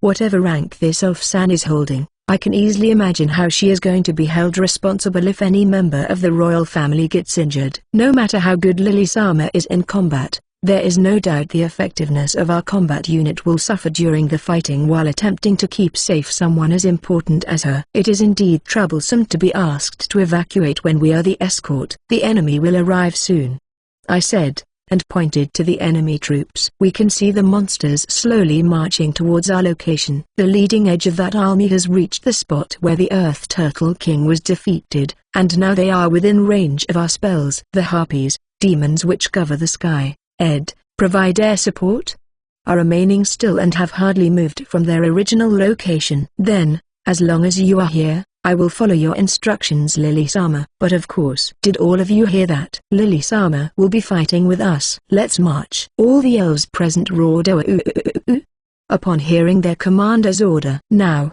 as for you guys, Lily-sama's escort. Of course we are going to fight too. Ellie replies. Then, I will leave this place to you. Actually, I want you to let us attack first. We will shoot them with our long-range magic. Understood. Arrows are incoming. Be prepared, everyone. Following the warning from the elf, a rain of arrows streaked in from the enemy side and some even reached our place. The enemy advancement temporarily halted. Is it supposed to be a small-scale team with long-range attacks? Our side has started counterattacking with arrows and magic from behind the wall. Right now under Ellie's order, we're holding back our attack. If we can kill all of them at once, then there is no need to waste our energy attacking. Shouldn't we start attacking soon? Wait, just a little bit more. Ellie answered Anne, who is getting worried. Although they are within the proximity of our range magic, it is still a bit too far. Offensive magic has a required distance and an area of effect. It's dangerous to cast it too close, and it can't go too far either. Even if it somehow manages to go far, if the distance is beyond the spell limit, then consumption of magic power will increase, and its effectiveness will decrease. This phenomenon particularly occurs when a mage is trying to activate a range magic which requires a large amount of magic power. Should I join you guys? There are still many enemies around. They might not have enough firepower. This will turn into an extended battle, so expect many waves of attack. Please conserve your magic power. If you insist, as expected, it will drag into a long-term battle. The enemy that will be annihilated now is only a part of the whole army. It would be best to keep some magic power in reserve. They're coming. Ellie warned the soldiers. The enemies, who stopped after approaching a certain distance, have now started moving again. A large number of monsters are running towards the wall. Rumble, rumble, rumble. The monster troops are reaching the walls. Let's go. We will match the timing just like usual. Ellie, Anne, and Tilika start chanting. When the casting is complete, the magic of these three people was released simultaneously and a lot of monsters were killed. However, again, it doesn't interrupt the attacking waves of the enemy. As if not minding their fellow monsters being blown away by our magic, the monsters continue to press forward. Second shot, third shot, fourth shot. The range magic of Ellie and the others has knocked down a massive number of monsters. Despite that, we still can't see the far side of the army. It's not only here. The same situation is occurring along other parts of the wall also. Although it is a unilateral annihilation, in exchange, we have exhausted a large amount of our magic power. It will take time to recover the expended magic power. Furthermore, the elves exhausted theirs earlier while trying to defeat the Earth Turtle King. In the end, if we don't manage to finish off all the enemies by the time our magic power is consumed, be it from the elf side or our side, then at that time we will find it very difficult to stop the demon invasion. The enemy force has split and separated, Ellie said after she shot for the fourth time. The demon side seems like they are changing their strategy. Unlike the Gorba's fortress, which sat in a narrow valley, the elf country is located on a flat field, resulting in a wide battlefield. As a countermeasure to our range magic, unlike with their first charge, this time they are approaching us while distancing themselves. Lol. What? Our range magic has become completely obsolete and the elves have started to intercept the attackers individually. Our party was ordered by the elf commander to stand down and take a break. Sati, with a bow, replaces us as a fighting force. Since they are going to converge in the end anyway, why don't we wait and attack them? Since the enemy assault is coming sporadically, I have no idea how to handle it. So I asked Tilly for her opinion. The wall covering the kingdom is about 50 meters tall. In addition, there is a moat surrounding it. The moat is about 20 meters wide. Even so, they don't seem to have any difficulty approaching us at all. That won't do. What if there is an earth mage among the enemies? That would be bad. Even if they don't have an earth mage, a water mage can easily render the moat useless. It was said that the demon side has some mages with them. Fortunately, they are small in number. If it were otherwise, then, just like all human fortresses from past ages, the state of human civilization would be completely obliterated. Because of that, even if they only have a single mage with them, they could be capable of breaking through. It is dangerous to let the demons nullify the effectiveness of the defense provided by the wall. For example, when the wall at the Gorba's fortress was breached, we still managed to push the enemy back with our warriors. But the elves, who specialize in magic, are weak in close-quarter combat. Moreover, the defensive emplacements cover a wide area, therefore their fighting forces are dispersed. They are strong enough to defend the whole place with their magic, but in the same time that is also their weak point. What if we attacked from underground? It is not a hard thing to do. By using the earth sonar, there wouldn't be a surprise or other problem if we carefully used our magic power. Magic power is relatively easy to detect when it is actively used. However, I can dig out an area underground and then wait inside and attack when the enemy approaches. We could also lure them in and bury them there. However, by creating a hole at the front line, we are increasing the risk of them breaching the wall. We need to be vigilant towards the mage from the demon side alongside the specialized and larger monsters. In other words, as long as we manage to locate the enemy mage and killed it, then everything will be alright, I said while looking at Sati shoot arrows at the approaching monsters. Enemy arrows are not raining down in this direction. The fact is, if enemy arrows arrived here, then our arrows could reach them too. That is, if the enemy archers were as good as Sati. So far, there hasn't yet been an archer among the enemy who can shoot an arrow as far as Sati. Perhaps the mage feels like the invasion won't be done anytime soon and is therefore remaining at the rear of the enemy force. If you can find him. There is a limit to what my magic sense can do. Although it is easy to detect when my target is in range, the difficulty rises steeply when the target is out of range. Especially if the mage has weak magic power, then they are hard to distinguish from the others. Even a beastkin like Sati has magic power. As for the demons, each individual has magic power too. Heck, all living things carry magic power within them. It is just that the amount that they carry is small, hence their inability to utilize it. I wish I found it at the start. My magic sense skill is level 5. I carefully examine the group of enemies in front of me. And there, quite far from here, I can sense one strong magic power mixed together with a normal one. The location is a bit far to attack with magic. Even if my attack could reach, its size is too small and the other monsters are probably going to shield it. Sati, come here.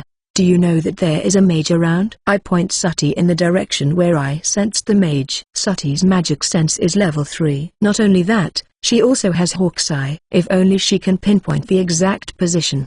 Perhaps ... found it. I'll give it a try. Sati returns to her post, knocked an arrow and pulled the string of her bow, and let it go. I defeated it. Sati claimed quickly. The enemy magic power diminished. I try sensing the surrounding area again, but this time I can't find anything resembling a mage. Well done, Sati. That is ...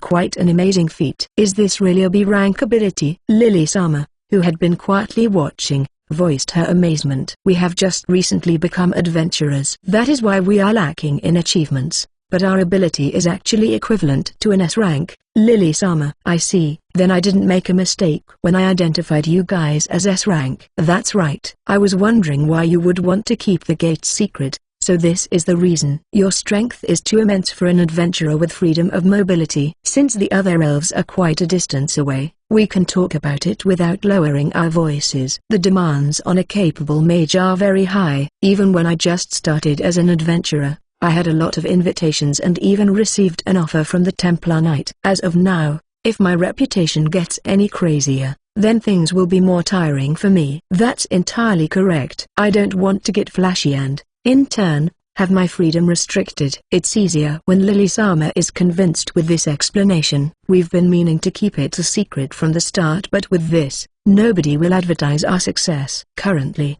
I still don't have enough experience as an adventurer. I still haven't mastered much magic. Even my sword skills are still immature. It is too early to step onto a higher stage. Regarding the destruction of the world, looking at the great demon army in front of me, it will turn to reality, but I still don't have much information regarding it. I don't think that I can save the world just by recklessly defeating all the demons. Even so, this enemy is launching an organized attack. We're going to attack under the command. It was said that a demon is the one pulling the string behind this massive invasion. There is that kind of rumor circulating around, but nobody has seen it eye to eye, much less defeated it yet, except for the hero who killed the Demon King, even though that is an old story too. Say, Lily-sama, about this invasion. What do you think spurred this attack? As someone from the royal bloodline, there must be something that Lily-sama knows. This is the perfect time to ask, seeing as how the enemy attacks have slowed down.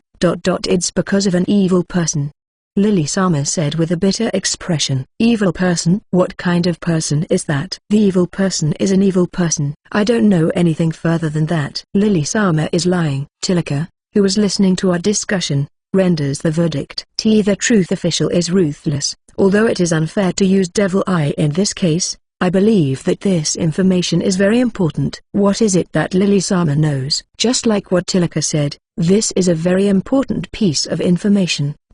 Promise me that you will not utter this to anyone else, alright? Yes, I promise. We call them the Dark Elf. Serving the Demon King, they are the elves who have fallen into darkness. But, the Demon King is already dead? That doesn't mean that the demons and the monsters under him were wiped out altogether. One group of survivors is the Dark Elf clan. It is an act against the principle of elves, who are the devotees of God. As one of the same race, it is hard to forgive. It's a shame. Elves have given the highest priority to find, chase, and hunt down the Dark Elf. However, there are still survivors among the Dark Elf, and now they are manipulating the monsters from behind. Are they called the Dark Elf because of their black skin? Lily Sama and the other elves have a uniformly fair skin. Right. They have darker skin and silver hair. Then they are easily distinguishable, aren't they? The thing is, it is not that simple. It's easy to camouflage both their hair and skin color. There exists a chemical that can temporarily change their skin tone and their hair color. Even their distinctive ears can be hidden by something as simple as wearing a hood or a hat. So there is no way to identify them when they have disguised themselves, isn't it? When you think you are together with an elf, but actually you are with a dark elf. That's a bit scary. There is another definite way to tell them apart. Lily's face turns sharp when she says that, which is ? They have big breasts. Huh? They have big breasts. In retrospect, I have never seen any elf with big breasts so far, and I heard in the stronghold, a rumor was circulating that the elves have a complex about their small breasts. If an elf has big breasts, I'm sure they are the dark elves. So, in the end, was it only a rumor when people said an elf has a complex with their chest? You know, the dark elf. In exchange for bigger breasts, they've fallen into the Demon King's side. Is that even possible? Chapter 16, Elf's Country Defensive Battle 5 Dark Elves. Today I learned that the Dark Elves joined the Demon King's side in exchange for a breast enlargement. Oh, of course. That is not all. Noticing how amazed I was with her previous statement, Lily Sama tried to explain further. The Dark Elves were the losers of a power struggle within the elf clan. Tracing their roots back, they are actually related to the royal bloodline of the current ruling elf. This occurred several hundred years ago. The elf country was not yet established and some of the elves had set up a small territory at a certain place in the empire. Many elves lived a life of wandering, and finally, it was time for the Dark Elf clan to leave the old elf territory. Lily Sama mentioned that she doesn't know many details regarding the power struggle, but in general it was of the same kind as those that can be found anywhere else, just without bloodshed and gore. It's not like they were kicked out or anything similar. The Dark Elf clan voluntarily left the old elf territory. Since the olden times, and even now, there are not many elves around. Even if there are disputes between elves, it rarely gets fierce enough to result in death. Soon afterwards, they returned with a changed appearance. They now had silver hair on top of their black skin, and a strengthened body. The elves are strong magically, however, physically, they are the weakest among all the different human types. After isolating themselves from others for a while, they came back with the strength of those beasts, beastkin, and dwarves. In addition, somehow, their chests became larger as well. By pledging allegiance to a new god, they would be bestowed a new wonderful body, have an extensive territory while not being disturbed by the demon, and they were promised a life in paradise on this world. The promises are true, but there is much more to it. Their new god is an evil god. The monsters are only following them as their subordinates. This occurred before the existence of the Demon King was revealed. The elves, having a long lifespan, have more wisdom and tend to be more mature in making decisions. Those who were lacking in faith betrayed their god, and a few young elves went rogue in order to find a new path. Then a full-scale invasion by the Demon King's army occurred. It was then that the Dark Elf betrayal came to light. They had turned to evil, and after transforming into demons, together with other demons, they came to attack. From there it turned into a bloody struggle. The angry elves rallied their families and tried their best to hunt the Dark Elf. Of course, everything is done in secret. If such knowledge became public, then it would mean dishonor. The legend only contains details about the hero, the Demon King and demons. Their existence doesn't come to light as much as it should. As a result, the general population doesn't know about the Dark Elf at all. Even for those who know, considering the fact they were stabbed in the back by the Dark Elf, and considering how many people were slain, they are forced to remain silent. There is nothing that can compensate for the amount of spilled blood. In addition, among the human types, aside from the beastkin, it was said that the dwarves are the traitorous tribe. Now the question comes, just what is a demon? Their existence is still shrouded in mystery. That is what I understood so far. Are there any male elves that came into contact with the Demon King? There are few males among our rank. Most of the ones who changed to the evil side were female. So that is where the rumor came from, saying that they were enticed with a bust enlargement offer, be it their chest or their paradise on earth. The moment I heard about it, I felt like it was all a foolish thing. Although, This country truly is a paradise for us elves. While muttering this, Lily-sama looks at the beautiful white castle at the center of this country. The only reason I'm telling you this is because you defeated the Earth Turtle King, and ultimately saved this country.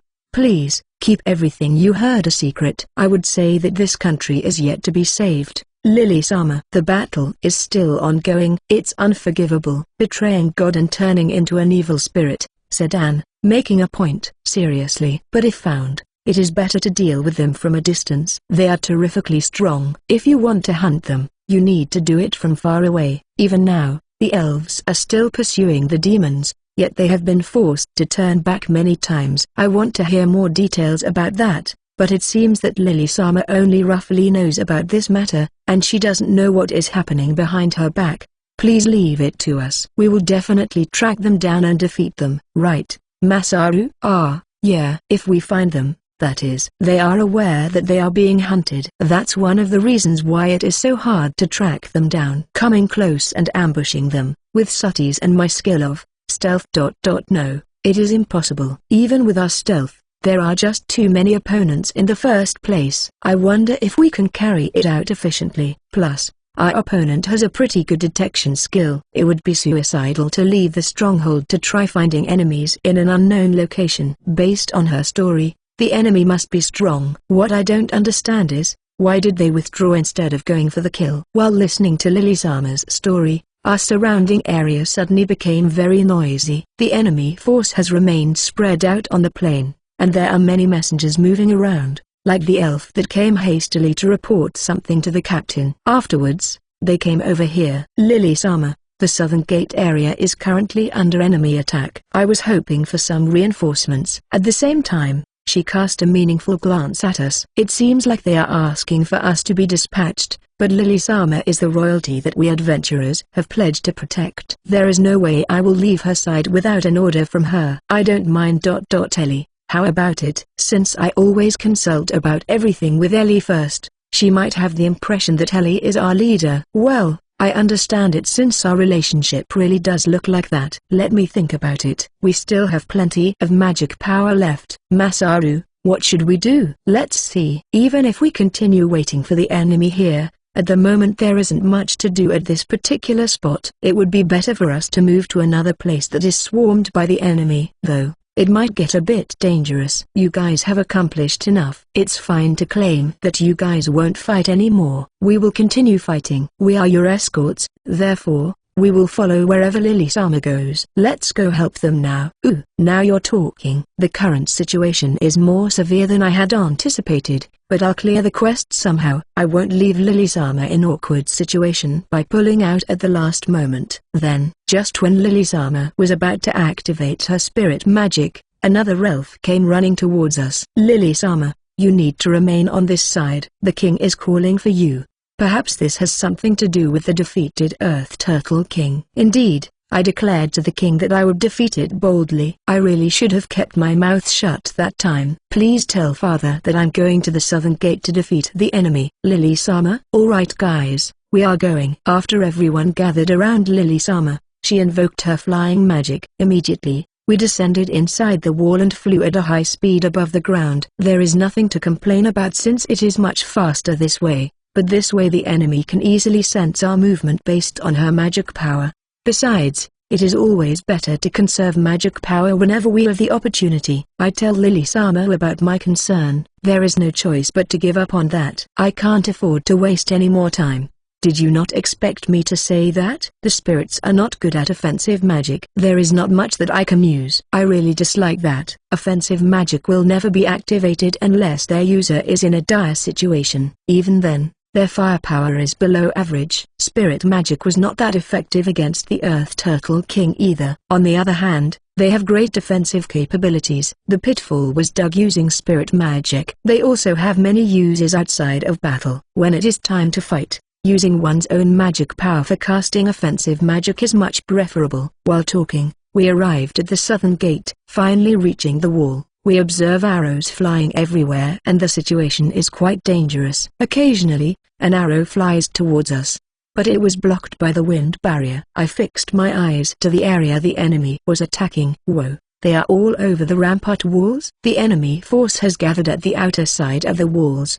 Having passed over the moat, orcs have made their way by hooking ropes and ladders onto the walls. They are seriously trying to scale the walls. Enemy archers are shooting arrows to back up their capturing unit. The elves' angry roar can be heard. None of their composure is left intact. From the look of it, they no longer have any offensive magic power and are now fighting with their bows. Many injured people can be seen. Fortunately, the monsters haven't reached the top of the wall yet, and the monsters flying on the sky, Ed, from Chapter 15, Harpies, are still not involved in the fighting. I would never imagine this huge rampart could be captured easily from outside the wall. However, disregarding the lives of all the individual attackers plus an inexhaustible army.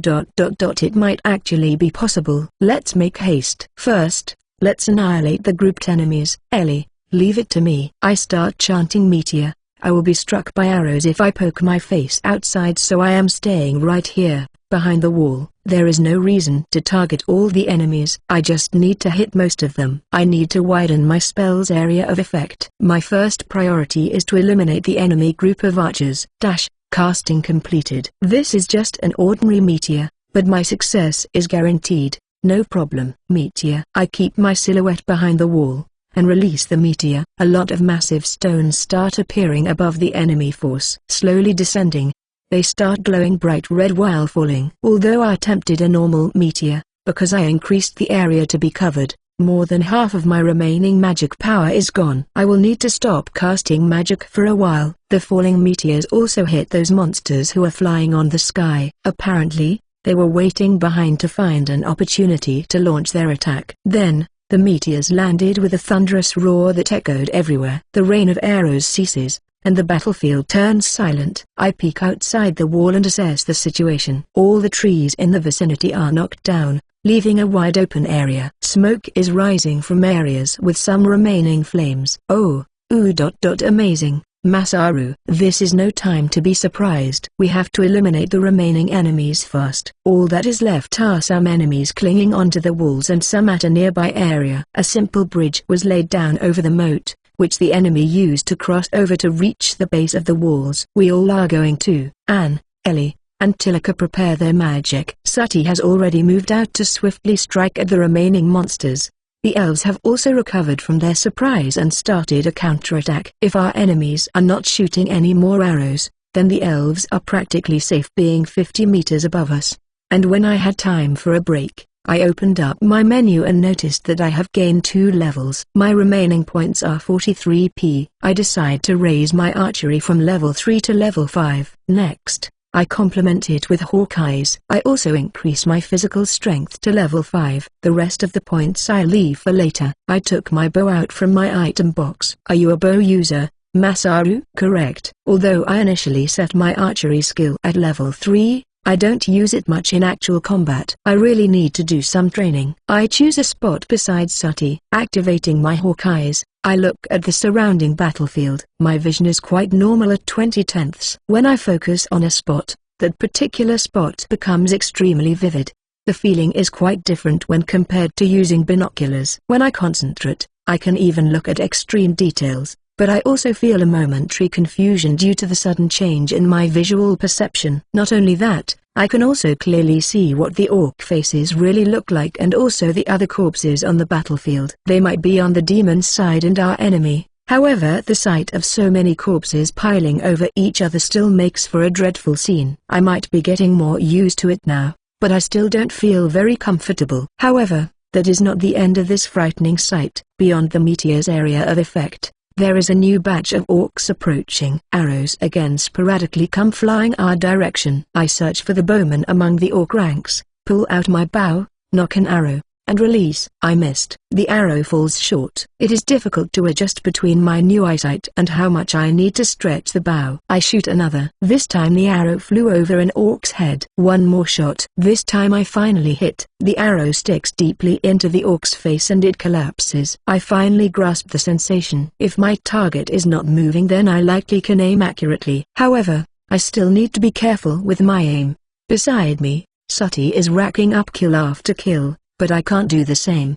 Perhaps this is because I'm using a cheap bow, and that our experience gap as level 5 bowman is that wide. Together with Sooty, we took out as many enemies as we could. There is no sign of mage, but I tried to detect one anyway. So far there is no response. The archers from the elven side aren't that good either. Now that our fighting distance is greater, their hit rate is dropping. This might be because of their bow. Most elves use bows smaller than the kind that Sooty and I are using. Despite the overwhelmingly advantage of being at a higher elevation, the elves are still having a bad time and being pushed around by the sheer quantity of orcs. Even though there was some relief given by my meteor and Sooty's sniping ability, their rest is only temporary. The enemies on this side are relentless. Ellie said so after I have taken down about 10 attackers. It seems that they are finished taking down the enemies attempting to climb the wall. They've destroyed the bridge too. The arrows from the enemy archers have pretty much stopped at this point. However, when I look with Hawkeye, the fighting around the gate might have eased, but far from here there is still a big army of the enemy waiting to come. Just how many monsters are involved on this battlefield? How is your magic power? It's impossible for me to cast Meteor unless I take a break for a while. I can still take out another enemy force. Ellie said so. Checking out the rest and their level of magic power, they still have about 30% left. This is the point where we need to be careful when consuming our magic power. Even so, our levels have risen, thus increasing our available points. What to do now? I should discuss about it with Lily-sama regardless. Do you still have any magic potion around? I have, but the effect. The current magic potion is from when our levels were lower than they are now. I will fetch some from our side. Please wait a moment. Saying that, Lily-sama got one elf to come over and then went with him. Everyone managed to level up this time. How many points do each of you have now? This is the time to hold a strategy meeting. We are not in a place to assess the current situation in leisure. Unlike me, my wives can't reset their skill once they've decided. But now we're in an emergency. I'll have to ask them to decide on whatever skill they want and then raise it without a moment's hesitation. After configuring each of their skills, Lily-sama finally comes back. This is not much, but for now please accept it. Still, the recovery rate is at least 10 times that of those I normally bought. Now that my magic power has recovered slightly, I think I can at least shoot another weak version of Meteor. But only one shot. If Ellie and the others are involved in another large attack again, then their magic power will fall to rock bottom. Even after raising their skills, the effect wouldn't be apparent to their low magic power. The enemies at the southern gate were defeated. However, the mass of enemies far beyond that are still alive and well. Those monsters are advancing through the crease that resulted from the meteor impact earlier. There are too many enemies. This quest, is it even possible to clear it? Chapter 17. Elf's Country Defensive Battle 6 Fate. Together with Ellie-sama are the squad leader and a bunch of elite-looking elves walking a little on the passage above the wall of the south gate. Another battle will begin after this. While paying attention to the incoming arrows, I moved from wall to wall, but in turns I became the center of attention. The meteor just now, seems like he is the one who defeated Earth Turtle King too. Are they the adventurers that was brought here by Lily-sama? That human? Whatever the case, we're saved. Apparently, the rumors already spread out towards the direction from where the meteor landed. Many elves came to give support, and it can be seen that the messenger is busy making a round. We are currently in a battlefield. Just because I don't want to stand out, I can't afford to hold myself back just to avoid them from talking. There is no concrete reason as to why I want to conceal my identity towards these people in the first place. I just want my divine blessings to be concealed, and they are more likely to become suspicious of me if I try to conceal it too much. Ellie was showered by attention from the elves from just now till then, and she couldn't be any happier. You see, I know, there is no choice but to unleash some flashy magic. It's a given that word will spread out from it. But what about Drago? We still have some moment to spare currently, but we never know if he will become necessary. Should I tell about it to Lily-sama first too? But if a dragon suddenly appeared on the battlefield out of nowhere, I'm sure it will only cause confusion. I can't let her summon Tiger for the same reason. As soon as my concentration returns to the battlefield, we already arrived at the designated place. Here we are.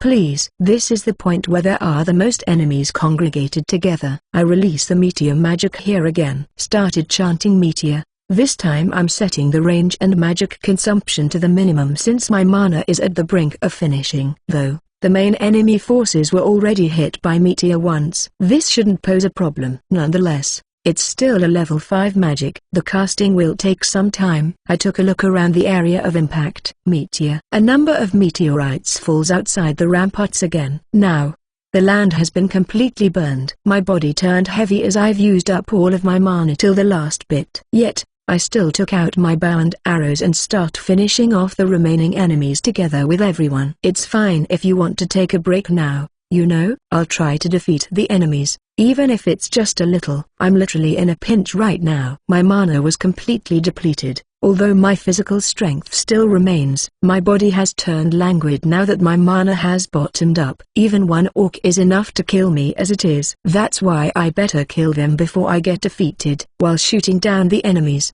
I noticed that Sati has get to my side and starts attacking too. The weakened elves were making their comeback too now that the situation has been reversed. The enemies are still advancing, but now their numbers are sparse. I wonder if the monsters that infinitely sprung out from just a moment ago has finally ended. The remaining enemies are not that many anymore. I continued my assault for a while, and when the enemies' ranks are clearly thinned out, I rest my hand and tell that to Lily-sama. Even while I was still shooting my bows, the messengers repeatedly come by to report something. The situation at the western gate is more severe than here. West from here is the direction of the fortress. Are they concentrating their main strength at that side in response to the fortress might? Then that must mean that we have evaded the worst over here. Should I go to the west once my mana is restored? I just need to take a little break. What do you think? I asked about the situation at the western gate to Ellie, who has come back after sweeping through the enemy's remain. Either way, we need to take a little break first. I have no more mana left in me.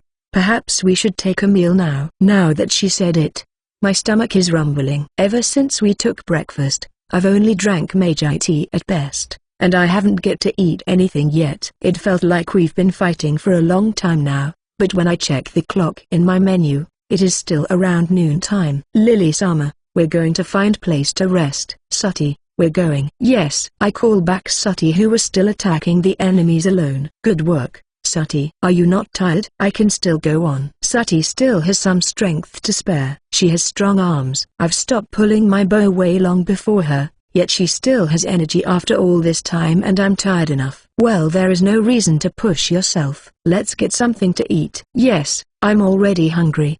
Do you want me to prepare something to eat? There is no need. I still have some left. I don't want help from the busy elves. Lily-sama guides us towards the southern gate tower. Inside, there is a small room, jam-packed with elves taking a break and rest, while some of the wounded are being treated. Lily-sama talked to a commander-like female elf and we were shown to a room. A large table is situated inside where everyone can sit together. We're going to slowly take our meal here. I took out bread and soup, fried chicken, freshly baked meat and fruits from my item box. All these foods are arranged side by side on the table. We don't know when can we eat after this, so please take your time to fill your stomach, everyone. Same goes to Lily-sama too. While eating, we discussed about our future plan. We secretly talked about how to allocate the skill points too. It's hard to discuss about it normally during our mealtime without getting discovered. What should we do with the skill points? Just leave it to me. That's pretty much what we can say. Lily-sama must be wondering what we are talking about. We simply shrugged it off, saying that this is another thing, and apparently, she is convinced with that. Furthermore, we are currently in war. There are much more things to focus on. Right now, I'm working on to get some potion for us. We were short in mana potions for we have been fighting battles since yesterday. Of course, we have stockpiles of it, but it's not nearly enough for everyone in this kingdom to consume at once. Not only that, since the potions have an expiration date, they can't be made more than necessary. Our next battle is expected to be as fierce like this one too. I have good news for that. It was said that there was a potion called as Elf's Spirit. The materials needed are rare, plus, only a handful of people are known to be able to craft it. However, in turn, it's able to fully restore mana for whoever consumed it. Alright, let's go to the western gate. After hearing Ellie's plan, we all agreed. Once our mana recovered, winning this battle is no more a stretch. Right after we finished our meal, the door to the small room was opened and an elf came inside. Aha, I've been waiting for this. Yes, I still have some hard time procuring it. Though, it must be useful for someone who has defeated the Earth Turtle King. Ah, right. It can't be helped. 4 of it. Just enough for everyone here. Thanks for your hard work. How is the situation outside?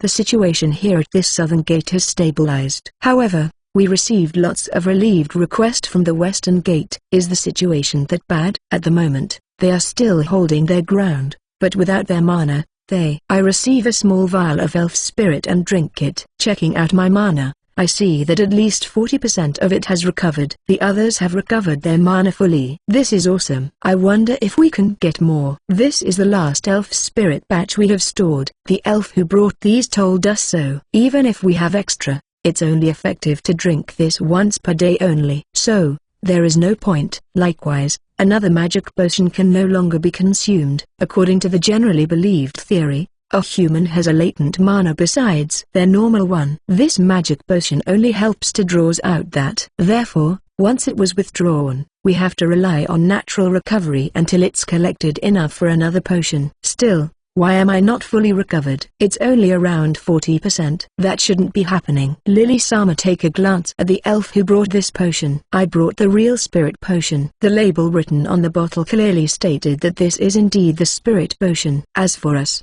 we have recovered fully, Anne said, followed by Tilika and Ellie nods. There is no way we can measure the mana recovery rate. Though, it really is possible to know by comparing the state when we are exhausted and after taking the potion. Well, what I said might sound stupid to some, but here I notice that nobody noticed that yet. Do the elves have a skill to roughly estimated mana inside one body? Perhaps it's not meant to recover fully our mana, but to restore it to a certain point? No, that is most unlikely. But the amount of mana that can finish the Earth Turtle King in one blow. With my latest level up, my total mana has increased to some point. I'm saved if this potion can truly replenish all my mana at once. Why don't you rewrite the explanation on what the potion can do? No, there is no need to go that far. Look, I doubt anybody else will have same experience like mine, so please don't mind it too much. I agree. You keep this case a secret. The elf who brought the medicine over left and now we are alone again. I put out pudding as dessert. I need this to counter the bitter taste of the earlier potion. I still have more thing to talk. This is delicious. I still have more if you like it. After trying it once,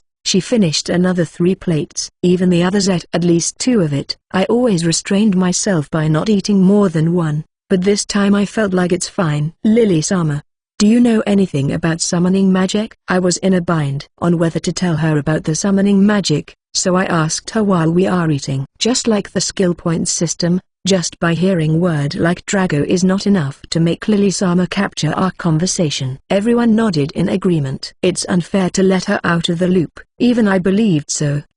Summoning magic? I don't know. To summarize, it's a magic used to summon magic beast. Tilika stood up and make Hawk appear on the desk. What an interesting magic. Is this the Drago that you've been talking about? So, her surprise is just on this degree. This guy name is Hawk. Next, Tiger. Tilika called back Hawk, and release Tiger next. She didn't leak a shout or some sort, but seeing that a tiger appearing out of nowhere at her side surely make her lose her composure. So, this is the summoning magic. Correct. We call them out when we're in a difficult situation. After Lily-sama get an okay from Tilika, she went to touch Tiger. So fluffy. And it looks strong too. Very strong. I can ride on his back, Tilika proudly said. However, we are just getting to the serious part. Aside from them, there is still Drago. I believe they will prove to be a beneficial add-on our fighting force. Oh my. I wonder just what is he? Dragon. Tilika said the word. Dragon? Can you really call a dragon over and command it? Absolutely. He is a wonderful guy over 10 meters tall. Then he will clearly become a strong addition to our military strength. Is it fine for us to call him over? If you notify us before calling him out. Then there is no problem. I've heard before how the enemy has dragons on their side. To think that this kind of magic exists. I don't want to disclose this to public, but I see now that the situation doesn't permit it anymore. Then, I'll inform everyone that the dragon is on our side. As for the summoner, I'll try to be as obscure as possible. Please. It's fine if she wants to disclose the information to everyone. Perhaps, she is hiding it just in case something happens. But you surely have many things under your sleeve. Are there any that you haven't shown yet? The summoning magic is our last trump card. If possible, I really want to hide it. Certainly, it's unheard before that someone can call out a dragon. Once leaked, I'm sure it will turn into a sensational information. You guys, somehow you've changed? Lily-sama has seen too much. Miracle light at the forest entrance gate, meteor as well, the flare. All of these deeds are indeed dubious. I'm sure this is where she will draw the line. Yet we still need to use summoning magic. All the talented magic users are gathered in one party, yet we are still unknown. Not to mention B rank. To think that someone that she hired without thinking much has such a monstrous strength.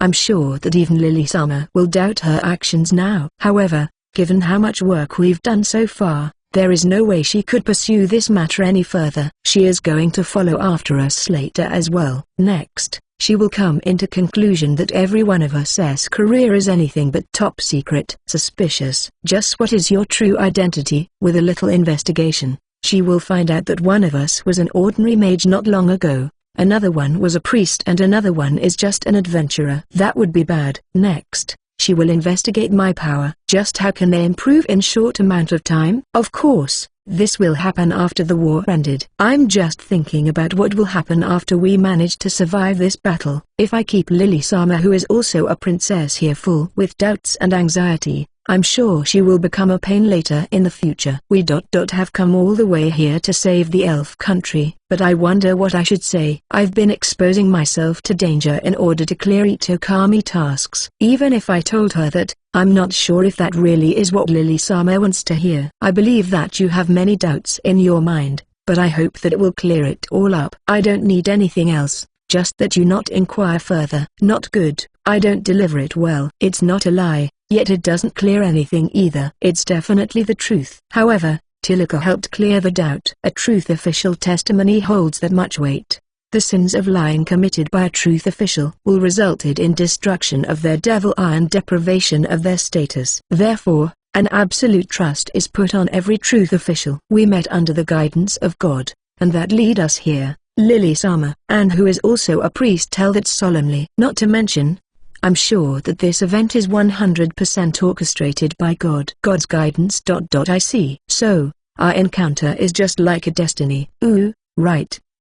That's what I felt too. As an apostle, guided by God, I have encountered the elven princess. I guess we are fated to meet. Maybe that is what's happening. Perhaps Lily-sama plays an important role during this quest. Unless Lily-sama is with us, I don't know whether the Earth Turtle King can be defeated or not. I wonder if this whole conversation touched Lily-sama's hearts. She is currently excited and looks so happy. This is the first time I've seen her smile ever since we first met. Looking at the princess openly smiled with an innocent face. Plucked the strings of my heart. She was a beauty in the first place, but this no. Cheating is bad. Thank you, God and spirits, for letting me meet all of you. There are no words of gratitude enough to describe your noble works. As a representative of the Elven royal family, I, Lillian Dora Bettycoat, promises to absolutely reward your works. We managed to ease Lily-sama's doubts, but wasn't it a little too effective? I'm still thinking about how I will flee once the situation has grown to be more than bearable.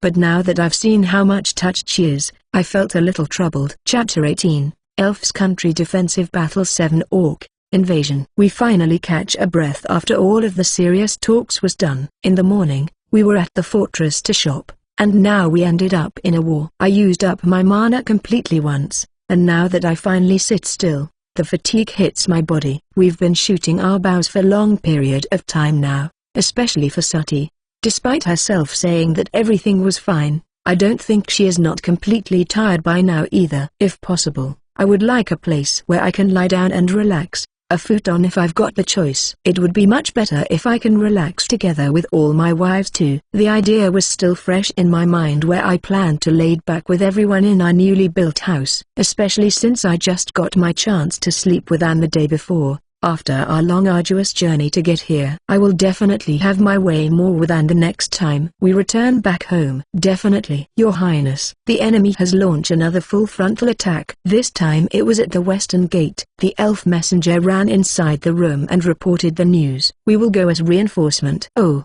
and before we can do that, we need to be there first. This time, it should be tough to fly our way towards the western gate with Lily-sama's magic.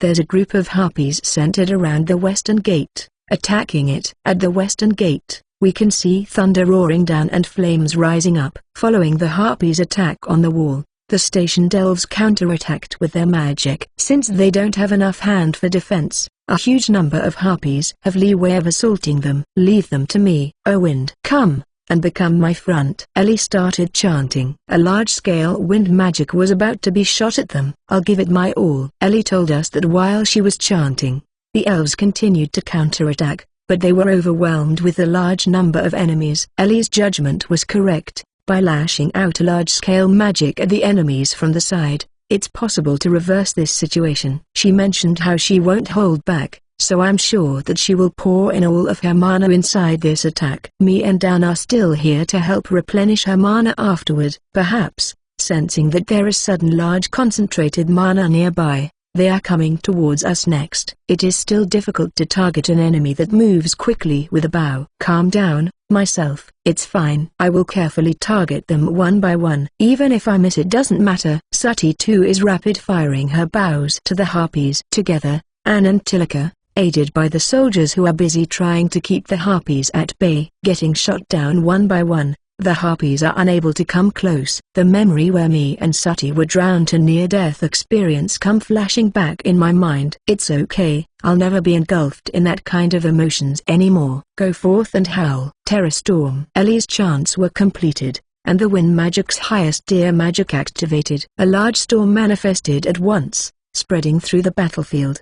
The whirling wind cuts the earth, the trees, the monsters, as well the harpies who was in lower altitude. At the end, the harpies were slammed to the wall and dropped down to the ground. The spell was activated relatively close to the wall, but with some distance as not to affect it. The harpies flying nearby the wall was caught off guard as a strong gust of wind was suddenly blown their way. Ellie, who has used up all her mana, fell off immediately after. No, nothing to be worried about. Though, this time I truly did use too much mana. I checked Ellie's MP, and it truly has reached rock bottom. I need to help her replenish it quickly. Leave it to me. Anne asked me to leave the magic recovery to her. Hey, this is bad. They are breaking through the wall. I tried to bring down as many leftover enemies as I can, when Lily Sama's voice came into my ear. Not far from our location, a huge number of orcs are trying to break through the wall. Leaning forward to confirm the situation, I saw a large hole at the wall, enough for each orcs to pass through it easily. A lot of monsters are focusing at that area. Isn't that earth magic? The enemy mage ...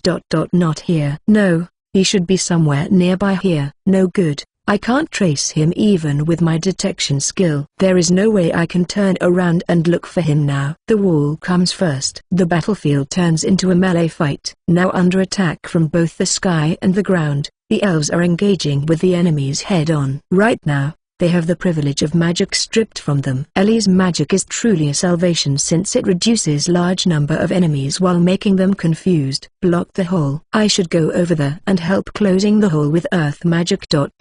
No, can't do. It's fine if it was Sati and me alone, but there is no way I will bring Lily Sama and the others into a melee combat. If I leave it alone ... there is only me and Sati. I'm going to fight too. I still have some mana left. Don't worry about your job as an escort. The spirit protection works perfectly. Seems like she knows that I'm currently in bind. However, to be honest, my concern is not on Lily Sama. No, whatever happens, I worried more about my wives. The moment I decided to come back to this country, I'm ready to die. This is not a situation where I can leisurely think about my survival. Masaru, please don't worry too much about us. We are capable of protecting ourselves, Anne said, while bringing her mace out. Drago is ready to be deployed anytime. Tilika's word bring a hammer to my decision. In emergency, we will Drago out. I'm still worried about Anne since she doesn't have that much battle experience. Understood. I'm going straight into the middle of the battlefield. Sati,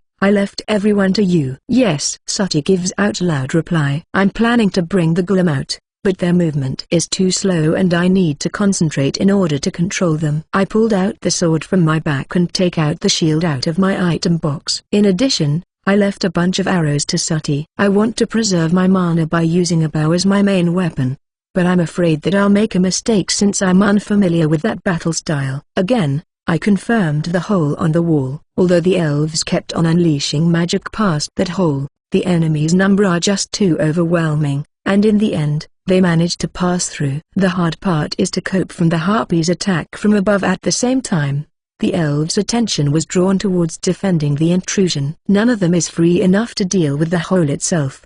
The elves gradually got pushed back inside, and retreated deeper in the wall. Since the wall itself still intact, there is still a possibility to defend. As a member of a race that dominated long-range attacks, they never once neglected their melee combat training. However, the strength margin between the elves and the monsters were too wide, and there are not that many elven soldiers in the first place. As soon as their mana is completely depleted, they will be fully drawn to close-quarter combat, and the front line will not last long then. Let's go. I continued to fire the arrows while rushing forward. Disregarding the harpies at the vicinity, I finally arrived on top of the place where the hole opened. I dropped a large number of boulders to underneath. 10 or so boulders dropped from the height of 50 meters, shattered or broken upon impact, and didn't completely close up the hole. I tried to close some part of the hole which was covered, but it's impossible to completely shut the opening. However, since the opening of the hole now have boulders piled up together,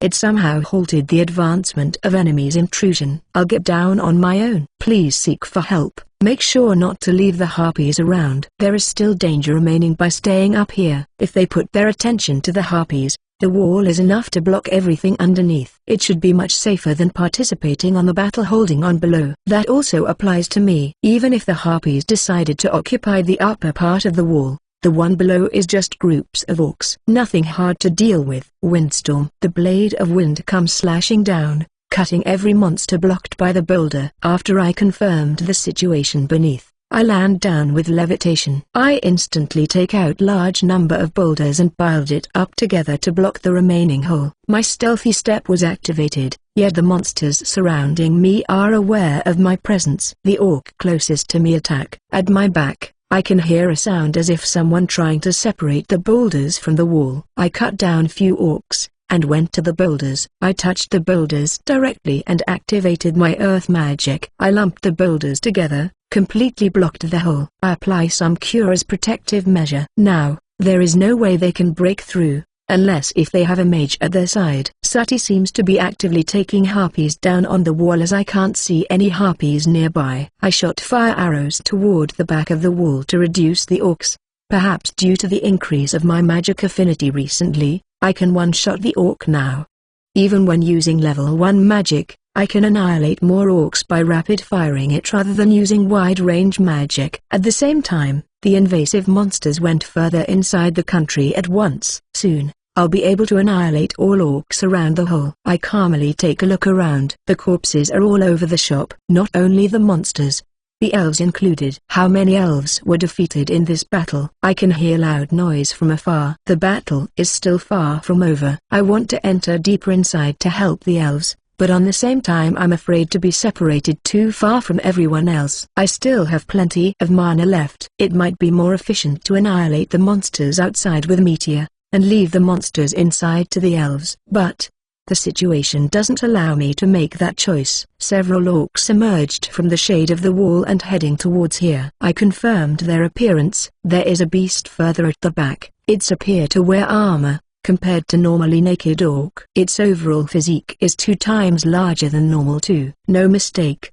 that was the Orc King. Its huge club was filled with blood. Looking back at its body, they are fully covered with blood. It's clear now that I have hawk eyes. There is still a distance between us, where I can get away easily. However, the staircase to the upper part of the wall is nearby.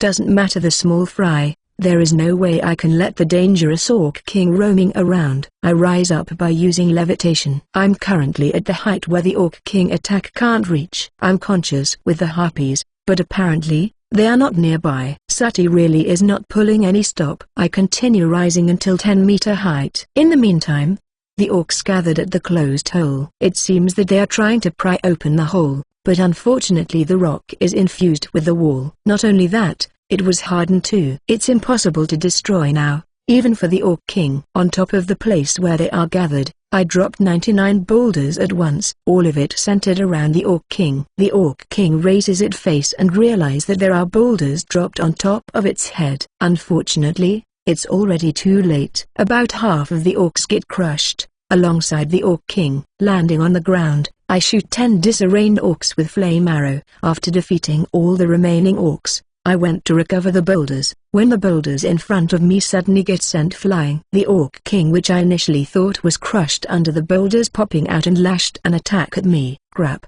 I got too careless. The Orc King came out full of scratches. In his hand was a huge club and he started swinging it down. I dodged his assault. It's a close call since I was surprised. Due to its injury, however, its movement is kind of dull, but it still come at full power. Just one hit and I will turn into a mincemeat. This Orc King can't be dealt with a half-ass attack. Dodging its attacks 3 more times, I finally gathered enough mana to activate my fire sword. I continued dodging its attack. One time, I finally able to land a hit vertically from upside, and its metal armor was torn like butter. Whoosh, the Orc King fallen. Phew, that scared the hell out of me. It will not spring alive now, isn't it? I make sure the defeated Orc King is truly dead, and take a look around. There are no more survivors among the orc crushed by the boulders. There is no sign of other monsters in vicinity too. There are no harpies overhead. I better get back soon. I unlit the flame that was put on my sword. The edge of the sword appears to be chipped a bit. This sword was used to slice up an Orc King. This much is to be expected. I sheathed my burning hot sword and collected the remaining boulders and orcs. The Orc King especially will fetch a very high price. As for the fallen elves, I decided not to look at them. They are not breathing anymore,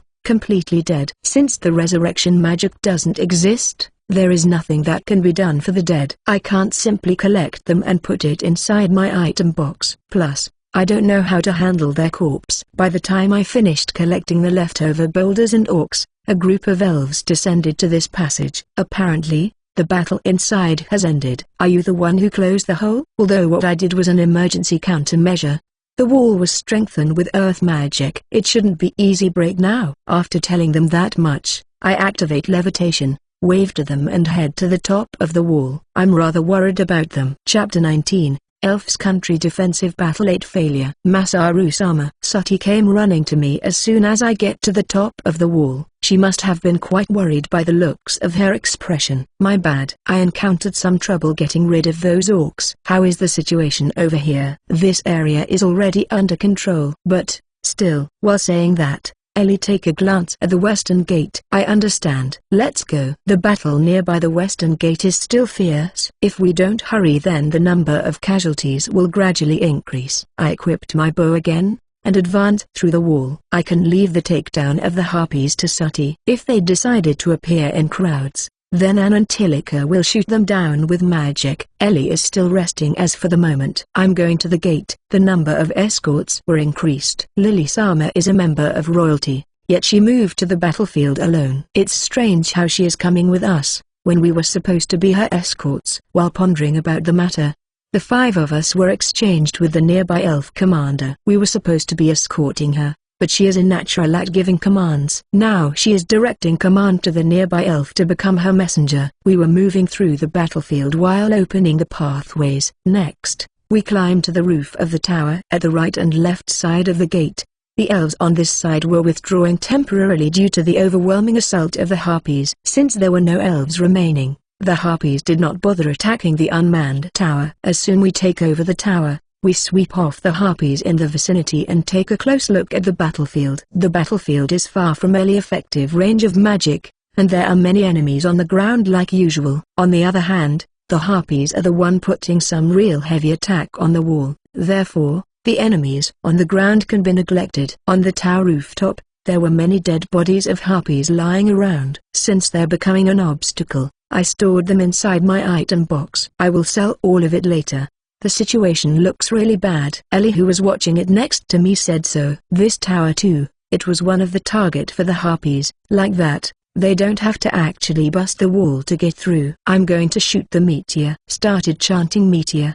I expand the effective range as to eliminate all the enemies on the ground at once. Like this, All of my mana will be consumed in exchange for getting an upper hand in this battle. Meteor activated. The battlefield was instantly engulfed with a piercing sound and roaring flames. Although the number of monsters are decreasing, across the burning field, it can be seen that new monster troops are advancing forward. We already casted wide-range magic for a few times already. It's about time that they're going to disperse their troops. The messenger has returned. It's okay to call out Drago now. I got told that by Lily-sama once we secured a safe place. This is my second time depleting my mana today. This is more tiring than I thought. I might collapse any moment now. Take out Drago. Is that right? Tilika tilted her head and asked me that. This is a good moment, seeing that the enemy's offense has weakened and the elves has regained some time to rest. Alright. Call him out. Hearing my command, Tilika immediately started summoning. Eventually, a large brown dragon suddenly appeared in front of the tower. This is a summon. Even after knowing that they will be on the same side, a huge dragon with fierce appearance suddenly appeared made the elves jumped. All of the elves were surprised and amazed, gazing at him breathless. The spirit magic itself was already strange, but a summoning magic is much rarer. How on earth can a large dragon can appear out of nowhere suddenly like that? Next time, it might be interesting to ask them from where they come here from. Whatever your wish, is my command. My lord. Trample. Just by telling that much, the dragon stepped on the monsters on the ground, spit out fire breath, affecting whoever in his path. This is basically a massacre. Everything went without any trouble. Since the elves' side has known about Drago beforehand, there are no attack coming from them. He truly is from the larger species, regardless of their number. The orcs and the harpies are pretty much a small fry. They were pushed away just like that. We will let Drago run rampant to buy some time. According to Lily-sama, the news regarding the Earth Turtle King defeat should have reached the fortress ears by now. However, even if they were to send enforcement troops, then it will take some time to organize and move the military. The fastest is 1 day to organize the troops, another 1 day to send them here. By this calculation, I'm required to withstand the monsters' troops for 1 more day. Besides, that is just a hypothetical situation. They've refused to mobilize once. There's no need to worry about the west gate breaking any soon. Still, the enemies are getting fiercer, and the elves' side don't have that much resources anymore. Aside from me and Ellie's magic, the momentum from earlier is not seen from the elves' side. Worse, unknown to where the monsters are coming from. The monsters still boast an overwhelming number. In addition to the hole that you just closed, the monsters are breaking through the other location too. It was already closed, but perhaps the damage is enormous. We were in a tight spot. However, just 1 more meteor will be enough to turn the favor around. My mana is almost depleted, but on our side, we have Drago, and he surely can hold his ground. Will we be able to take a breath once the sun has fallen? The orcs and harpies are not nocturnal, especially for harpies. They are extremely weak during night time. Drago was at my sides. Tilika suddenly leaked out to cried. What? I quickly searched for Drago. It seems that he went rampant deep inside the enemy's territory. His body slumped down. What? There is a magic response. Did he consume the magic? Then came another shot. After the second magic, Drago fell down, and disappears completely. Enemy's mage? Drago. He is fine. But I can't summon him for a while. Although he got hit till he disappeared, he won't die from that level of attack. He need times to heal his damage. It's possible that we can't summon him anymore for today. It's obviously a tactical mistake. No matter how huge or strong it is, he is still a single entity. Without our support, he will surely encounter difficulties to keep defeating the enemies. We should have lured all the monsters to come nearer to this wall first. Like that, even if the enemy's mage starts to move, we will be able to detect them earlier, and eliminated them before they be able to do anything. The rice has turned into porridge now. Our last trump card is now gone. Let's head back to Garland Fortress. Lily-sama. This is our only chance. All of us have very little mana remaining. Nobody was injured yet, but it's better to be prepared for our escape now. If we can't continue defending and get involved with the battlefield directly, I remembered the fallen elves from before. A mage who has lost his mana can be easily defeated by the monsters. Me and Sati will be able to survive, regardless of the situation. However, the others, the demon's army still boasts an overwhelming number. They are still surrounding the elf country, As for the elves, their number as well their individual mana has been tapered. A powerful rampart wall is just a high wall without anyone to defend it. I have no other choice but to think that we're out of chance to win. There is no room for winning anymore. It's just a matter of time before this country fall. At least, Drago managed to buy us some time, but we can't. We can still continue fighting. There is nothing bad about this situation at all. Ellie claims so. You have no mana left. It's recovering little by little. Plus, I can fight with a sword when the situation demands me to. It's pointless to continue at this point. What if the enemies launch another large-scale offensive, when all of us has depleted our mana? We can't even call out to Drago anymore. If we continue staying here, then one of us will get hurt. One of us might get defeated. It will be too late when that time comes. Just how powerful are you without your magic power? Let's return to the fortress for the time being. We will recover our magic power there. Even with the combined might of both me and Sati, at best we can only take about thousands of them at once. We will return to the fortress and join the reinforcement. Didn't Tilly promise Titus-san to bring back Lily-sama when the time comes? You're certainly right. But can't we escape at any given time? Even my mana is slowly recovering while we are talking like this. You know, just a little. Will it be enough to shoot a weak version of Meteor after waiting by an hour or so? But the battlefield is vast. One more magic shot won't change the battlefield in the larger perspective. Even the strongest magic combined from both me and Ellie can buy us some time at most. The elves too are just holding on their last straw.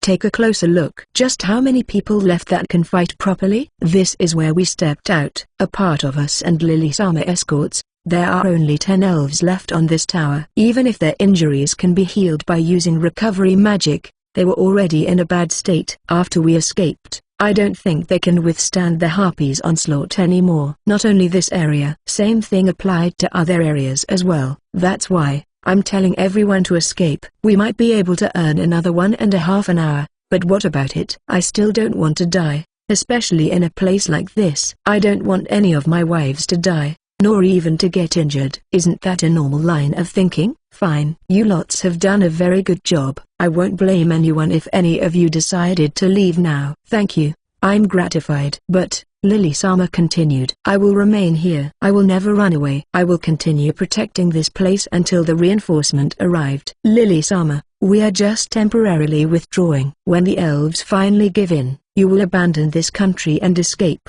won't you?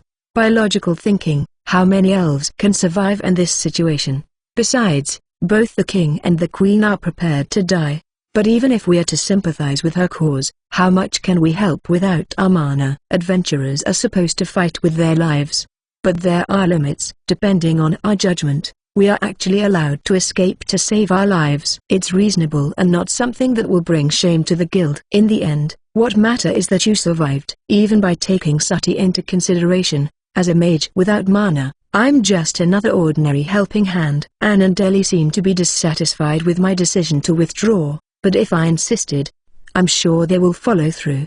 I'm sure Ellie will fall into bad mood afterwards. Will Anne forgive me for abandoning this quest? I don't know about Tilika. She currently has a sad face, but that might come from the realization that her dragon was defeated. Sati will always follow my orders. I don't know why I was put into a living or dying situation like this. I just found a job that pays a lot, and applied for it. I never think about becoming an adventurer. Why did I choose to become an adventurer? Although it is necessary to raise my battle prowess to survive, wouldn't it be better if I chose to become a blacksmith, a merchant, or something entirely different? I was guided by Ito Kami to fight the wild rabbit. Afterwards, I was advised by him to go visit the Adventurer Guild. Then, coming to this quest, everything was guided by him. I can't nearly thank him enough for meeting me with everyone else, but on the other hand, I don't want to die at a place like this, with everyone together forever.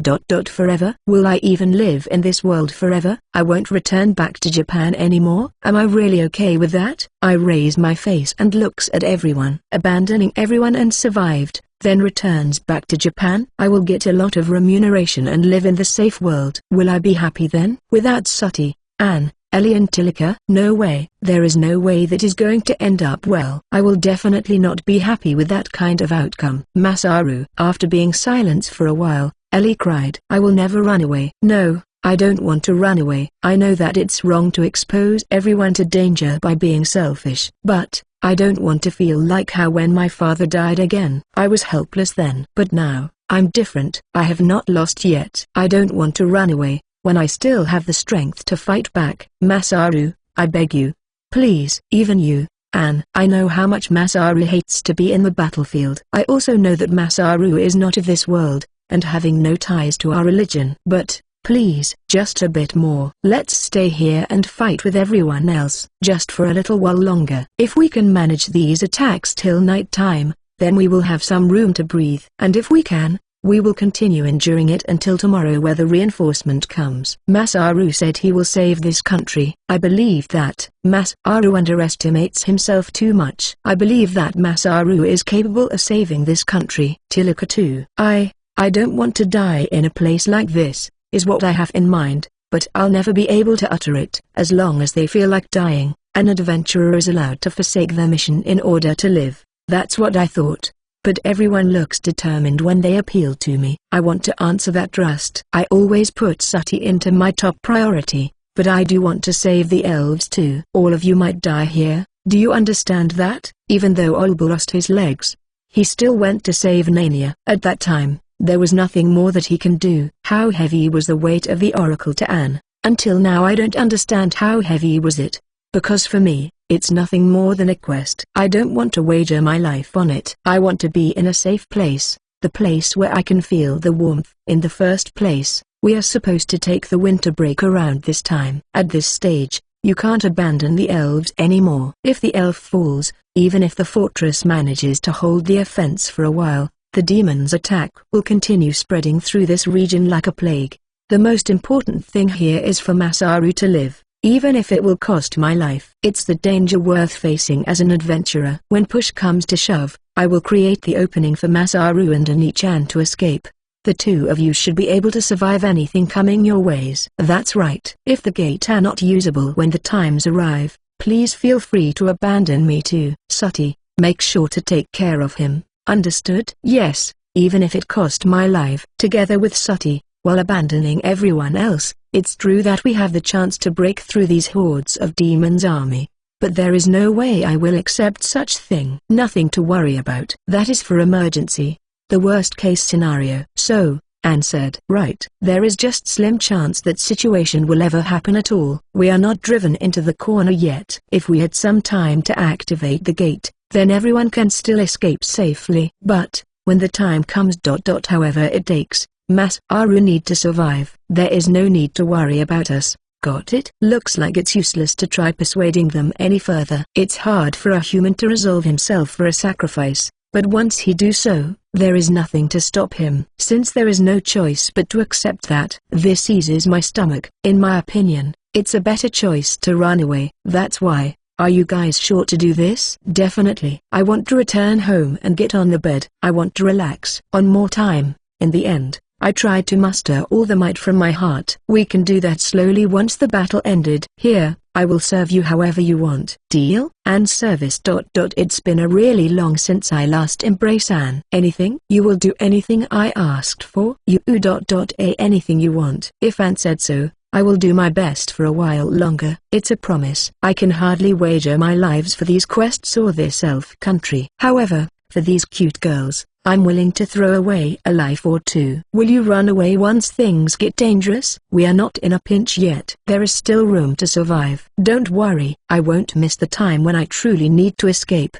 But I'm slightly worried how Ellie-san defined this timing. All in all, I might have been a little bit too pessimistic. We will save the elves, returns back home and get rewarded by Anne. The bottom line is I need to get all the monsters and destroy them all. A power that can do that. Cheat. Our party seems to be more dangerous than I initially thought. Lily-sama. I inform Lily-sama, who seems to watch our interaction quietly. I've been regretting my whole life. It's rather miserable. Everything's moving according to the wheels of destiny. We will definitely win this war. I give all my trust on you, fate. Huh? There is no way I'm willing to bet my future on something obscure like that. In sickness, or in health. Lily sends a strange look when I said that out loud without context. Sati and everyone else, however, seems to remember immediately that line of words. From this day forward, For better, for worse, for richer, for poorer, in sickness and in health, to love and to cherish.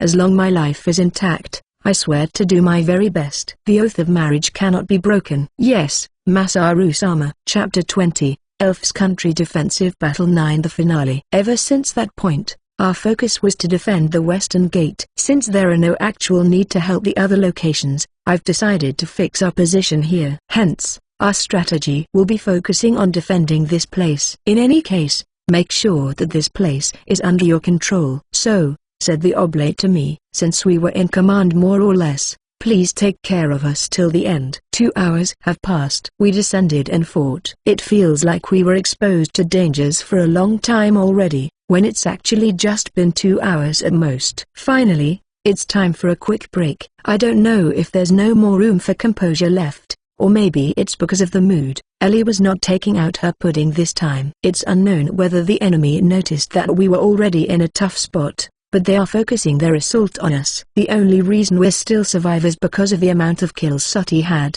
We've encountered dangerous situations countless of times, yet none of us were fatally injured yet. However, my mana is depleted now that I've shot down the meteor again. My bow was overused, and now the string is giving out. The one that I'm currently using is the cheap one, which can't withstand the abuse. Fortunately, the elves nearby are fighting using a bow about the same size as mine. The elves' bows are made of whitish wood. They're flexible and tough. It's not a high-class item such as Sati decorated bow, but it's still quite easy to use. Tilika planned to summon Tiger and let him fight again on the ground. Afraid he's going to take some damages, I asked her to withdraw him first. I will have Tiger ready for an emergency. Sati is still trying her best even though she already went beyond her physical limit long ago. It can be seen that she is currently struggling to release each shot of arrows. Since many were killed with my meteor, we can afford to relax a bit. Enemy, not reducing. I said it softly to Ellie. I hope she will change her mind and agree to run away soon. However,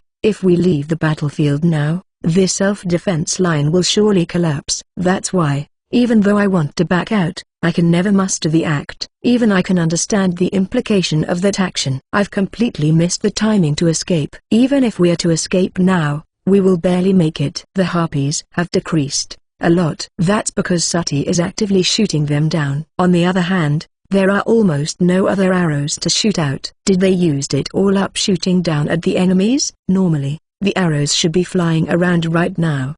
Perhaps they have used it up faster than ever since they are not prepared to be on defensive. But even if there are arrows left, there is no way they can keep shooting it. They are not machine. Not only their mana, the elves must have hit their physical limits by now. We need some plan to break through this situation. Should I let Anne and Ellie take up the position as archers? But, even if I leveled them up with their remaining skill points, will the three of us prove to be a formidable fighting forces? After discussing this with them for a while, I increased their skills with what skill points they have left. Masaru-sama. Our discussion was interrupted when Sati shouted, and pointed towards the forests. Further on the distance, 2 huge dragons appeared from inside the forest. They might not be as strong as Earth Turtle King, but I bet they were twice as strong as Drago.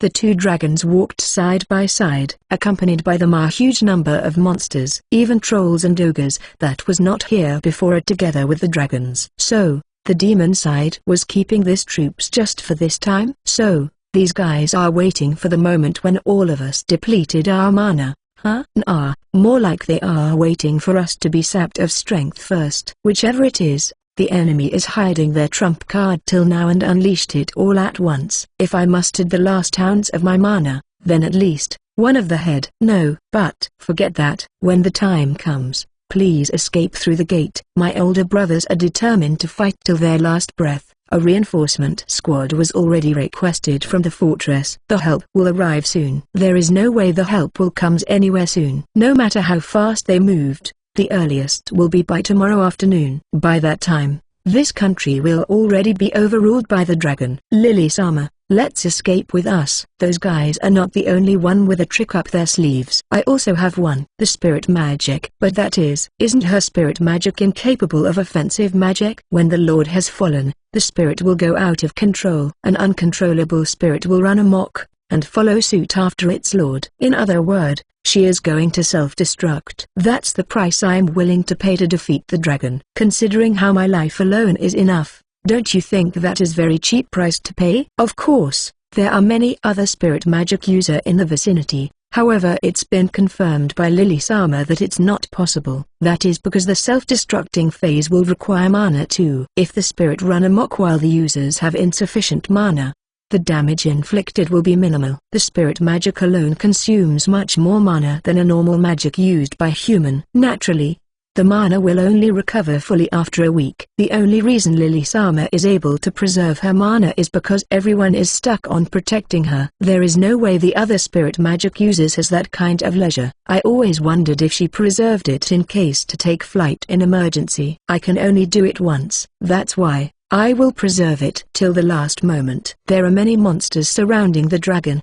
However, if I manage to approach it unnoticed with covert, then I might be able to take it down with my magic sword. I don't want to think what will happen afterwards, but I'm sure that is better solution compared to self-destruct. I will be able to escape if I start flying at the sky somehow. The other head, the elves need to deal with it some way or another. Sati, you're staying here. Become everyone's guard. No matter what, you need to defend them. But no worries. I have covered as well stealthy steps skills. If the situation turns to the worse, I will use flight to escape. Ellie, I'm leaving everything to you. Absolutely, run away with gate when things turn bad, understood? Even if I fail and die, Ellie will somehow manage to do something. I wonder how effective is covert and stealthy steps in a battlefield like this. I nearly said it out loud, but stopped at the last moment. No way, that kind of thing. The dragon is approaching. Based on its movement speed, it's highly unlikely that any of us are capable of restoring our mana before it reaches here. There's no time to argue anymore. It was when I was concentrating my mana on my sword that I noticed it. There was something further behind the two dragons. AAA. Sati also noticed it. There are two other dragons moving towards here. And behind them, another figure different to the other four dragons can be seen. One with larger body,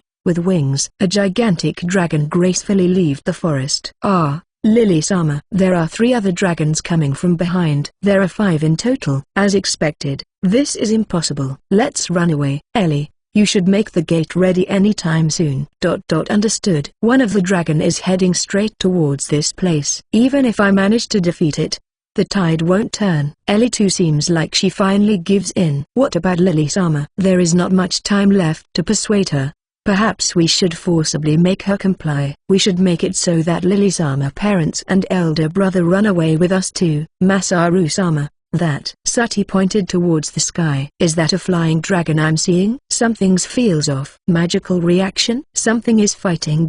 It fell? It's the adventurers. My hawk eyes were unable to see that far into the distance yet. The performance is that of my normal eyesight, or is it because I'm not accustomed to it yet? Anyway, Sati was able to see the adventurers fighting. The reinforcement has arrived. So, Ellie said, but isn't the fastest they can arrive is by tomorrow afternoon? No mistake, that is our reinforcements. They might have been deployed as soon as possible. There is no other way they can make it here on time otherwise. If the lesser adventurers advance on their own, then it might be possible to reach here as soon as this squad. The second head also fell down. I can see some people fighting against the third head. At a glance, looking at how fast the other two was defeated, I don't think it will take that long for the third dragon to be defeated. Then, the problem lies on the dragons that's reaching the wall. The reinforcement wouldn't reach here on time. The enemy doesn't consist of those dragons, only 2. There are also numerous monsters on between. If we don't stop the dragons on their track now,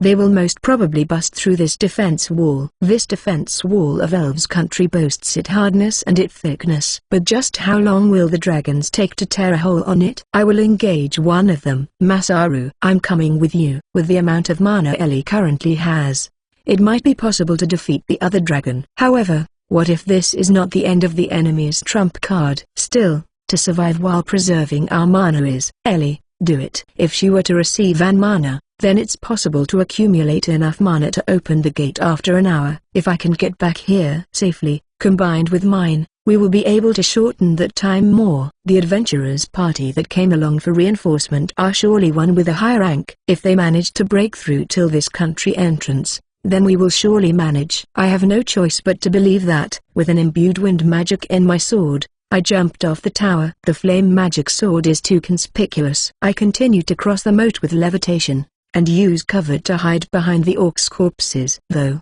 looking at the dragon up close makes me regret my decision instantly. Just because I managed to defeat the Orc King effortlessly with my magic sword, I got too carried away. A large creature over 20 meters tall is running here at full speed.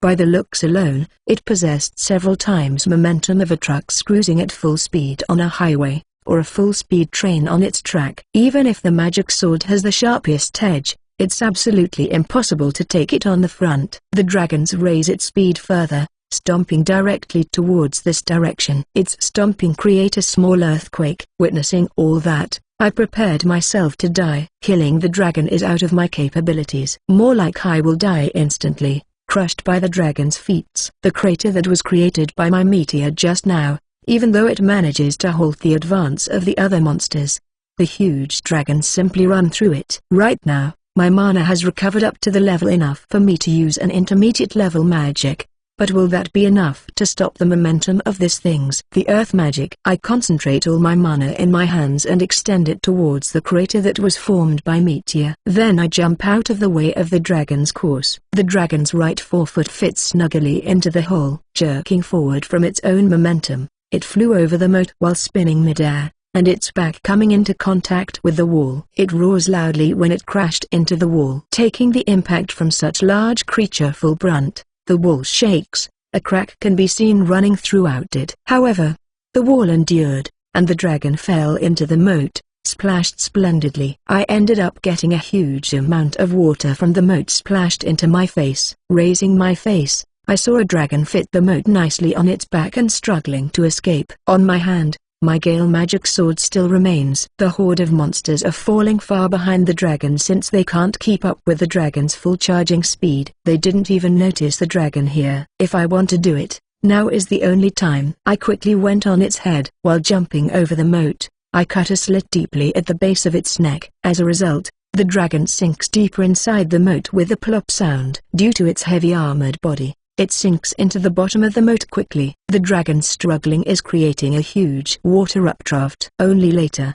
the situation registered in my mind. Crap. The water became cloudy and I couldn't see anything. Swept by the current, I can't determine my footing. My breath, already drowning. At that time, I was grabbed by something, dragged across the water. I finally resurfaced on the ground. Masaru-sama, Masaru-sama, Sati. Sati has come to help. Gaha, Jahogo. Sati. I'm fine. Thanks to Sati saving me, I ended up swallowing less water. It's a miracle that I'm unhurt. No, is this really fine? It's extremely dirty, and I have drunk a load of water from a moat where there are countless bodies floated. Forget that. First comes the dragon. I can't resist myself from coming. Even Elizabeth-sama told me to go. The dragon's neck was cut into pieces.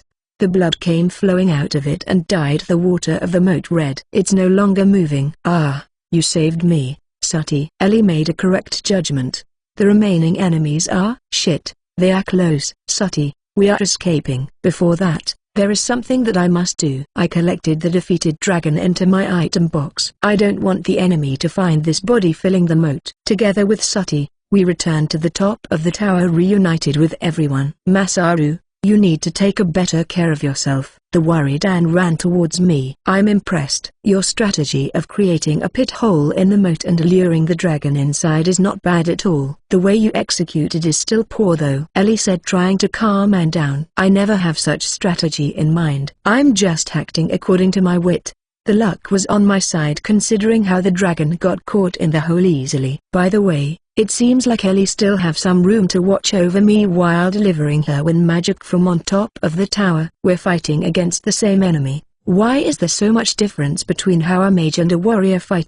Nonetheless, I will never fight against a large creature again. Geez, your body is covered with mud. Purification. Not only am I covered with muds, there are rats in my wet cloth and it's cold. This feels like wasting my mana. But I warm myself up with fire magic and took out a dry towel from my item box. Thanks, Anne. Ellie too. I was saved because you sent out Sati. I thanked Anne while she is wiping my armor. Even if I forbid her, she will jump down anyway. What is the current situation of the battlefield? I still can afford to fight. I should change my cloth quick. The situation? Just take a look. The enemies are in a mess thanks to these adventurers rushing in. All 5 dragons were defeated. The reinforcement squad slowly advancing to this country's entrance while killing off the remaining monsters. We can take a breath now. The rest of my mana. I used up everything to create the whole.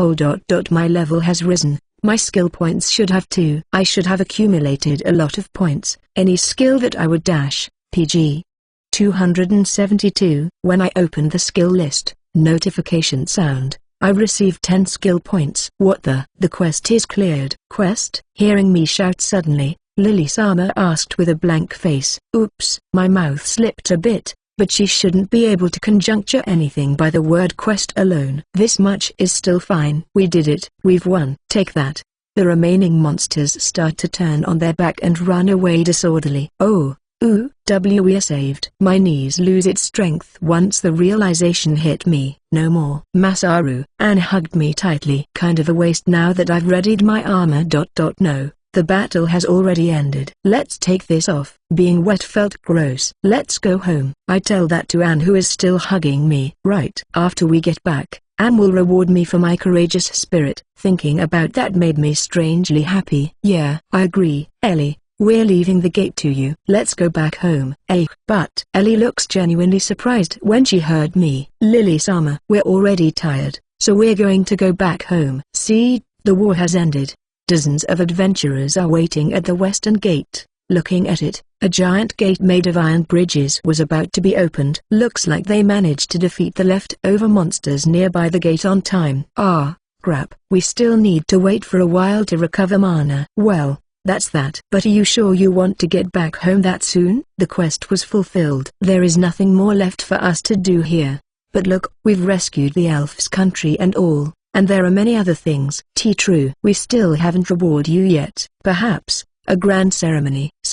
That sounds like a hassle. Plus, there is no way they can hold one right after a battle like this, aren't they? Well, some thanks will be fantastic. No, that are not okay. But see, won't that be amazing? As I'm getting out of my armor, I swing my guild card to let Ellie take a look on it. How many subjugated monsters was recorded? It's too much that it became too troublesome just to count. This should net us a lot of subjugation rewards. This, I wonder if it can be considered as a fair enough payment. I will bring together with us the dragon that Ellie has defeated. I've defeated the other one, but selling one of them should be good enough. Don't you agree, Lily-sama? Yeah, I have no problem with that arrangement. Good. Sati, follow me. Understood. I take Sati into my arms and slowly landed below the wall. I can see that no monsters are left at the surrounding area. This time I brought Sati along as precaution. It's irresistible not to slaughter each monster that left. We don't go straight away to the dragon that Ellie has knocked down. Instead we take a long detour around the battlefield. From nearby the road, we collect the corpses that are still in good condition. Afterward, we decided to get to the dragon. The dragon was torn down by slashing its body to shreds. Must have been ripped by the wind magic. This way, there are not much to sell. Maybe we will just eat it here for recovery. Even so, I'm tired. Yes, I'm hungry. The dragon before. Let's cook it later and eat it. Yes, Sati replied cheerfully. Now that I think about it, I'm tired but I'm unhurt too. I ended up drowning, but there aren't any visible wounds. The others shouldn't have done anything risky enough to injure themselves too. Sati, you hurt anywhere? Yes, I'm fine. But see. She shows me her palms. Her palms are full of blisters. Let me apply heal really quick. Seeing how fierce our battle has been, the only injuries Sati suffers are only blisters. Good. Sati did a great job today, especially the last one where you saved me. Am I being helpful enough to you? You're a big helper. But everyone else are using cool magics. I wonder what happened. Range magics are flashy, but doesn't mean that it can eliminate more enemies than what people think. Heck, in the end Sati need to do the cleanup once someone messed up their magic. The others are only able to shoot out their magic because Sati has been keeping out for them. This time, Sati is the one who have worked the most. I can vouch for that. Sati seems to be convinced. It's really the truth. She has been shooting her bow for forever. And later, after counting the number of subjugation. To my surprise, Sooty is only second to me when it comes to the number of monsters we've defeated. Ellie was shocked. We returned to everyone and Lily-sama greets me with a full smile. It's just like what Masaru have said. All the monsters surrounding this country has run away. Then everything onward will be fine. I've already collected the corpses of the dragon. I'm going back home. Yes, but I haven't given you my thanks. Didn't the elves side also suffer a lot from this war? We're really fine. So why don't you take yourself to restore the order? Sorry that I couldn't join your ceremony. Well said, Masaru. Lily-sama, we don't need anything else. We are saving this country under the god's guidance. Likewise, Angela Dono. Towards the god who guided you to come here, I express my extreme gratitude. Anne gently refuses the reward. We won't have any problem with money since we've got these two dragons' corpses. No. Is it really fine for us to take both of these dragons together? Since I've destroyed the surrounding walls with meteor, won't they need some funds for reconstruction? After all, I think it's better if we leave the other dragon here. We don't need that much money, so taking two heads are kind of. It's fine, nothing's wrong with that. Just take both of them. While we continue discussing, Lily-sama's knight, Titus-san came running inside. She was together with the adventurers' reinforcement squad, and hurriedly asked around for Lily-sama whereabouts. Ooh, you guys. Good job. You really guarded Lily-sama properly till the very last end. Are those adventurers with Titus-san? Correct. Since Princess is hiring adventurers, I figured that why shouldn't I? When I put up the request for reinforcement, I managed to gather around 100 people, including two S-rank parties. Wow, so that's how they instantly killed those dragons. I never guaranteed them any rewards. Still, they gladly followed me even though I can't guarantee their safety. If it's for the elves, we will gladly sacrifice our lives. So, the adventurers said. So that's the reason. The adventurers are elf admirers. I've heard rumors how an elf-related quests are immensely popular. I never thought that they are willing to bet their lives for one, though. I'm gratified to you all, too. Don't be. Well then, we'll entrust Lily-sama escort's job to you back. We will go back to the fortress and return back home afterwards. Hey, are you seriously saying that you will decline the reward ceremony? It's no big deal even if you want to stay at the royal palace tonight. The sun is already setting. Normally, one will find a place to stay, but we can simply go back with gate. This country is still in a state of chaos, am I right? I will come back once the situation has calmed down. If we stayed at the royal palace tonight, then Anne will refuse to do it. Because of that, we're going back home for sure. Princess, there is no reason for you to keep them here for much longer. Let's leave them return to their home. As for you guys, you have my gratitude. Lily-sama, why don't you greet the other adventurers? I'm sure they will love to meet you. Whatever we have done here, please keep them within yourself. I understood. Please don't worry. Then, we're going. See you, Princess. Alright. Hey Masaru, absolutely. You must come back here sometimes. Lily-sama gets dragged by Titus-san and went away. I'm still worried even though I was told not to worry. But, I'm sure Lily-sama understands our situation. Your mana should have recovered anytime soon. Just a little bit more. I will help you a bit so that we can return faster. And still have debts with me that she still need to clear. I'll be looking forward to it. I told you anything, but please go easy on me. Okay, but that's all our just talk. We used the gate secretly inside the small room at the tower. Now, we have returned back to our new house. But as soon as I took my equipment off and lay on the bed, I fell fast asleep till next morning. Idle talk. Elf's Country Tourism Group. They are gone. Together with Titus, we went out of our way to see Lily departed to the kingdom until their silhouettes disappear. Her beautiful face is wet with tears. This time, it might be her last farewell with the lovely princess for life. Hey. Titus and Isama, want to go back to the inn with Emilio-sama? She was asked by her younger sister, Patos. If possible, I want to go after her highness, even if that means I need to run on my feet. The country is surrounded fully by monsters. If it was just us alone, then too reckless. Even Titus must be aware of such thing. Titus' mana was completely depleted on the time during our escape. The only means left is the sword on her waist. Her skill is outstanding even among the other elves, but she is no fool to think that alone is enough to take on an entire army. Titus has no choice but to take on the word of those adventurers. Although one of them are capable of using gate, it's inevitable but to leave the princess to the human adventurers. Let's go. Emilio-sama is getting worried. Only non-combatants have escaped. Under the situation where we don't know where or when the monsters are going to attack, Titus and Patos who are combatants must act as the escorts. To escape, the elven princess is more than capable to carry all of them at one time. Maybe we should increase the amounts of escorts, just in case.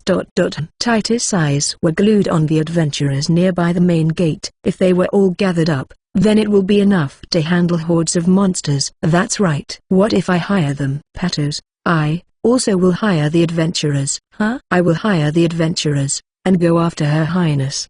There are many adventurers gathering around. Titus thought that there must be few of them who are extremely skillful. Right, there might even be some S-rank adventurers among them. We are going to hire as many adventurers that we can, and go after Her Highness as the relief squad. But Her Highness' words are, I will go together along with the hired adventurers. Patos can remain here. I will go alone. But I've decided. Titus and Isama. While we are talking about this matter, more armed adventurers are waiting at the gate. They seem to notice Titus and the groups are walking towards them, but it seems like they are pretending to look far away. There seems to be a tacit understanding between the people in the fortress. The rule is not to unnecessarily talk with the elves visiting the fortress. Titus unsheath her sword and make a loud sound, instantly turned the surrounding plaza silent. Listen, all adventurers. Right now, the elf country is in an unprecedented crisis. I want to save it. I might not be able to make it on time if I return now. By the time I reached here, the army of the demons are already swarming the place. There is no guarantee for your life. The country might be destroyed, so I can't promise any rewards. But I will still say this. I'm asking you guys, please fight with me. After Titus finished her speech, the plaza continues bustling. Yet no one is volunteering their service. The condition is too bad. It's too reckless to accept. Unlike Masaru and his party, the other adventurers have no means to secure survival. There is no reason for taking this quest, nor do they have the ability to fight against a monster army. Any adequate adventurers clearly understood the risks. Even the rookie adventurers can sense the danger by looking at the unresponsive senior adventurers. By now Titus must have realized that saying their life is not guaranteed paired with unguaranteed rewards a bad combination. But it's too late to rectify this atmosphere. The adventurers hired by Her Highness choose to actively participate in the war, even without any rewards promised. What is the difference between them and the people here? Titus wondered what makes them so different. Is it our charm? Of course, compared to the lovely princess, I don't hold any appeal at all. But still, it's strange how none of them are willing to take up this quest. When Titus contemplated about her self-appeal, the crowd broke and a beastman emerges from inside. Fierce-looking, with a body full of battle scars. Together with him is a large spear and armor which looks well made but already worn out. His tidy face is covered with a fine whisker, making him look like a real beastman's. Look, it's the Lion King, Garcia. That one? This is the first time I saw an S-rank. You are. I'm Garcia. I'm an S-rank fighter, also commonly known as Lion King. Just like a lion, Garcia emits a strong battle aura surrounding him. Will you come together with us? The beastman standing in front of Titus is an S-rank. He is certainly in a different league compared to the B-rank party hired by Lily. If this warrior is willing to cooperate with us, I'm going to retire from being an adventurer soon. But before that, I want to see up close the elves once. That's why I came to this frontier. Sightseeing? Correct. I just wanted to go sightseeing. Garcia Dono. If you want to go sightseeing now, but if there are monsters in between, I will eliminate them. I immensely enjoyed sightseeing, but I will be troubled if the elf country was destroyed before I went once. Hey, you guys also want to go sightseeing, aren't you? OHH. When Garcia makes a call, everyone in the plaza who had listened responded in unison. Garcia Dono. Oops. Please don't misunderstand, we're just going sightseeing. Of course. I'll be grateful if Lady Elf going to show me the directions. Considering that Titus was unable to give any rewards, Garcia is insisting that he is going just as a tourist. Touche. Titus unintentionally get on her knees and lowered her head deeply. Titus and Isama, looking at what transpired in front of her, Patos lets out a surprised voice. As the princess aide, and a person who linked to the royal family, it's an unusual to see Titus kneel. But the destination that awaits these guys are nothing but a deathbed. To repay Garcia's spirits, abandoning one pride is unnecessary. My name is Titus Lafreers. As a person linked to the royal family, I'm the first knight of Her Highness, Princess. With my life and the pride of the elf, I will guide you to the elf country. Good. Let's go sightseeing at the elf country, while saving some lives. To think that such a warrior is hooked, maybe I just surpassed my own appeal. So, what Titus thought. Afterwards, the preparations were done hastily. Under the command of the Lion King Garcia, an S-rank veteran, the urgent request from the guild were ignored. He alone manages to gather near 100 men, and after 30 minutes, we departed from the fortress. We're going with horse carriages, and the cavalry units to act as reconnaissance. Another few horse carriages are following behind it in full speed. It was bad for the horse to continue going at their limit, but we have no moment to spare. In addition to the S-rank party with the strongest fire elements, another 5-rank parties responded to the call. This kind of strength in the fortress are kind of excessive. Initially, the reason adventurers were not responding to Titus' call was not because of her lacks of appeal. During the same time, an emergency request from the guild had already been issued, which could not easily be ignored. However, when an S-rank is taking a lead, then it's a different story. For some reason, even if they were to ignore the emergency quest issued by the guild, they will be tolerated. The biggest problem is the Earth Turtle King. During a short break in between the journey, just like how Lily did to Masaru, Titus also explained about the Earth Turtle King and the anti-magic metal to the Lion King Garcia. If magic doesn't work, then we just need to bust it up. Leave it to me. There is a worry that we might not be able to make it on time, but there are also other pressing issues that need to be considered. Lion King Garcia is experienced taking on large creatures. Although he roughly capable of doing it, there are still numerous monsters surrounding the Earth Turtle King. Nothing can be done unless we manage to break through that wall of monsters first. Even though armed adventurers were gathered, a group of 100 people are way too less to deal with thousands of armies. We will bypass the elf country and ambush the Earth Turtle King. The monsters will get confused. During that gap, I will launch an attack on the Earth Turtle King. I will try to manage it somehow with this lance. Even if it is a large creature, it is still a living being. There must be vital points. I will look for it, and defeat it. Garcia laid out his plan. His S-rank title is not just for show. Hearing that made Titus trembles slightly. After that, the elves need to manage themselves. Somehow. What we're heading to is the center of enemy forces. There is no hope for survival. Not everyone agreed with his plan. Of course, the wizards also decided to leave after releasing their first shot. No one here is capable to shield the wizards in the rough battle. A magician is useless, unless they can cast their magic. Still, more than half of them volunteered for the mission, even if that means they are throwing away their lives. Of course, Titus also feels the same. My apologizes.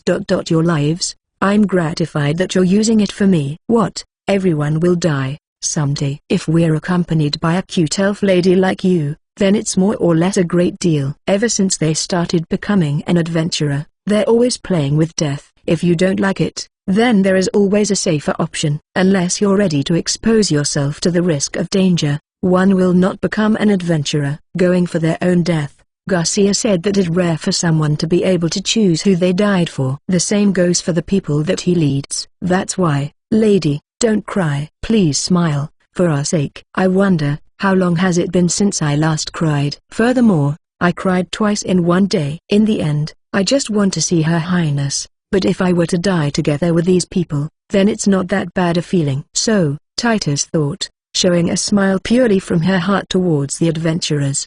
But both Titus and Garcia's main concerns doesn't lie on the Earth Turtle King. What they saw after they arrived at the battlefield are 5 dragons proceeding towards the country. The army of monsters which should have been surrounding the country now are nowhere to be seen. Garcia and his companions shoot down the dragons, and the remaining army scattered away. Everything, without sacrificing even one person. With the dragons defeated, the demon's army quickly withdraw, and the elf country defensive battle finally comes to its end. Thus, Garcia and Co fulfilled their wish to the elf country, while Titus reunited safely with her beloved princess.